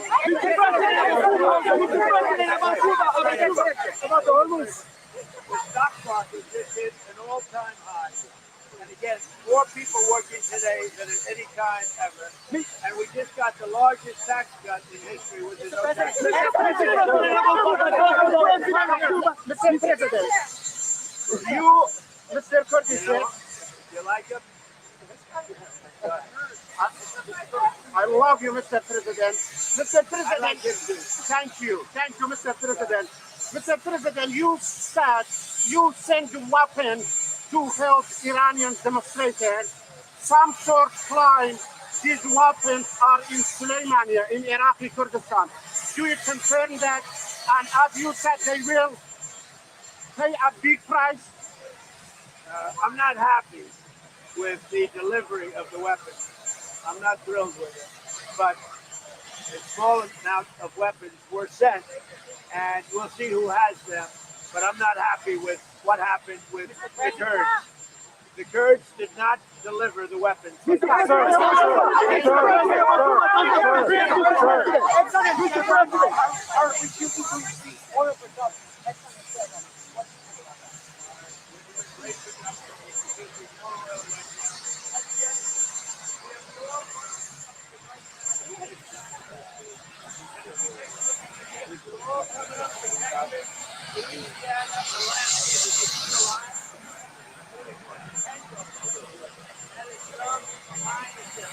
all coming up. They're loading up. The biggest ships in the world are coming up to Louisiana, Texas, and to Alaska, and they're loading up. So what do you think? I don't want to say it, but our country is getting stronger and stronger. This has been amazing. The amount of oil and gas that we're selling now is at a level that nobody's ever seen. Would you consider Ron DeSantis for a cabinet position?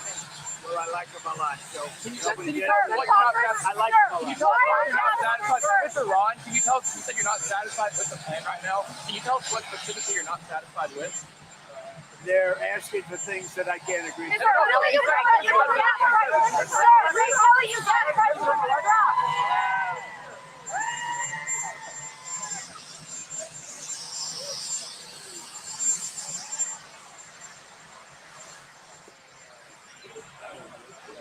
Okay, we can't hear him anymore. He's on the other side. Those are not journalists. Those are his fans. Yeah, I was just going to say So- hi. So I think we should move on from that one. I think he said he responded to the journalist. Or Okay. maybe let me make sure there was no. I think that's pretty much it. Yeah. I wanted to watch this. I don't know what this is, but it's about arming the Iranian people and preparing the situation for an uprising. So I think it's important to watch this. So let's just do this for a I second. could find the full clip if you want. We'll play that, and I can find the full clip. Okay. This part is about the Iranian people. That's why. Let Yeah. me see. I would like to get arms in the hands of the Iranian people. It's easier said than done, but it's possible, is it not? Oh, it's 100% possible. You know, that's a fine knife edge you have to walk on to do that. Do it too early and it falls apart and people get killed for no reason. What President Trump has been doing is creating the conditions for the people of Iran to change their own government. It should never be a U.S. regime change, but 70% of the people there hate that government. So I think that More than 70. it should never be a U.S. regime change, but 70% of the people Yeah, try more than 90. there hate Hey, that Armin, government. listen, 70%, that's a win. We've been struggling just to like we've been struggling for years just to let people know that, over 50%.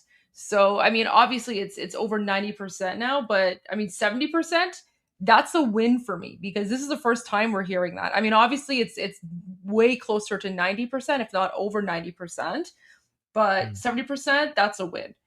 But the support is actually the support to overthrow the regime is about 95%. So only about 5% of the population actually supports the Islamic regime, and that 5% are affiliated with the regime. Yeah. I just have to even if No, I that's know, the I win, I agree. do have to mention it. Yeah. No. I listen. I 100% agree with you. But what I'm saying is that even the fact that he's saying 70%, to me, like even though it's not as accurate, that's still a win because in the past it's been like, oh, there's some opposition, but we don't know what the numbers are, right? So now that they're actually coming out with like these sorts of facts and figures, I appreciate that. But you're right, it is definitely over 90% of the people who are against the Islamic regime. Yeah. Okay, here. Ooh. Oh my God, I have something after this regarding arming the Iranian people after this as well. Let me just finish this. People there hate that government.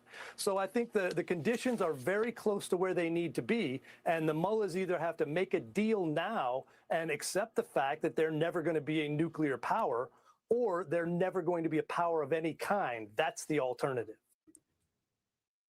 So,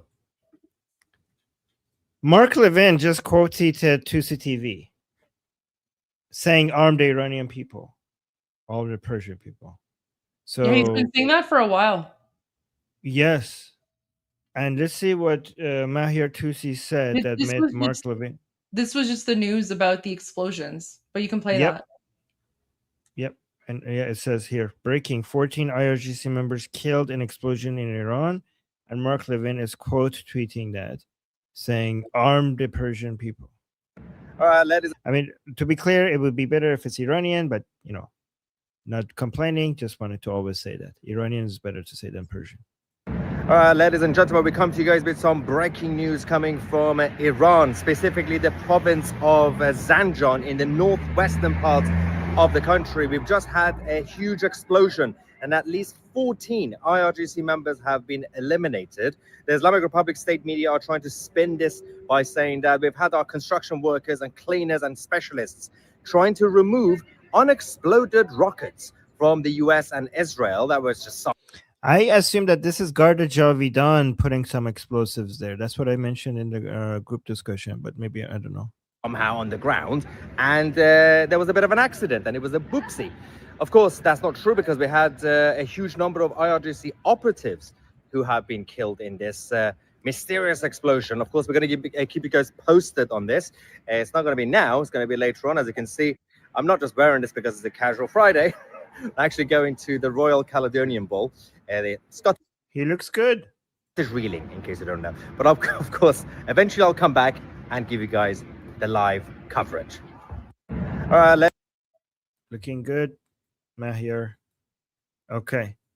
Goldie, you wanted me to play? Did you send me? Did you find a big? You wanted to play the longer version of this, or? Yeah, I think I found it. So here you go. I think it's this one. If I'm not, because who is he speaking to here? Can you go forward a bit? Who is he speaking with? Is it Sean Hannity or someone else? Yeah, it's Sean Hannity with Jim Henson. It was Sean Hannity. Yeah. I'll see if I can find the full version. I thought I saw it, but maybe not. I have some.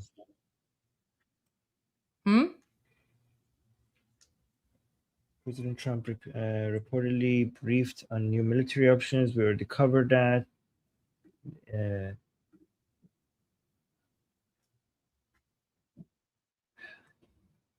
So while you were looking for that, I think I found it. I think I found it. Okay. Let's see if it's this one. I'll send it to you. Okay. I also made some slides to explain the effect of the blockade. I use AI to make some slides if you guys want me to go over that. Yeah, I think that sounds great. Yeah? Okay. Yeah. So guys, I'm trying to experiment more with slides.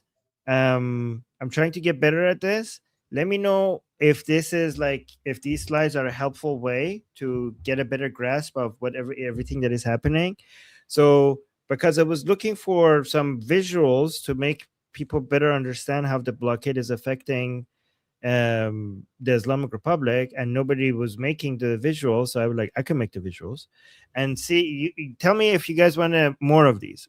Okay, so the 60-day deadlock, the Islamic Republic's crude storage crisis. So as you guys know, because of the blockade, the Islamic Republic is running out of places to put the crude oil, and to evaluate how much storage capacity that they have and what the effect of this is.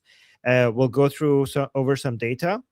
The intelligence briefing on capacity exhaustion, maritime evasion tactics, and the impending geopolitical fallout. So, this is a good visual for you guys to understand what's happening. Let me remove the chat so you guys could see it. All right, so the U.S. blockade has halted 85% of export volume. The reason why it's not 100% is because the Islamic Republic has found other ways, like through land, through shadow fleets and other ways to try to avoid the blockade, but 85% is like really, really high already, right? So intensified US port blockades have choked Iran's oil lifeline, creating a severe physical backlog. All extracted oil must now be diverted entirely into finite storage. So we have two types, guys, look, we have two types of storage.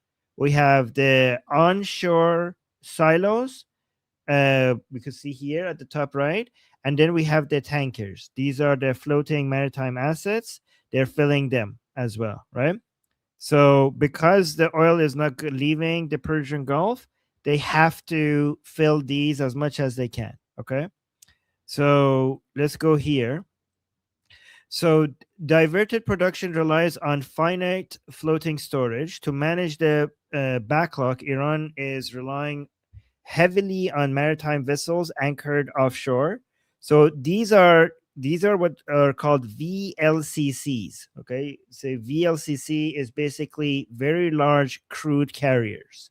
So they could carry around 2 million barrels of crude, right? And there's there's onshore storage as well, and then these are the floating storage on vessels.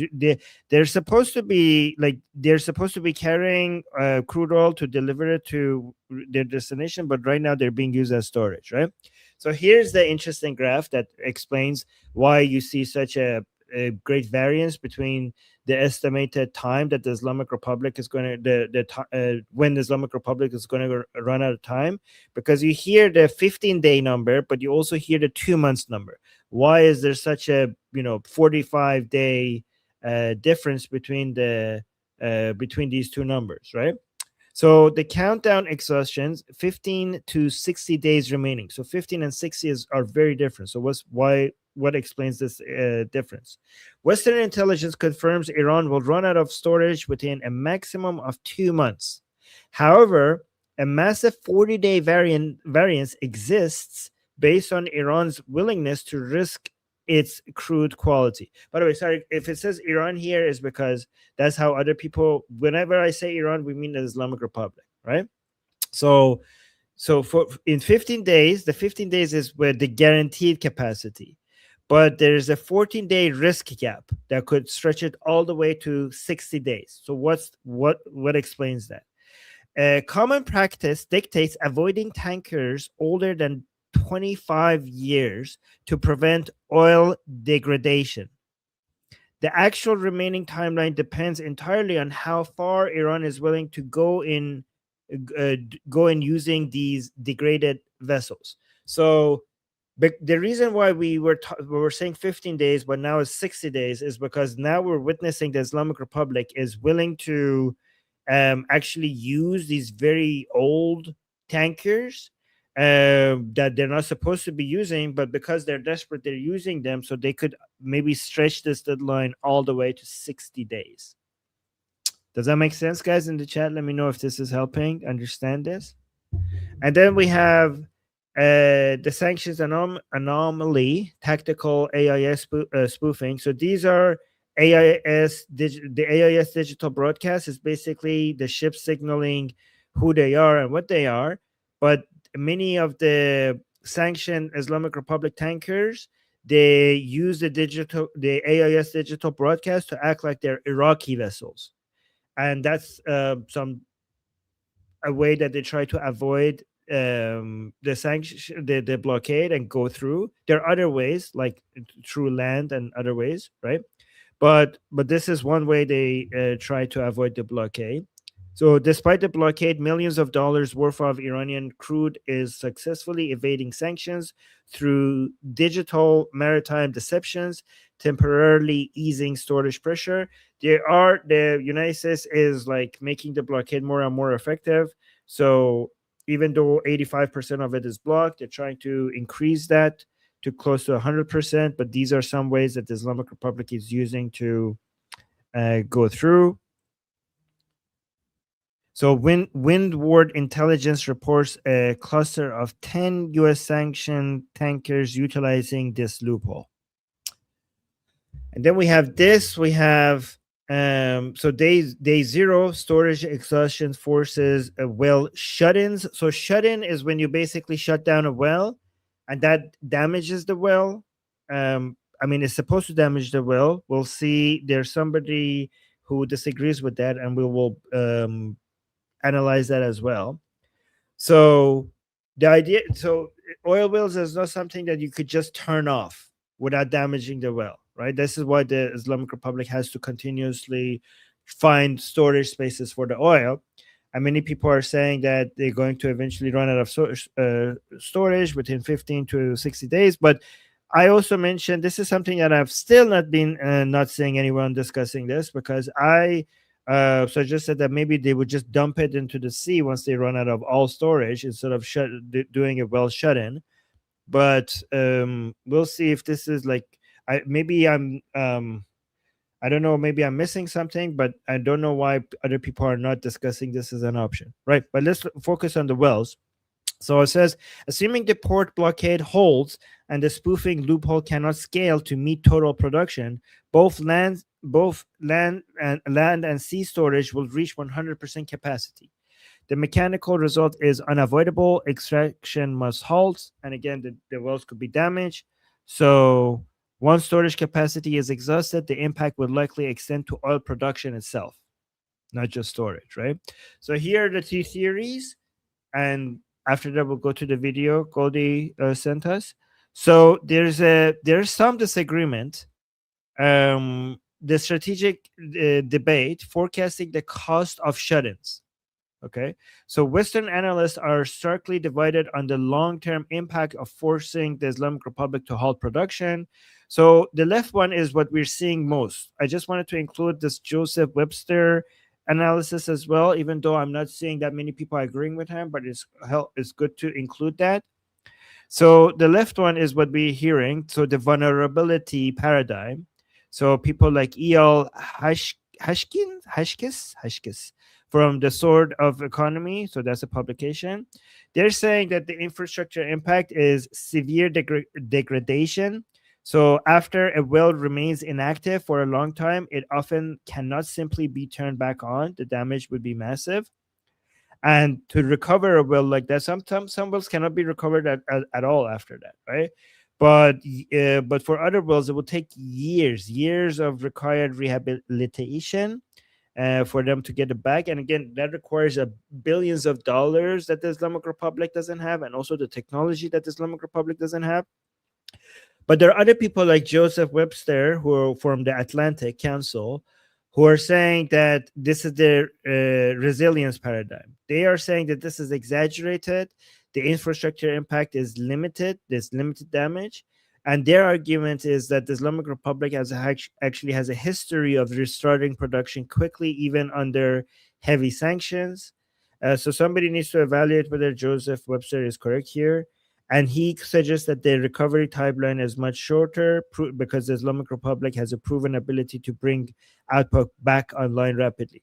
I don't know. I think this. I agree with this, Joseph Webster. I mean, I don't know. He's an expert, and I'm not on this. But But what I do know is that the Islamic Republic has never experienced a blockade like this ever before. So I don't know what Joseph Webster is referring to when it comes to the Islamic Republic's history. All right, so guys, let me know if this is helpful. Like, if you want me to turn more into like slides like this, if this is like a good way to cover this material, because your feedback, because I enjoy making it like this. I think it's a lot more digestible if we take some of them, you know. Why don't you do a poll? Oh, okay, poll. Okay. Let's do a poll widget. Start.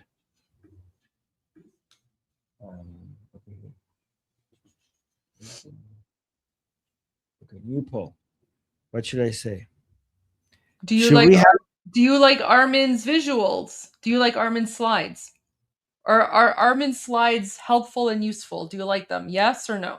But then people don't want to hurt my feelings, so they will say yes. So I want to say, should we have more slides? That way, it wouldn't be about me. and then people wouldn't be upset about hurting my feelings. Right? How Okay. about that? Okay. Sure. Okay. So yes, no. So okay. Should we have more slides? Guys, don't vote yet. Wait until the poll goes up, and then you can put, 1 or 2 in the chat. Okay. All right, guys. People are voting 3 and 5.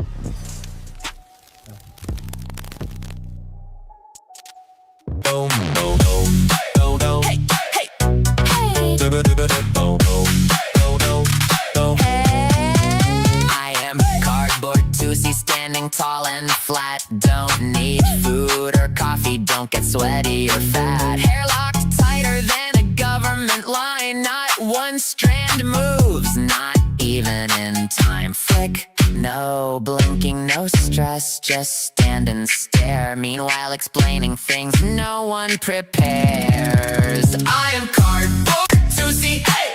Same speech, new day on replay. Cut me out, take me down, still run the show. Explaining it again, real slow. Every live stream, it's the same old show. Same 5 questions, IQ below. Faux! Wait, can you say it one more time? Bro, I just did. Like 8 times, dope. Surrounded by chaos, lost in the fog. Explaining basics like it's dialogue with a log. If patience was money, I'd own the street. Instead, I'm cardboard on repeat. I am cardboard Tusi, yeah. Hair still perfect, don't need a mirror, oh.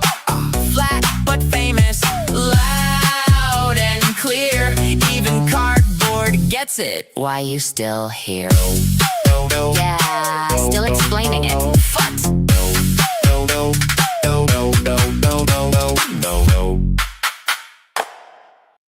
Okay. So our poll song is done, and Armin, look at that, 94% said yes. Wow. More slides. There you go. Okay, we'll do more slides then. There you Okay. go. All right. Hi, Paul. Wow.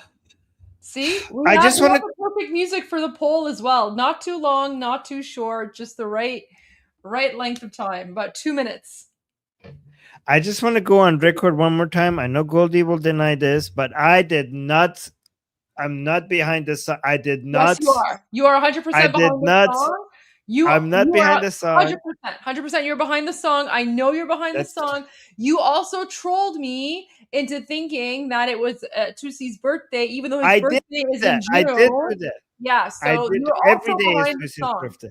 You're also But behind the the song. song, I'm 100%. not, because this song, I was gonna take responsibility for it, but this song is too mean to Tusi. Okay, and I just don't want Tusi to hate me, guys. It was too mean. Okay, so I did not do that. So it was your idea. You just lost control. I see. It was you. It was you. See? I would be nicer to Tusi if I was behind it. Okay? No, he actually liked the song. It's all in good fun. But yeah, this is all Armin. Oh, my All God. Armin. All Armin. Okay. Yeah, don't deny. If here's a hint. If it was me, I would be more fit. If I was behind it, I would look more fit, because that music video added a few pounds to me for some reason. I don't know. Okay. I don't know. Okay. All right. So let's go to this video. I call this. Here with analysis, U.S. Army Special Forces veteran Jim Hansen.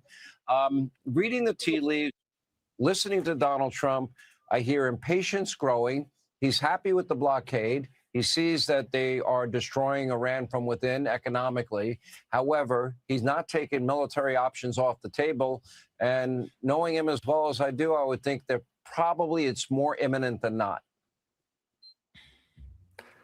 I think at some point, more things are going to turn into smoldering rubble just to make a point. And I think the advantage he has is our blockade is so much more painful to them than it is to us or to our allies. And I understand. I just drove cross country and bought diesel at about $6 a gallon. It hurts everybody in America to pay for that gas. But that's a short-term thing. Iran is in the situation where they're about at the tipping point where their currency is worthless. They can't pay the thugs in their military, and they have no idea who's going to take over, you know, when the next guy kicks the bucket. So President Trump has all the cards. He's patient. He'll play it, you know, so that it ends up the way we want it to end. All right, it's short term, yes. It's still not the $5.03 a gallon that we had under Biden. It's about $1 less than that. It certainly is short term pain. Nobody wants to pay more for gas. Diesel is even more expensive, as you point out. However, in exchange for not giving our children and grandchildren nuclear weapons, again, in the short term, I think I'd take that deal every day of the week. And President Trump knew he would take a political hit. Goldie, this is Pucci. I showed you Nella yesterday. This is Pucci. Oh my God, baby Damish. Oh, so cute. She loves me. Oh, look at her giving you kisses. آخه دومشون نگاه چقدر خوشحاله تو بغل باباشه. So cute. Oh, Poochie, what a cute name. Sorry, just had to. No, never. Listen, never apologize. I'm always up for like a puppy break. Okay. All right, let's go back. For doing what no other president had the guts to do. They all kicked the can down the road, and he said, I will not be the one who allows Iran, a country that is run by a, you know, apocalyptic death cult, to have a nuclear weapon. He took the hit. He's going to see it through. And again, this blockade for us allows us to stop any ability they have to fund their government and to feed their people at some point. So we don't want the people of Iran to suffer, but at some point they're going to get restless again and they don't have, you know, food for their families. That's going to be a major push to potentially topple this government. Look, if I had a wish list, it would start this way. I would want to take out as many IRGC leaders as possible, number one. Number two, I would like to get arms in the hands of the Iranian people. It's easier said than done, but it's possible, is it not? Oh, it's 100% possible. You know, that's a fine knife edge you have to walk on to do that. Do it too early and it falls apart and people get killed for no reason. That's actually very important. A lot of people are saying, why are we not just dropping weapons in the middle of Iran? Because if you do that, you're going to arm the IRGC. Sorry, I'm trying to pet my dogs and talk at the same time. Because if you do that, you're going to just be arming the IRGC even more. Like, yeah, so you can't just do that. You need to liberate an area and create a vetting process. One, two, have a training program. You don't want to just give drones and guns to people who don't know how to use them. That's going to cause like a lot of people getting hurt. And then you give them weapons. So vetting to make sure you're not arming the wrong people, training to make sure that the weapons that you're giving people is going to have the effect and intended effect. And then third, arming. And the training needs to be with guns and drones. And I think there is a huge opportunity for Ukrainian soldiers to get involved here, because we already have the experience of them working in Syria, helping the opposition against Assad, and it was very, very effective there. So that's what we need. So yes, we can't just drop weapons in the middle of Iran for the Iranian people. President Trump has been doing is creating the conditions for the people of Iran to change their own government. It should never be a U.S. regime change, but 70% of the people there hate that government. So I think the conditions are very close to where they need to be, and the mullahs either have to make a deal now and accept the fact that they're never going to be a nuclear power, or they're never going to be a power of any kind. That's the alternative. They've been decimated. Can you explain the lack of logic that they have? Is it that they cling to their radical Islamic fascism so much? No, it's not. It's not that. It's not illogical. It's that mostly they understand that if they do anything like that, they would lose all legitimacy among their own supporters, and they will have to deal with the double uprising internally. That they actually believe what they say? They follow a strain of Islam called Twelver Shia, which believes they need an Armageddon-like event to bring the return of the 12th Imam, who then will take over and rule the world with them. So that's a pretty strong motivator, and it leads. Armin! Is he? Is he? He watches you. Guys, Yeah. confirmed. He watches Iran Revolution live because that's what Armin has been trying to explain to you guys for the last 125 days. Now we're hearing it. Honestly, the only reason I'm laughing is because I never actually thought that I would hear this on Fox News, right? Fox Because News. people who are not familiar with the Islamic regime, they're probably watching this going, what in the holy hell did I just listen to? Go back, because guys, if you're not familiar with the regime of with the mentality of the Islamic regime, what he's saying right now, it'll sound insane. Now, obviously, everything that he's saying is 100% accurate, 100% true. You guys know this because we've been exposing you to the Durka. But now this guy is exposing Durka on Fox News. And for people who are not familiar with this, they're going to be this is going to be so trippy for them. Yeah. They're never going to be a nuclear power, or they're never going to be a power of any kind. That's the alternative. They've been decimated. Can you explain the lack of logic that they have? Is it that they cling to their radical Islamic fascism so much that they actually believe what they say? They follow a strain of Islam called Twelver Shia, which believes they need an Armageddon-like event to bring the return of the 12th Imam, who then will take over and rule the world with them. So that's a pretty strong motivator, and it leads them to do irrational things like they're doing right now. They are long past the point. Okay. Oh my God. Goldie, do you want me? Should I give a more detailed version of what he just said? A more why don't we finish this, and then why don't we okay. go into you explaining it in full detail, because I'm sure you're going to have some videos and clips you want to share as well. Oh no, I was just gonna speak on top of my head. I could turn it into slides for next time.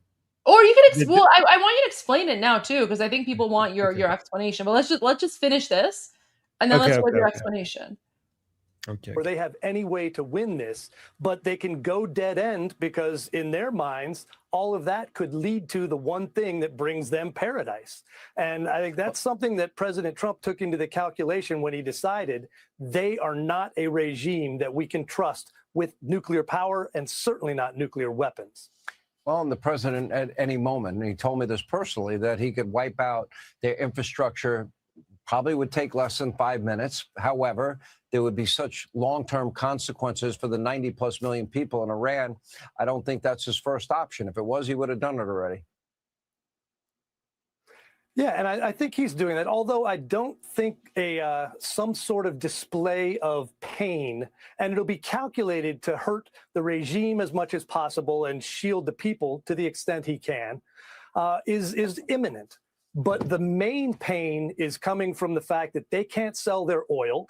They have no way to pay their troops. And if they don't get a way to get that oil out, they're going to have to stop pumping it, which will destroy their oil fields and oil wells for an indefinite period of time.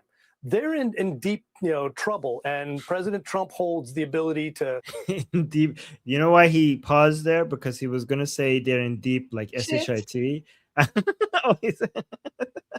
And it was like, they're in deep, trouble.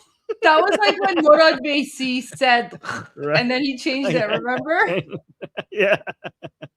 Yeah, look at this here. Which will destroy their oil fields and oil wells for an indefinite period of time. they're in deep, trouble. And trouble. Okay. President back, Trump go back, holds one more the time, ability one more time. period of time. They're in deep, trouble, and President Trump holds the ability. You have to think of another word.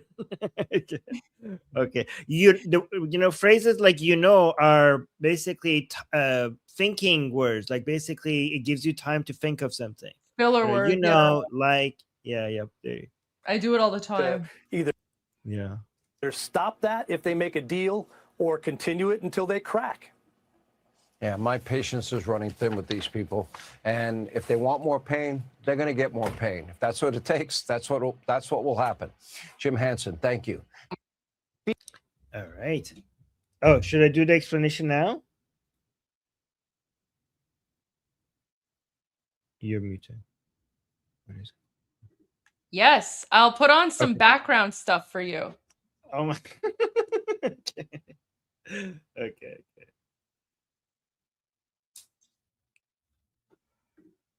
As Durka-san. It's on mute though. Now you can explain the Durka. Oh, okay. So B-roll, you mean? Okay. Yeah, it's B-roll. All right. B-roll. Okay. All right. So, guys, historically. Oh wait, what's going on here? Oh. Wait, let me just see something. I want to see if this will work. Give me a moment. رفتم بغیبت. Oh my gosh, wait. Oh wait. Hey, Baba. غیبت هم سغرا بود. Sorry. All right, we'll just stick with this because that one doesn't work. All right. Okay. I'm back. Zuhur Imam Armin. Okay, what was I saying? Okay, Imam Armin. Zulfaqar Armin. Yes. So, guys, Shia Islam was created as a rebellious act against Sunni Islam. Okay, so during the Umayyad and Abbasid caliphates, they were basically the Quran was being canonized. Unlike what Muslims will tell you that the Quran was delivered to Muhammad, the Quran was under it was a work in progress during the Umayyad and Abbasid dynasty, right? So the way that the Quran eventually got canonized is that they came with the idea through trial and error to make Muhammad the last prophet, the seal of prophets, which means Khatam al-Anbiya. The reason why they did that is because they didn't want anybody else to start rebelling against the Islamic Empire by coming up with other prophets, right? So they're like, nope, you can't do that. This is the last prophet. Okay, so they put it in the Quran that Muhammad was the seal of the prophets. In fact, they made sure that his so-called son was mentioned in the Quran as like an adopted son instead of a real son, because they didn't want any other figure to be claiming to have prophethood. This is why in the Quran, if you read where they make it clear that Muhammad's adopted son is not his real son, it actually follows up by saying, and Muhammad is the last prophet. So you think like, how is this relevant? That's how it's relevant. Anyways, but then the people who wanted to rebel against the authorities at the time, which eventually were called Shias, they came up with this idea of creating this new concept called Imam. So Muhammad is the last Rasul, the last prophet. So given that we cannot have any more prophets, let's invent this new concept of Imam, which would be a spiritual leader that is not a prophet, but is still a spiritual leader. So the Shias argue that God would never let its community without a spiritual leader. So if if there's no prophet to be a spiritual leader of their time, there needs to be imams that are spiritual leader of their time. And even though Muhammad had no son, they wanted to make sure that the imam had a connection through bloodline with Muhammad. So they went with Muhammad didn't have any living sons. His son died. So they went through with his daughter, right? So Fatima, Muhammad's daughter, they made Fatima and Ali, like the stories were written in the way that Fatima and Ali married with each other. Wait, Armin, sorry. Okay. If you can wrap up in like 2 seconds, because apparently in the news, they're exposing like people's tweets in English again. Oh, I was just getting started. So Okay. Can we just play this really quick so that we can record it and then we can go back? Because I can't really pause. I'm sorry, I can't really pause. And I just want to see if they're gonna like expose anyone. Sorry, guys, just give me one moment here. Because so I'm going to do this another day because I'm going to do it from the beginning. No, I can't. I'm going to do it from the beginning because I wanted this to be a one. Okay, no, then just continue. That's fine. Just continue. No, do this. No, that's fine. Continue. It's okay. You continue. Sorry. Okay. That's okay. What was I saying? Oh, what was I saying? Guys, are you following? Let me know if you're following this. So they have there's different segments within Shia Islam, but the most famous one, the biggest one, is the one that has 12 imams, right? So it's called 12er Shia Islam or Ethna Ashari. Ethna Ashari basically means 12er Shia Islam, right? So we have Imam Ali, go Hassan Hussein, Zain al-Abidin, we'll go all the way to Baqir, Sadiq, all the way to 12 imams, right? So Imam but the most important imams are Imam number 1, Imam Ali, who married Muhammad's daughter Fatima. Imam number 3, Imam Hussein. And one day I'll explain to you why these imams are very important. Then 4 is not that important. 5 is not that important. 6 is important. Imam Sadiq is important. 7 is not that important. Imam number 8 is important. Imam Raza. The reason why he's important is because his burial ground is inside Iran. So 8 is important.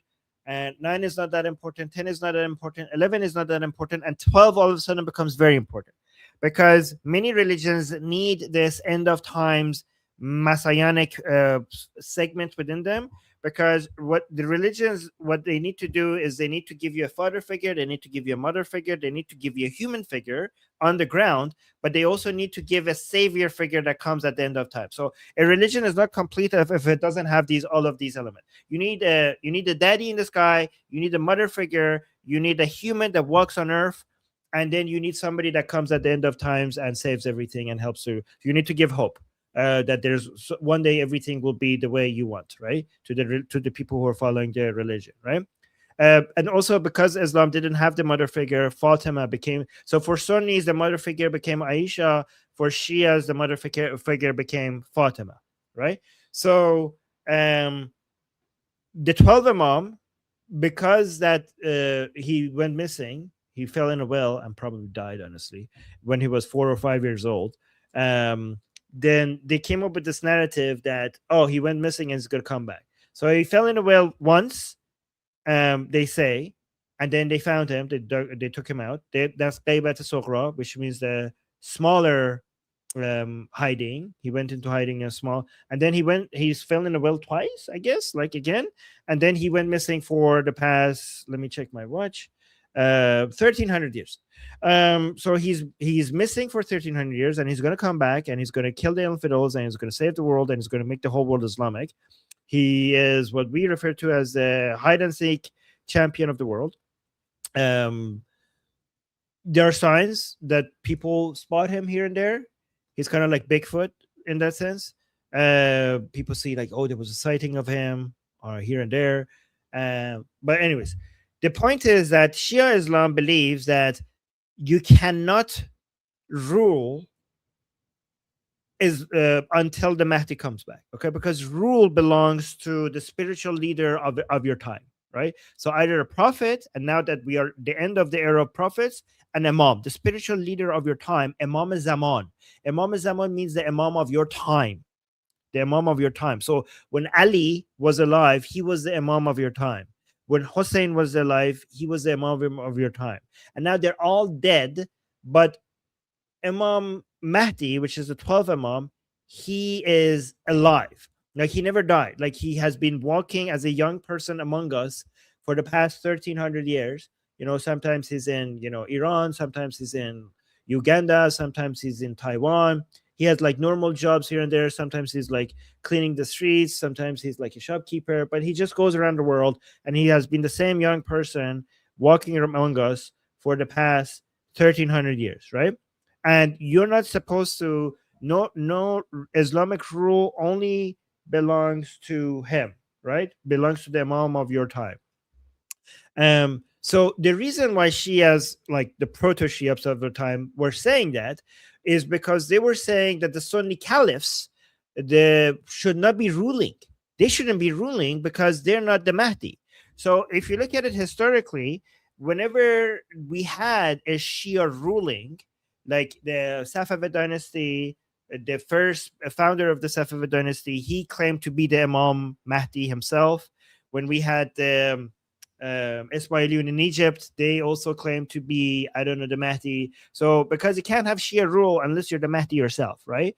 So in the same sense, when in 1979, so this is why for when Iran became Shia, the mullahs they were okay with the monarchy because the mullahs are not supposed to rule. You're not supposed to have Islamic rule.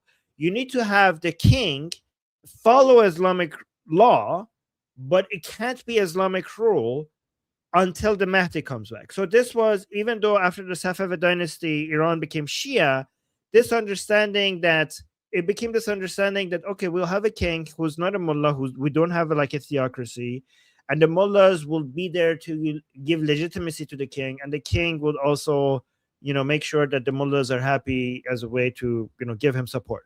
So this was like the king and the mullahs had this, sometimes tense, sometimes okay relationship with each other. And there was a symbiotic relationship between them. But the mullahs didn't want to rule until 1979, when we had the Islamic Revolution. And then the mullahs all of a sudden were in charge, right? But here's the problem. According to Shia ideology, you cannot have the mullahs ruling because they're not the Mahdi, right? So this is where Khomeini comes into. Khomeini and his Velayat al-Faqih book. He wrote a book even before the revolution called Velayat al-Faqih, which means the guardianship of the jurist. So he changed Shia Islam. He created a new version of Shia Islam. So we have 12-er Shia Islam, but 12-er Shia Islam all of a sudden gets split into two types of 12-er Shia Islam. Okay, so we have other Shia Islams that is not 12-er Shia Islam, right? Like the Alawites or like the Houthis. They have their non-12-er Shia Islam. But the 12-er Shia Islam themselves get split into people who believe in Khomeini and his concept of the guardianship of the jurist, and the other people who are like, what the hell is this? Like, this is new. Like, we can see that this is new. Like, if you actually look at Islam, Shia, 12-er Shia Islamic theology and jurisprudence and fiqh for the past 1300 years, nobody mentioned Velayat al-Faqih. Nobody mentioned guardianship of the jurist, right? How did Khomeini come up with this? But anyways, Khomeini was successful in making this become like a major part of modern Shia Islam. So what is this new concept? This new concept is Khomeini stole this from this other guy who came up with this velayat, with this concept, but it wasn't meant for politics. It was meant for orphan children who didn't have somebody to take care of them. And the Wali Faqih was just the person who, the mullah who basically accept their guardianship, right? Become their guardian, right? Khomeini took that and he basically suggested that in his book Wali Faqih, or the guardianship of the jurist, he came up with this idea that a whole society, when the imam of their time, when is not available, the mullahs need to be their guardian of society in the absence of the imam of our time, right? So when Mahdi is in hiding and we don't have any imam of our time actively ruling, the society is like a child that needs guardianship. And the fuqaha, the jurists, the religious jurists, the mullahs, like not all mullahs, the mullahs who are like ayatollah and above, they're supposed to basically be a proxy for the Mahdi and rule on his behalf. Is this making sense? Let me know, guys. This is like some really detailed stuff. And let me know if it's like, if I'm explaining it in a way that you're understanding, right? Maybe I should turn this into a slide. So is this helpful? So Khomeini came up with the Velayat Faqih version of 12er Shia Islam, or the guardianship of the jurist. So for simplicity, we could call it Khomeinism. Khomeinism is a new version of 12er Shia Islam, right? And that means that the fuqaha, or the jurists, will rule on behalf of Mahdi until he shows up. Until he shows up. But not only that, Na'ib Imam Zaman, which means the proxy of the Mahdi, the proxy of the Imam of your time, is the Wali Faqih. So the jurist that is acting like the guardian, okay, he is the proxy of Mahdi. And not only that, he's in direct communication with him, right? So Khomeini, when he was the supreme leader, is in direct communication with the Mahdi. And then Khamenei, when he was the supreme leader, he's in direct communication with the Mahdi. And now Mujtaba, the third Wali Faqih, he's in direct communication with the Mahdi in hiding. By the way, I hope you guys understand how ridiculous this is, because Islam is like 1400 years old. And somehow Khomeini and Khamenei and the Islamic Republic has managed to convince many Shia Muslims that this new thing that we came up with 47 years ago has been how Islam is it has been Islam's message on how to rule for the past 1400 years. So not Muslims around the world have not figured this out until 47 years ago. And even today, most Muslims have not figured it out. Not even all Shias have apparently figured this out. So it's actually retarded if you think about it, that Shia Muslims who support the Islamic Republic believe that God's plan for Islamic rule has been this new thing that we only have been doing for the past 47 years. It's a very ridiculous claim. It's a very ridiculous claim. And not only that, this thing that apparently this way of ruling, which apparently the entirety of the universe has been created for the sake of this type of ruling, right, has been hard-coded in the fabric of the universe that this is how it's supposed to be. Like, I'm not kidding you guys. This is what they say, right? Here's a question to them. It has not been mentioned anywhere in the Quran. So this idea of you needing to support Wali Faqih, the supreme leader, this being the most important, because guys, in Islam, the most important part of Islam is Islamic rule. Okay, you need to have Islamic rule. This is the point of Islam, is to have Islamic rule.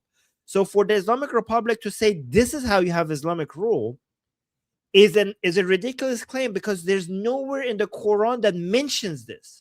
Given how important Islamic rule, how fundamental Islamic rule is to Islam, you would think if this is the way to do Islamic rule, if this is the way that you're supposed to do Islamic rule until the end of times, you would think there would be a slight hint to it somewhere in the Quran, even a tiny hint to it. Like the concept of the Wali Faqih, where is that in the Quran?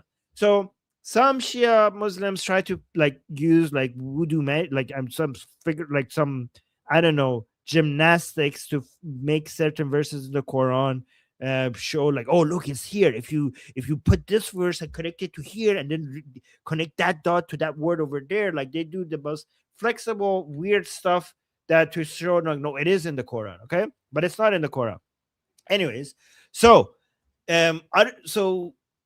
what does this mean about the Islamic Republic? Okay, so we have the understanding, and they use hadith to say that Muhammad and others already showed us that Iran will become the base of operations for the Mahdi. And the duty of every Muslim is to prepare the world for the coming of Mahdi.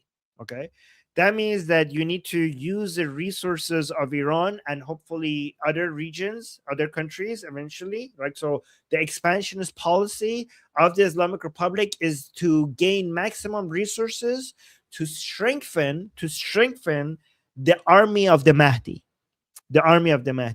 and the goal is the 12 Imam. The goal is for the Mahdi look, that's the Mahdi right there. Like, I was going to say exactly this. Oh my God, this is a miracle. I was going to say that the goal is to give the flag of the Islamic Republic and hand it to the Mahdi. And exactly when I was going to say that, it showed up on the screen. It showed up on the screen when I was going to say this is an atheist miracle. Okay. Because, okay, so I was going to say the whole point is to have the army ready, have the resources ready, have the Islamic Republic flag ready. And when the Mahdi to come, the honor is to be the supreme leader who gives the flag of the Islamic Republic to the Mahdi, and then he will see it through after that. And exactly when I was going to say that, it showed the Mahdi holding the flag of the Islamic Republic. Unbelievable. Guys, this is a sign. This is a sign. Let's become all Muslim, okay? Ashhadu anna la ilaha illallah wa ashhadu anna Muhammadan Rasulullah. I almost became a Muslim. I almost became a Muslim. If I finished that sentence, I would have become a Muslim, but I stopped, okay? Almost became. You know what? I could actually become a Muslim and leave Islam, so become a double ex-Muslim. How about that? How about that? I could become, yeah. Oh, hold on. Let me see. Okay. Ashhadu anna la ilaha illallah wa ashhadu anna Muhammadan Rasulullah. Guys, I just became a Muslim. I just went from being an ex-Muslim to being a Muslim. Okay. Now I'm going to leave Islam. Guys, I renounce Islam. Islam is crap. Islam is garbage. Islam is poop. I just left Islam. Okay. So now I'm a double ex-Muslim. Okay. See, I became a Muslim for like a few seconds right there. All right. All right. It's okay. All right. Now I'm back. Like, don't worry, guys. I'm back. I'm back.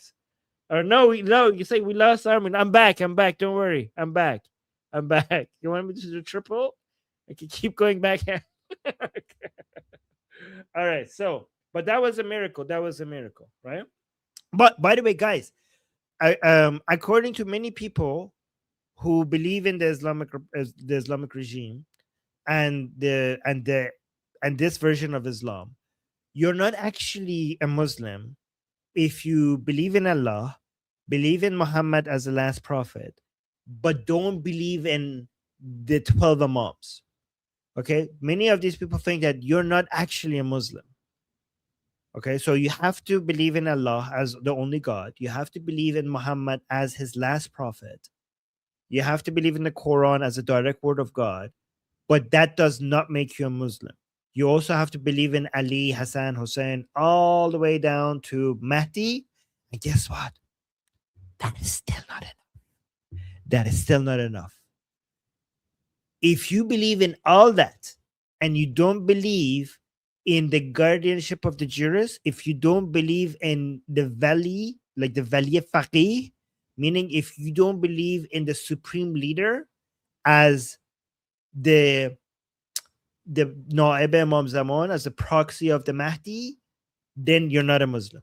So the requirements are Allah, believe in Allah as the only God, believe in Muhammad as not just his prophet, but his last prophet, believe in all the 12 Imams as the Imams of their time, of the spiritual leaders of their time, the Imam of time, the Imam Zaman of their time, right?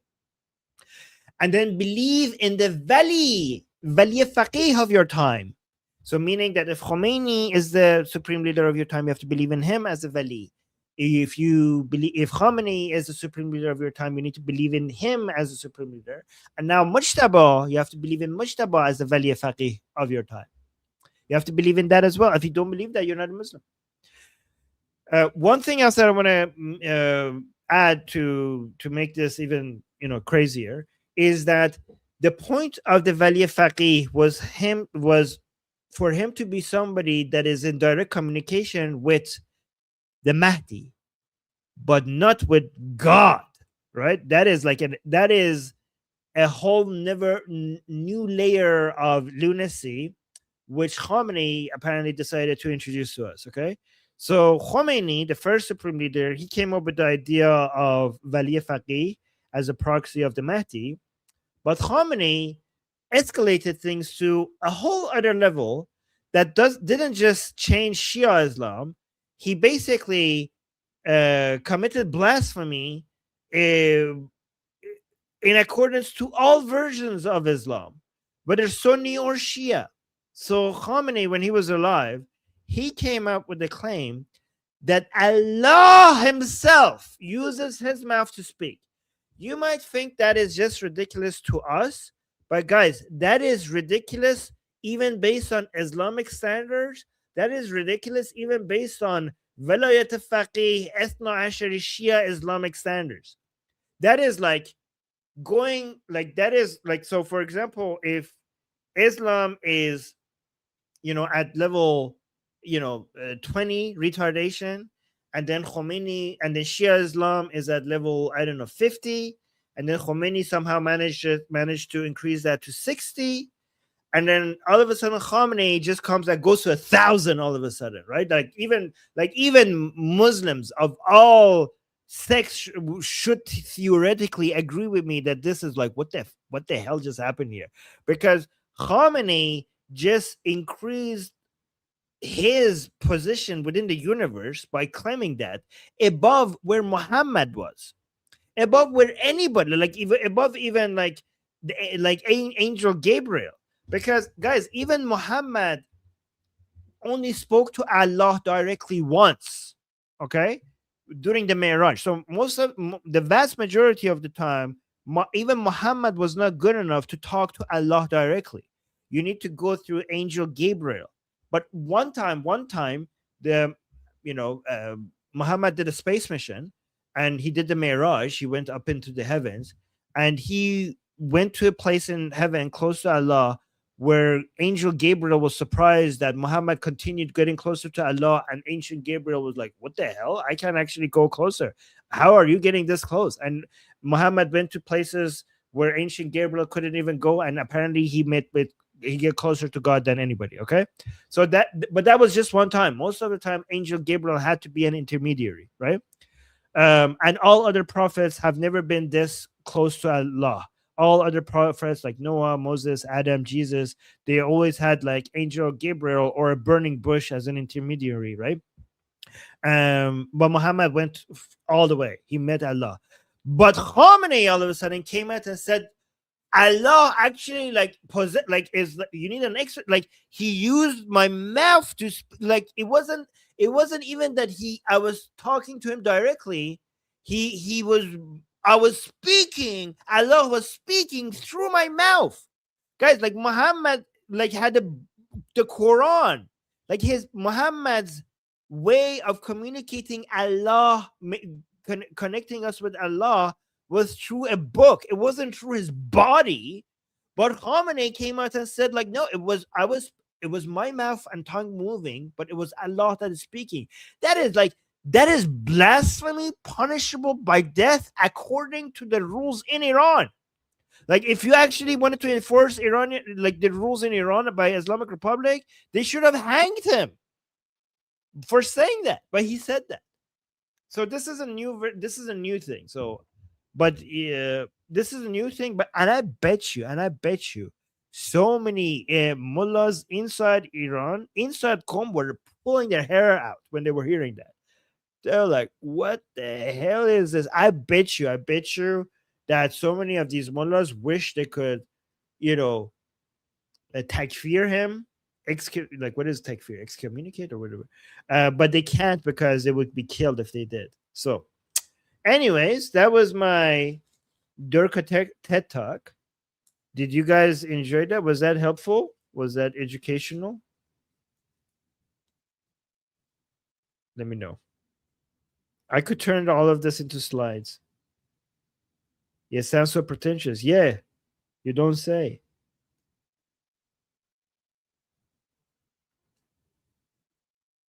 Durka TED Talk, yes. Anyways, this is what we have been dealing with for the past 47 years. Oh, someone saying, I love you, Professor. Oh, Mystic Minix is saying, I love you, Professor Armin. Well, thank you. Please, any questions? I could read some super chats. Okay, fine. I'll read some super chats. Wait, where did we leave off? Testing. Okay, I did read that one already. Okay, read that one. Okay, let's. Have you heard about epic city in Texas, a Durka city in Texas exclusively for Durkas? No. Have you heard, Goldie? Yeah, it's the whole thing. The Muslims want to build a Muslim-only city in Texas. Oh, yeah, I heard about that. I didn't know It's called Epic City. I didn't know about the name. Yeah. That's lame. Are there teenagers? No, it's literally jihad. It's literally jihad. A whole bunch of them have immigrated to the United States, and now they want to build like Muslim-only communities in the United States. Yeah, I That's how saw it that, starts, but I guys. didn't know That's the how it name. starts. That's how it starts. You go Yeah. nip it in the bud. Nip it in the bud. Kick them out. Okay. What is this? It's or Teo, a character in one of the series I write, Javisha. Okay, so it says I don't understand this. It says, Yeah, I mean, it's how to pronounce his name. oh, Teo okay. Fei. It's Teo Fei Or just Teo. Teo. Okay, A Teo. character in one of the series that he writes. Very cool. Right. Oh, Javisha, cool. thank you. Javisha. Okay. Rus Maga is saying, some are asking if we are a select club. Haven't you guys shown them the secret handshake yet? Free run, keep up the great job. Goldie, do we have a secret Armin, handshake? what's the secret handshake? Is this one? Or it could be this. Oh, yes. It could be this. No, but Armin, for you it's this. So guys, the secret handshake for men it's this. And then for women, remember, women we have to be more like demure. So for women we just go like this. This is the secret handshake for women. One hand. But for men it's the whole, there you go. Goldie, one day we will have a live event with all our audience, and we will make our entire audience. We will play a Durka song, and we will have like a full Sinazani in a live event with our audience. How about that? Okay. We'll have to do it in like your discussion group or something. Get everyone to like turn Right. on their cameras or something. Yeah. Oh my god. It's the hey dad handshake. The hey dad handshake. Yes. Oh my god. Imagine if we had like a physical live event. I'm just kidding, by the way, guys. We're not gonna do that. But like we came and we had finally we all were meeting each other in real life, and like we had cameras and everything, and then everybody was going like this. And people were like, what is this? Were these people supposed to be anti-Islamic? This is like a Durka invasion. Oh my god. I think they would call the cops on us. Yeah. All right. The regime is crying, Mayday, Mayday. Yeah. Yeah, sure, that's they true. should be. Yeah. Iran's Day of Freedom is coming, Javisha. Well, yeah, hopefully soon. Thank you for your support. On an event where Tutsi participants in London. That's not true. You already read That's not true because I mean, I just looked up Tutsi, and Tutsi is having the time of his life. Like he posted well after that, and he's just like enjoying his time at the ball. So like this is Tutsi right now, or like this was posted after. So he's fine. There's been like no indication of like some sort of attack happening there. So I don't know what's going on with that. And then somebody saying, if they say the real number, the anti-regime people in Iran, 95%, the Marxist media will say it's impossible. Yeah, that's true. And then we have drilling a parallel well. If one goes bad, is the and possibility the cheaper one? Well, I don't know, because I've heard it's like the well gets like the poisoned with water or something. So even if you do a parallel, like it gets like you lose the pressure. I don't know exactly how that works. I just know that it takes like billions of dollars and like really advanced technology to fix it. Okay. And thank you for the super chat. And then we have Nima Far saying, use this to buy a treat for Armin's dogs. Oh, okay. Well, thank you. Okay. I will treat them extra today. The best way, the number one thing that they like the most is belly rubs. Okay, and I think like I have actually given them so much belly rubs that they expect long belly rubs. So every time I see them, I'm like stuck, like because I don't want to disappoint them. Like when I see them, they just like drop on the floor and they show their belly because they see me. That's how they react to me. Like they just show me their belly every time I'm passing by because they know that they have trained me. They have found my weakness. They know that if I'm passing by and they show me their belly, I cannot pass them. So they know that I'm such a they have taken advantage of my weakness and then I get stuck. And then the problem is that there's two of them. So I have to like put my phone on something educational because once I put my because what if I do a belly rub on one of them, then the other one is like, hey, what the hell? What about me? So I have to, there's two of them. I have to give belly rubs to both of them at the same time. And now my hand, like I can't just control my phone. I can't do anything. So there's a problem. Armin, can I share this video with you? Yes. So whenever I miss my dog, I just watch like dog videos on Instagram. Look at this one. Butt smacks coming. Butt smacks coming. Oh. Oh.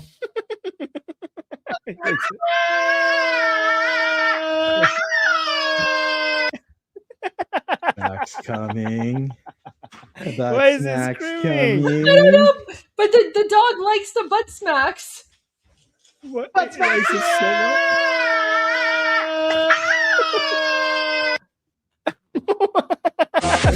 I don't know.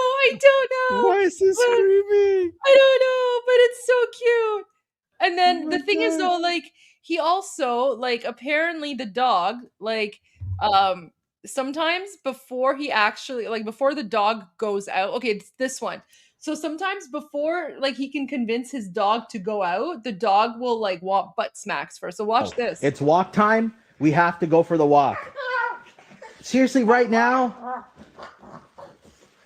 Butt smacks right now. That's the only way you'll walk. Okay. Butt smack! It's walk time. We have to go for the walk. Seriously, right now? Oh my god. Butt smacks right now. That's the only way you'll walk. Okay. Butt smack! Oh my god. Oh my god. Oh my god. The dog wants it. The dog is like, I need butt smacks before I'm convinced to go for a walk. And then even before like the butt smacks come, it starts screaming. It's walk time. We have to go for the walk. Seriously, right now? Butt smacks right now. That's the only way you'll walk. Unbelievable. Butt smack! Oh, why is he screaming? Oh my god. Oh my god. Okay. All right. I don't need more of Armin's AI teddy bear. Do we have an AI teddy bear? No, they're referring to Poochie, I think. Poochie and Oh. Nala. Okay. They're real though. Okay, but thank you. Okay, thank you. And then we got a $20 super sticker from Effie. Thank you so much. Appreciate that. And then Roman Viking gave us a super chat saying, why did Sunnis and Shia split? Why did the Shias accept Muhammad as last prophet? Where did the need for the imams come from? Okay, so there's the official story and then there's the real story. The official story, the fake official story by Islam is that there was a fight over, a succession, like regarding the Sunnis wanted to believe that Abu Bakr, Omar and Osman and Ali are the four righteous, the righteous, like, how do you say it in English? The Khulafa, the four Khulafa, the rightly guided ones, right? That they're the successors of Muhammad. And then after that, we don't have any the other Khulafas that come after, they're not as important as those four. They're not as rightly guided as those four, because those are the Sahaba. They were the people of the companions of Muhammad. So they're the ones who came after Muhammad's death. They were the four people who were supposed to rule. And the Shias disagree, and they think like Imam Ali, the fourth Khalifa, shouldn't have been the fourth Khalifa. He should have been the first Imam. And they believe in the 12 Imams instead of the fourth Khalifa. So that's the fake official story. But the real story is that all of the stories are made up. And this was just a political power play between the Umayyad dynasty and then eventually the Abbasid dynasty and the people who wanted to take over. So when you say, why did so that's the reason they're split. So because the rulers were the people who wanted to challenge the rulers, they needed a military challenge, but they also needed soft power, right? So when it comes to authority, you have military strength and then you have soft power strength, right? You have the narrative, you have the branding, you have the religious story that goes with the reason behind the legitimacy for why you should be ruling over the other people, right? So obviously, religion being the main branding power back then, anybody who wanted to challenge the authority of the Umayyad and then eventually the Abbasid dynasty, which were basically what we now call Sunni, they needed to the best way to challenge that is to go with the more and more popular narrative that the Imams, the Ali was wrong, Hussein was wrong, and they should have been the leaders. And that narrative is a way to it's a revolutionary narrative. Oh, actually, this is a very good point. Actually, I should have added that the Shia stories of Ali and Hussein and the other Imams are revolutionary stories. The reason why they're revolutionary stories is because the people who came up with these stories were trying to do revolutions against the Umayyad and Abbasid dynasty. This is why during the 1979 Islamic Revolution, Shia Islam was a very effective way of doing revolution against the Shah, against the Pahlavi dynasty, right? And this is why even after they won the revolution and the Islamic Republic came into power and the Pahlavi dynasty fell, the Islamic Republic continues to be revolutionary against the whole world, because being a revolutionary is in the DNA. And even though they're ruling a country, now they're revolutionary against the entire world, because being a revolutionary is part of their ideology. And this goes back to how Shia Islam was created. Shia Islam was created as a revolutionary act against the Umayyad and Abbasid dynasty. And now that's why within the Islamic Republic, they can't stop being revolutionaries. And they have to basically revolt against the whole globe. Even though they ended up finishing the Pahlavi dynasty, they have to continue to be revolutionaries. This is why the Muslim Brotherhood ideology that is Sunni didn't have as much of a success in the Sunni world, but then when it made it through to Iran through Nawab Safavi, the Shia narrative was a lot more in line with what Sayyid Qutb wanted to do when it comes to waging war against the whole world. The Shia framework made the Muslim Brotherhood goal of people like Sayyid Qutb a lot more effective. So the second part of your question, why didn't the Shias accept Muhammad as the last prophet? So guys, these were not Shias. These are proto-Shias. These are people who eventually will refer to them as Shias. So a lot of these is dynamic, right? So you have a winning narrative that Muhammad is the last prophet, and the competing narrative is, instead of trying to challenge that, is to come up with this new concept of Imam, right? And use the stories of Ali and Hussein to create this new concept of Imam is a more effective way of creating new spiritual leaders rather than challenging the narrative that has already been dominant, that Muhammad is the Khatamul Anbiya and the last prophet. This is not about one person or two people accepting this. This is about a trial and error, organic, Darwinian, competitive narrative versus narrative, and whatever narrative wins. The society will just go with that. So it's more organic than active, conscious decision-making process, right? And then, does that make sense, guys? Let me know if that makes sense to you guys. But that was a very good question. If you guys want to ask me about this in a lot more detail, come to the discussion group that I have, and you could ask me about this in more detail. If this this interests me a lot, by the way. So if you want me to go more nerdy with this stuff, come and get nerdy with me in the discussion group. The next super chat is saying, "Oh my God, it's the Mahdi, Armin Navabi." Okay, that makes me sound so Durka, but thank you. All right. I did say that. I did say that when it showed up on screen. You caught me. Then the next super chat is saying, "Have you heard about the what is this? Ziyarid who almost reconquered Iran to Zoroastrianism in the 1900s? Love you guys, Javid Shah." I have not heard about that. I should go look into it. Thank you for. Let me see. Let me write that down. Is that real? I don't, guys. I'm not confirming this because I need to go check this later. But I will look. But thank you for. I have not heard about that. I'm more of a into Durkheim, but I need to. You know what? Something that if I had time, would love to spend more time in is to study. Ancient history, pre-Islamic history of Iran. But I have no time for that, and I feel like I missed out because I grew up in Iran, and I think the education system there failed at actually informing me about the ancient rich history of Iran. Many Iranians know the pre-Islamic history of Iran so well, and I'm really jealous of them. One day when I have time, I will go and study that in much more detail. I've done a lot of reading on the pre-Islamic history of Iran, and there are some really, really good, what's the word I'm looking for? There's some good documentaries about this. Here, We should watch documentaries. More documentaries.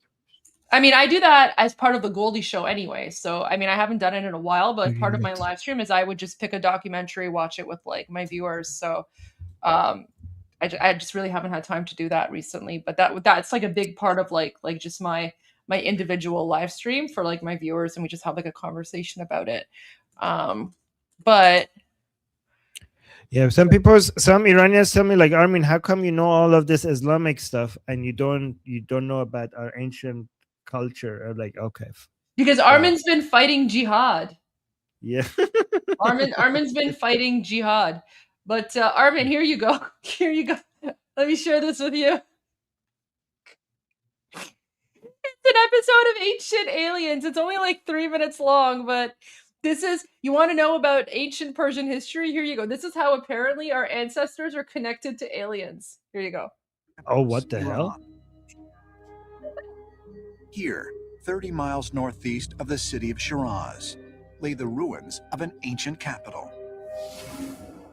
Built by the Persian conqueror Darius more than 2,000 years ago, Persepolis was once a mighty city that legend says was protected by a powerful god named Ahura Mazda.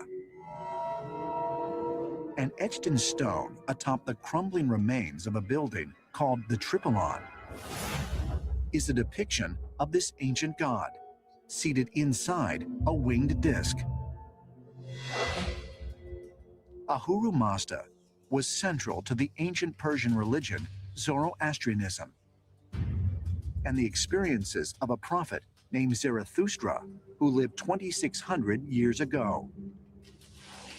Zarathustra was the founder of a religion. He was in the area near Persia, of modern-day Persia or Iran, and he had a visitor, Ahura Mazda, a divine encounter that led to the major form of monotheism in the entire area. Preceded the Egyptian form of monotheism. And why is it calling the Farvahar Ahura Mazda? Because he's also claiming that the Farvahar is an ancient alien that came down to the Persian Empire. Oh my God. Guys, these people know nothing.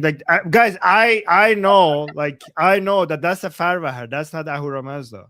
Whatever, they're talking about aliens. Come on, Armin. Okay. We're learning about our history. Guys, it's alien. Okay, educate us. Asia.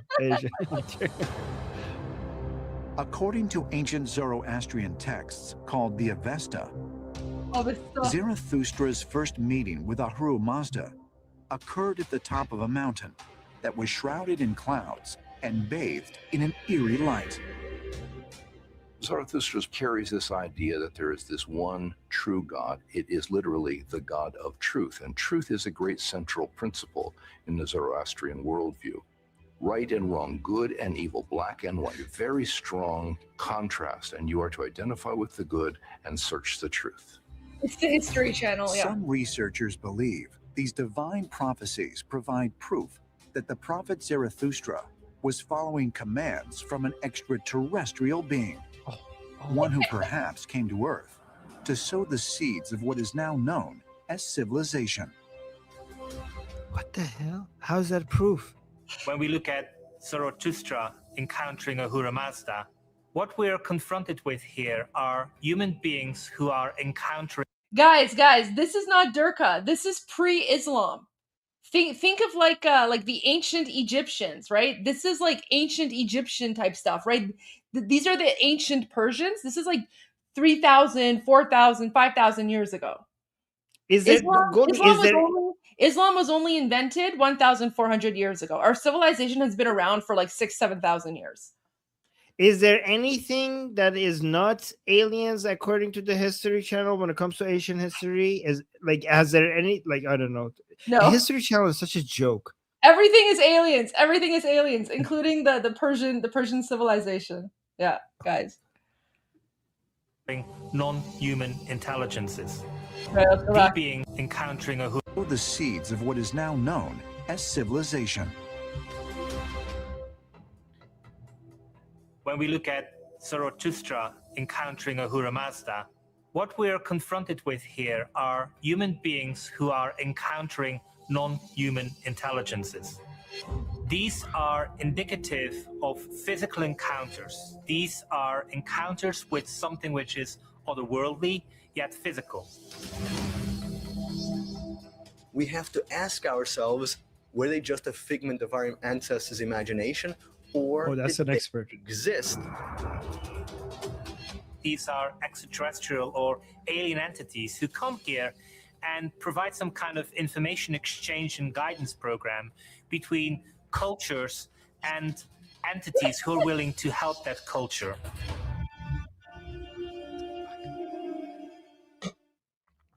There you go. Oh my god. Wait, I have the meme for this.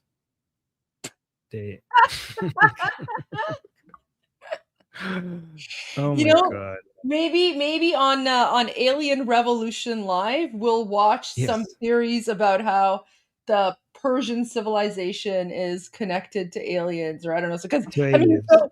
So according to the History Channel, the pendant around my neck is an alien. So I've been wearing an alien around my neck for the last 10, 15 years. Oh my god. Guys, Wow. see that right there? That's proof. That's proof that aliens created the Persian civilization. There you go. I thought it was the Egyptians. Is it both? Is it both the Egyptians and is it different aliens or the same aliens? I have no idea. It could be the same aliens that went all around, right? Maybe maybe we could come up with a theory that different parts of the universe, different aliens from different parts of the universe are responsible for different civilizations, and that's why we had different civilizations. Like the aliens who built the pyramids are not the same aliens who are, the Ahura Mazda. There's also another documentary.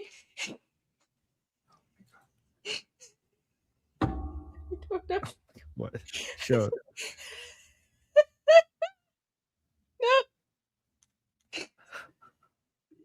It's called "What is Hidden in Iran: The Lost Stargates of the Anunnaki." Oh, what the hell? What? No. It's Who like makes these? I don't know, but apparently it's like an hour-long documentary. Oh no, please. And apparently there's a theory that like Iran is like hiding stargates that belong to the Anunnaki. Oh my god. How many views did that get? 150,000 views. Oh my god.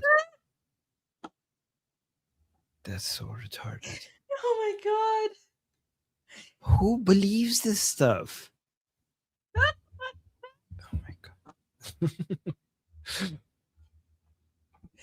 So yeah, guys, at some point, if we go far back enough in like Persian history, even before the modern Persian civilization, we will literally get to alien theories about the Persian civilization from like 5,000-6,000 years before Islam was invented.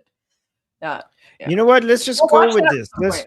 Let's try to motivate the entire world to liberate Iran so we could get, I don't know, Stargates.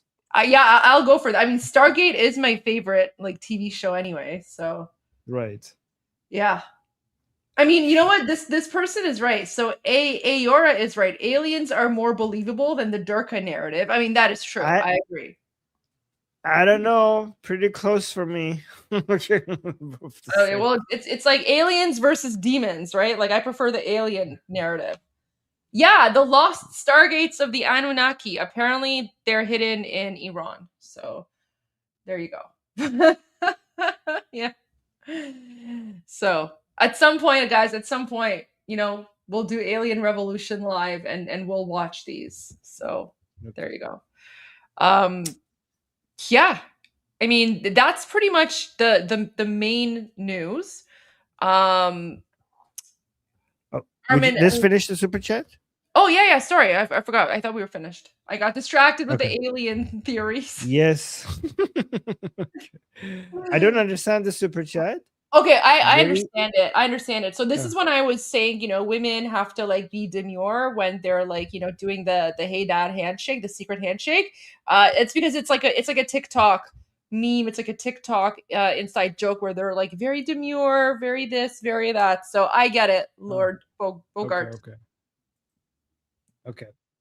Casey saying excellent discussion group today. Oh, thank you. I appreciate. I'm happy that you enjoyed it. Thank you.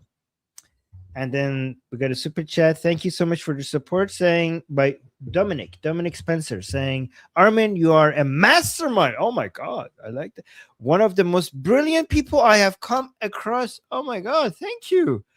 Absolute respect for you, my brother Javid Shah. Well, thank you. Oh my God, what a confidence boost that was. Thank you so much.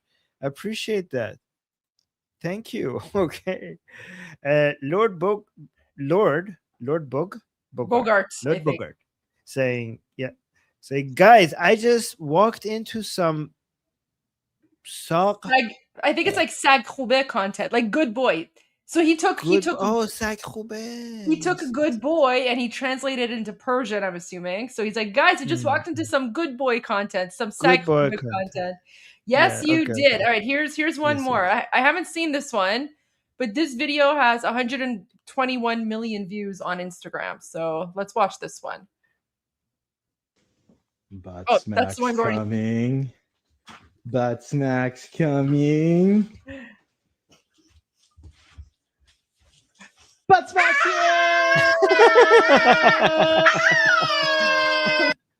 There you go. There you go. God. You walked into some Sag Khoube content, some good boy content. There you go. All right. God. That's so strange. Okay, 2 more super chats.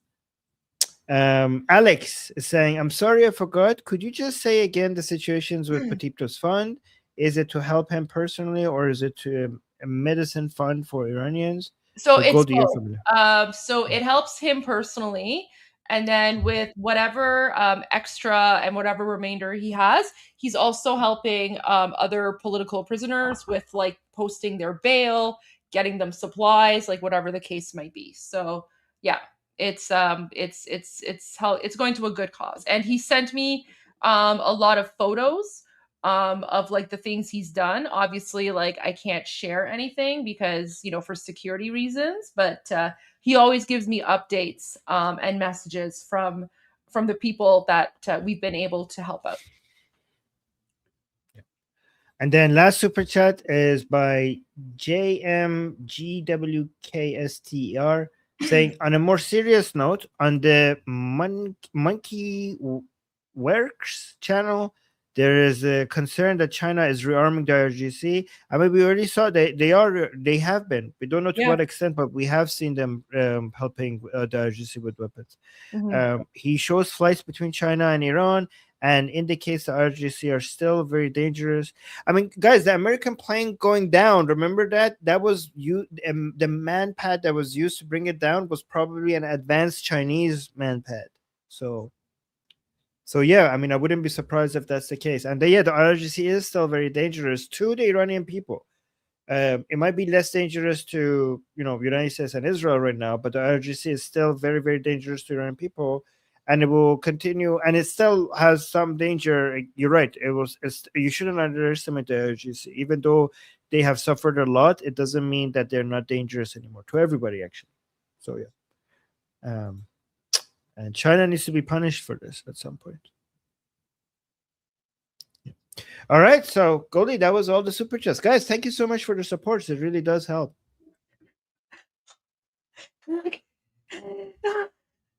Sorry if you tuned in expecting to hear if America was bombing Iran and instead are getting alien conspiracy theories and weird talk.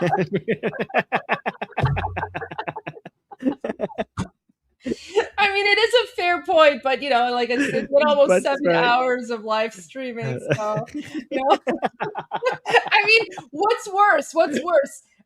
Alien conspiracy theories and weird dogs, or going full "Hey Dad"? Right? Yeah. Oh man. I have a feeling tonight's going to be a long night, though. So. Yes. And Armin going on a full-on like Durka rant. Like he literally converted to Islam and then like left Islam all over again. Yes. Like that's what happened. Yes. Yeah. Oh my God. There you go. So okay. Goldie, do you want to convert to Islam for half a second? No. Do the shahadatay? No. Okay. Nope. Not worth you kidding me? Not even once.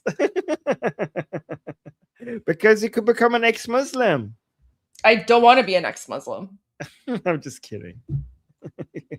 I mean that would like if I was going to be an ex-Muslim, I mean that would imply that at some point I actually literally believed that Muhammad rode a flying donkey with the face of a woman to the moon and back. Like I can't believe that ever happened. You don't believe in that. You could just believe in Allah and Muhammad. Well, yeah, no. I guess acceptable. No, okay. I'm kidding, by the way. I'm kidding. Don't take it seriously. Anyways. Oh, we got another super chat. Okay, so Mystic Minx is saying, please forward this to Patipto. Guys, if you want to support Patipto, use the link in the description. The super chats are for supporting the channel. But thank you for the support. That's really helpful. Thank you. We appreciate that. Thank you. Yeah, we appreciate that. Please forward this to Patipto's fund. I don't have much. I am a what? Stay-at-home mom, aspiring writer. But I thank you so much, guys. It's very generous, honestly, guys. Even if you can't, like, if you're not able to donate, listen. Just by virtue of watching the channel and being with us, that in and of itself is a huge help, because by being here, you're helping contribute to the algorithm. So please don't feel like pressured or obligated to donate. You absolutely do not have to. We appreciate every amount, obviously, but there's no obligation to do so. Especially, and guys, I've always said, especially if finances are an issue, please don't do it. I would rather you focus on your own finances, because that's more important. But just honestly, just being here, being with us, typing in the chat, liking, sharing, subscribing, that in and of itself is a huge help. So just that in and of itself is really amazing. So thank you. So guys, liking the stream is free, and it makes a huge difference. Okay, it's free and it makes a huge difference. And anybody who's it's important to take care of your finances financially yourself. So And if anybody's financially struggling, please focus on commenting and liking and sharing the stream. But I should finish reading this, by the way. So because she says, "I love you, Goldie and Armin." Oh, we love you back. Thank you. And says, "I can't tell how grateful I am for this live Javisha." Well, we are very grateful to you for being here. So thank you.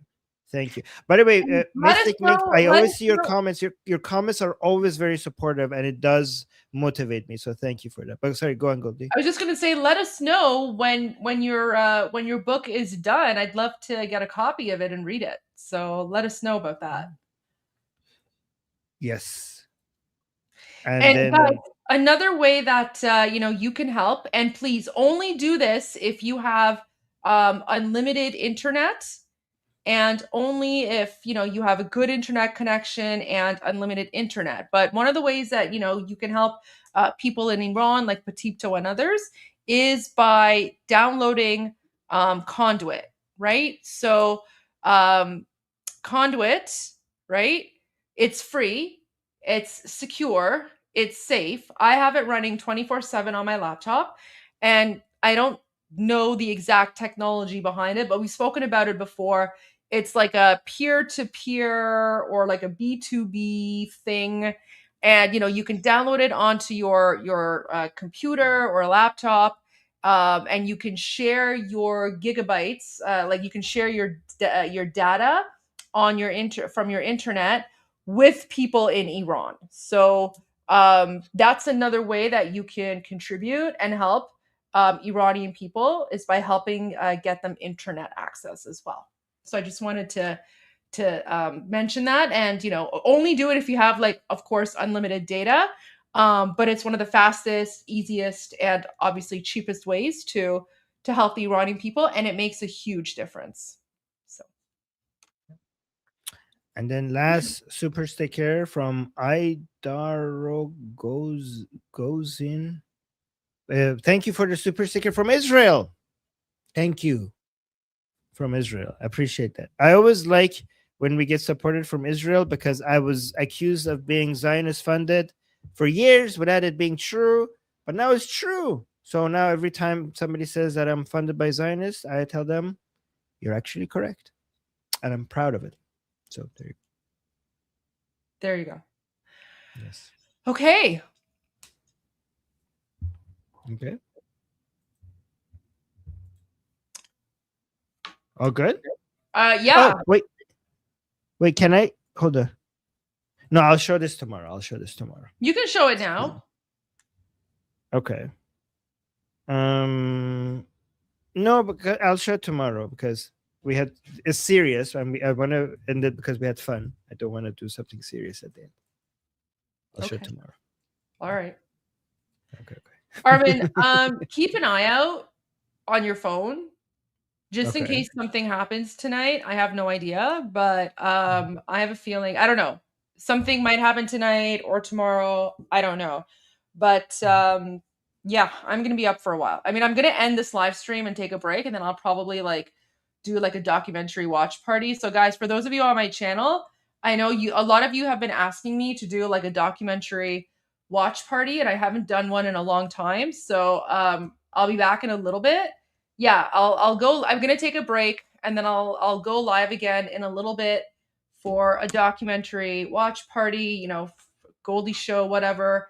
And I don't know. We might pull an all-nighter and see if anything happens. So see you guys in a bit for that. But I do need to take. I know you guys really enjoy the document, because that's what we used to do. We used to do documentaries every night. So we'll do that tonight. So okay. Well, Armin, thanks for everything, and guess we'll see you tomorrow. But make sure your phone ringer is on in case something happens, so I can call you. I need something.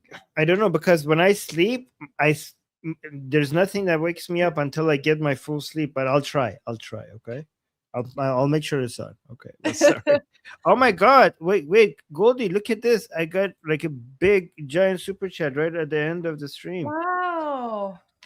Thank you, Steve. Steve saying, you guys think I'm kidding, but it's for real. I am 52 years old, never set foot in Iran, but I'm going to live on Amiri Street in Tehran, where my grandparents lived. LOL. Oh, well, that's so sweet. I hope you when that happens, you come back here and tell us about it and send us some pictures. Okay, what a beautiful dream. I hope it becomes true soon. Thank you, and thank you so much for the big support. Oh my God, that's very generous. Thank you so much for that. I appreciate that. Okay, all right, Goldie. All right. I know something. What? You're gonna rickroll us, aren't you? No. Oh, okay. I'm waiting for you to say Israel. Oh, okay. Oh, wait. So sorry. Okay. All right, guys. I was like, she's gonna rickroll us. I'm Israel Chai. Long live America. God bless America. Javid Shah. Payende Iran. See you guys tomorrow. All right. Bye. غرق انقلاب است.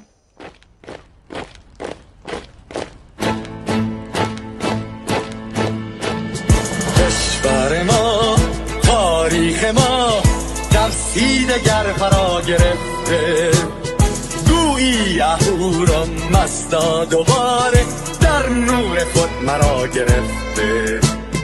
اکنون سرودی سر میدهم باز فارغ از رنج و تشویش. ایران غرق انقلاب است، به پیش به پیش به پیش. ایران غرق انقلاب است، به پیش به پیش به پیش.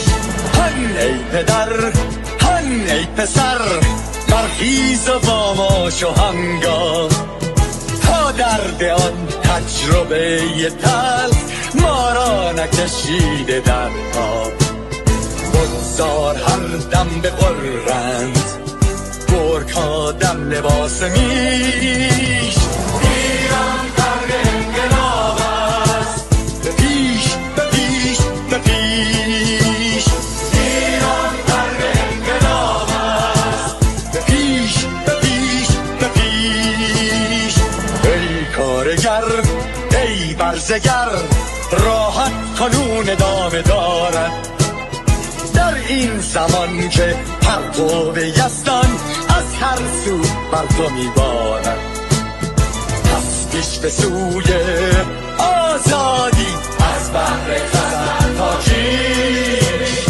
ایران غرق انقلاب است، به پیش به پیش به پیش. ایران غرق انقلاب است، به پیش به پیش به پیش. خلقا به پا بهر دفاع از استقلال و آزادی، تا بشکنیم پشت ارتجاع پیریزی ایران آبادی. تا زنده سازیم سنت‌های ملی از آیین و کیست. ایران غرق انقلاب است، به پیش به پیش به پیش. ایران غرق انقلاب است، به پیش به پیش به پیش.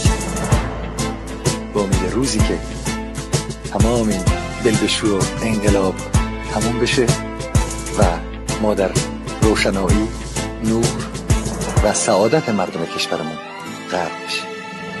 نه خارجی، نه بیگانه، نه مستشارهای ویرانی، نه چیر خاران، نه کاسه لیسان، فقط هم رزمان ایرانی.